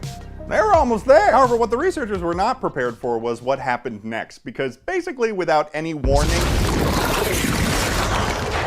Hell portal. Okay, listen, there's a reason why a lot of this history stuff gets swept under the rug, and that's because very often in the true history of things, hell portals open and demons emerge. I don't know what to tell you. It's a lot easier to do than you would think, and there's like 100 ways to do it accidentally, and most of the time when it happens, it's a huge pain in the ass. Especially because in this case, this was a class 5 epsilon hell portal, which is, oh god, that is not, because you've got goobos. You don't want to mess with a goobo. Greasy, sentient pillows with no cover. Those ants that ate the guy in Indiana Jones' Kingdom of the Crystal Skull, the movie, but like twice as much. It's not good. An entire pride of lions with male pattern balding and an ability to smell fear. That is real bad. That one goose that lives by the pond in the park, you know, the one that's incredibly aggressive and attacks children? Yeah, no, he's here too. Billy Mays, but he doesn't introduce himself. Like in an egotistical way, as if we're supposed to know what his name is already, which is just fucked up, man. Emotionally intelligent frat guys.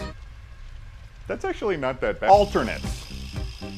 Bit of a niche reference, but if you know, then you know it's bad. Fat cactus again. I mean, look at the size of that. A perfect taco, except that there's razor blades in it. Halloween candy, except they're filled with marijuana and weed. A little nymph that follows you around and waits until you're in public and then starts just screaming racist shit in your voice. Big, tall giraffes, and they with a machine gun neck.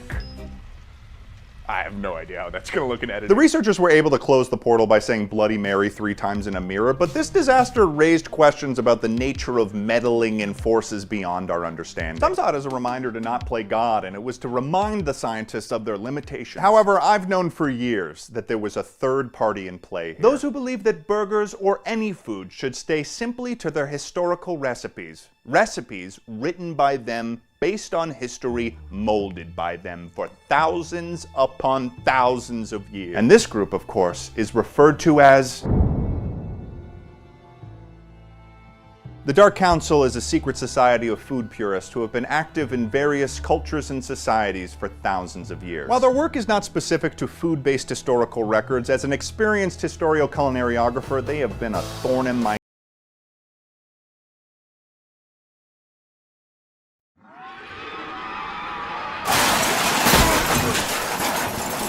Shit, what the fuck? What? It turns out there's a f***ing sky palace above my house. I just fell 30,000 feet from the air. I don't know why this keeps happening to me. Peter Kane Dog Training is the jack of all trades. He is the Renaissance man, the master of none, the lord of all tools. He has latched his greasy fingers onto the hearts of America, and by golly, he hasn't let go. He's not letting go of me, and he's not letting go of you, folks. I discovered Pete through YouTube Recommended like a month and a half ago, I think, and I used some of his videos in Carson's latest Weird YouTube Channels video. In an ideal world, pretty much entirely that video would have been filled with Peter Kane. It would have just been a video about Peter Kane. I'm doing a video just...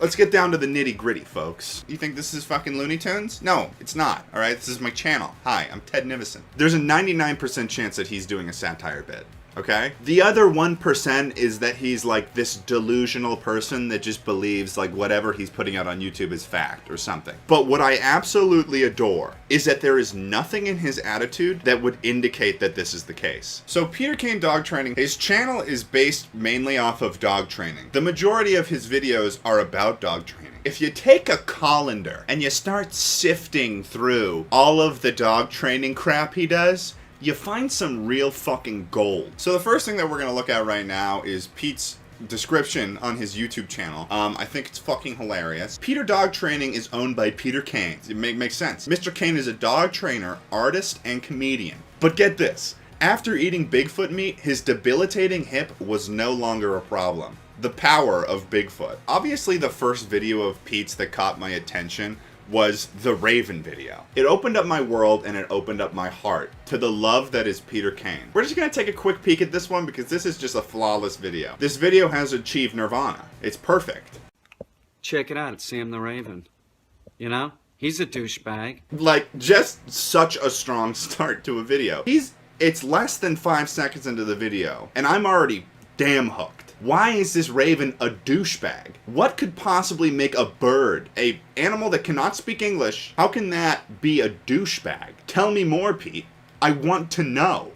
I think a lot of people don't understand what I'm saying when I say like a raven doesn't make a good pet. Exactly. People don't get him. People don't get Pete. They don't understand where he's coming from. I get you, Pete. I understand where you're coming from, man. You have to understand, I do this for a living. I work with animals for a living. You know, I don't have a kid running around here. You know? Yeah, dude. Like, fuck yeah. Like, kids. Screw kids. Get a bird. If you want to have a happy and fulfilling life, don't have a kid. Who the heck wants a kid running around? Not in a raven's house. It's not the kid's house, it's the raven's house. Do you have a child? Maybe a raven wouldn't be such a good idea. He's implying something along the lines of your kid is going to be murdered by the raven, so... Love is not enough for the raven, it's the truth. Love hurts, and sometimes so do ravens. They need a lot more than that, and you can't just let them do whatever. You can't just let the raven carry a gun around the house. That'd be dumb. What's so ridiculous about this video is that he just seems so fucking fed up with this damn bird living in his house, so he's making this video as like a warning to people. Like, you really have to be like Peter Kane dog training or like a warlock to want to own a raven as a pet. Pete is not just an expert on birds. Don't be fooled. He knows a lot about a lot of things. Quite literally, one of them is him just going to the store to get crackers, but somehow he just makes it so enthralling. I'm at Wegmans. I need Mary's Gone crackers, and this is the only place that sells them. Are you kidding me, Pete? He's already won me over. I mean, he's covered all the bases of what I would need to like in a YouTuber. He hates his fucking pet raven, and he goes to Wegmans. I go to Wegmans. Look at that. What the hell cool is that? So clearly me and Pete are like on the same wavelength right now. I can't eat regular crackers. It's just like eating bread. Like, he's got this opinion of crackers. Like, crackers is like eating a soft loaf of bread. Mary's Gone crackers are like these vegan crackers that are made of seeds. It does not surprise me at all that the man who owns a raven and a pigeon named Remy is going to the store to buy crackers made of seeds, but for his own consumption. I'm finding out that Wegmans is awesome. His entire mood changes once he gets into Wegmans. His eyes are shining, his smile is glowing. I didn't know this was down here in Corning, and it has the broads in this place, smoking hot. A lot of them. Better than Walmart. He goes to Wegmans to get crackers. The next part in the video, he's talking about how hot the women are in fucking Wegmans. Ridiculous. These only have 3 grams of sugar. That's less than a Kind bar. Take that, Kind bar. Wegmans is awesome, man. I've never heard of this brand. I'm getting this. But my favorite shot, my favorite moment in this video is just this. Wegmans, the store that's full of hotties. I'm coming back here for sure. I fucking love Pete. Like, that's how you brand it. Not the place that has a large selection of Lindbergh and fucking seed crackers, but the store that's full of hotties. That was awesome. What an awesome store. Man, I'm telling you, there were some hot broads in there. That's the place to shop. One of the most interesting things that Pete does, through this channel, he lives this crazy life. For instance, this video, Clown Attacks Man with Shovel, he gets right into it. I was just in my backyard with my chihuahua, and there was a clown back here running around with a shovel. The first step isn't to call cops or get a gun out. The first step is to fucking take out your video camera and start making a YouTube video about this fucking clown running around with a shovel. You know, what the fuck is that? You know, get off my property, you fucking clown. Get off my property, you damn fucking clown. He's making fun of him and he's calling him a clown as like a dumb person, but he's also literally referring to the clown as the clown. That's a double thing there, Pete. Nice. He also is putting in like creepy music in the background too, like this is Ghost Adventures. Okay, I don't know where he is, but he was back here and he ran at me with the fucking shovel. You know, I wonder if he went in my fucking barn. He comes back with a flashlight and a camera as if he's more equipped to take on this fucking clown that came at him with a shovel. Their fucking barn. Like, what is that? Is that a frozen block of ice with a man inside it? You've got a lot of fucking mannequins in this fucking barn, Pete. What the hell's going on?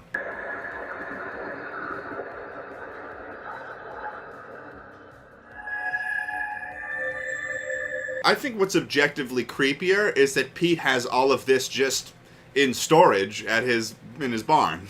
Fuck. I can sense it. I can sense the clown. He can sense the fucking clown. Like he's got this fucking spider sense, but it's only for clowns.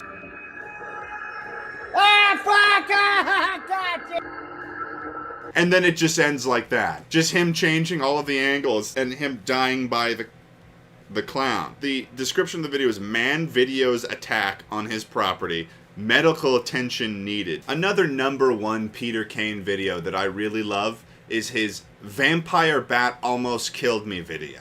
There's only one animal that freaks me out. This is the truth. No animals, you know. I'll deal with any animal except one, and it's terrifying. Why? Because it's a bat. The reason why a bat is terrible is because it is a bat. Just because the bat is a bat, the bat is terrifying. To me, all bats are vampire bats. That's an opinion. That's an opinion that he's displaying. But don't question Mr. Kane.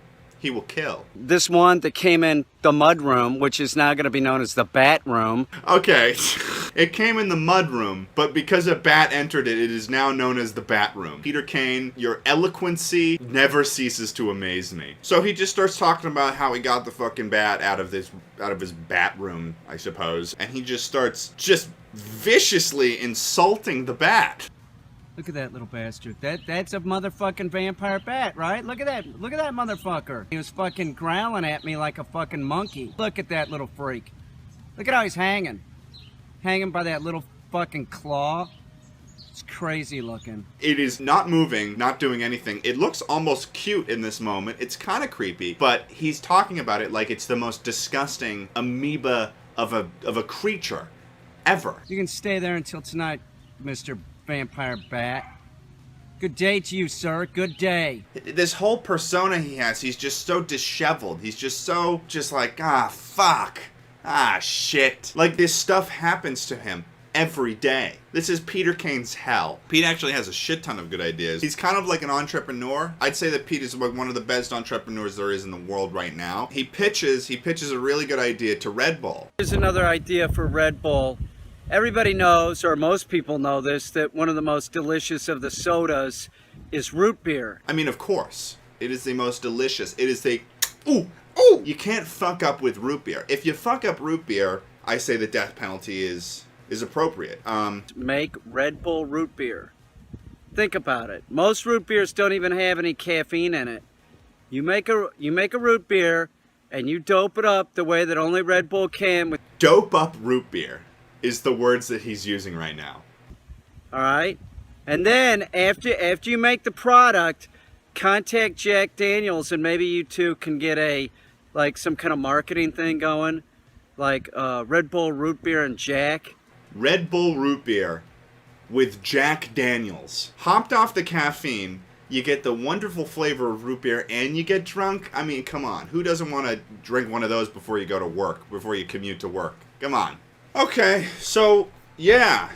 That's fucking Pete. So clearly through this video, I hope I demonstrated that there's a lot more to Pete than meets the eye, alright? He's a dog trainer. He's had his run-ins with clowns. He's a jack of all trades. He does it all. If there's one thing that I want to come of this video, is I want an exclusive interview with Peter Kane Dog Training. And I need you guys to make that happen. Tweet at him, freaking comment at him, and say, give Ted Nivison the interview. So yeah, that's gonna do it for this video, guys. Hope you liked it. Follow me on Instagram at Ted Nivison and follow me on Twitter at Ted Nivison. I post some freaking spicy memes there. Catch you around the block, kiddo. Don't get mauled by a raven.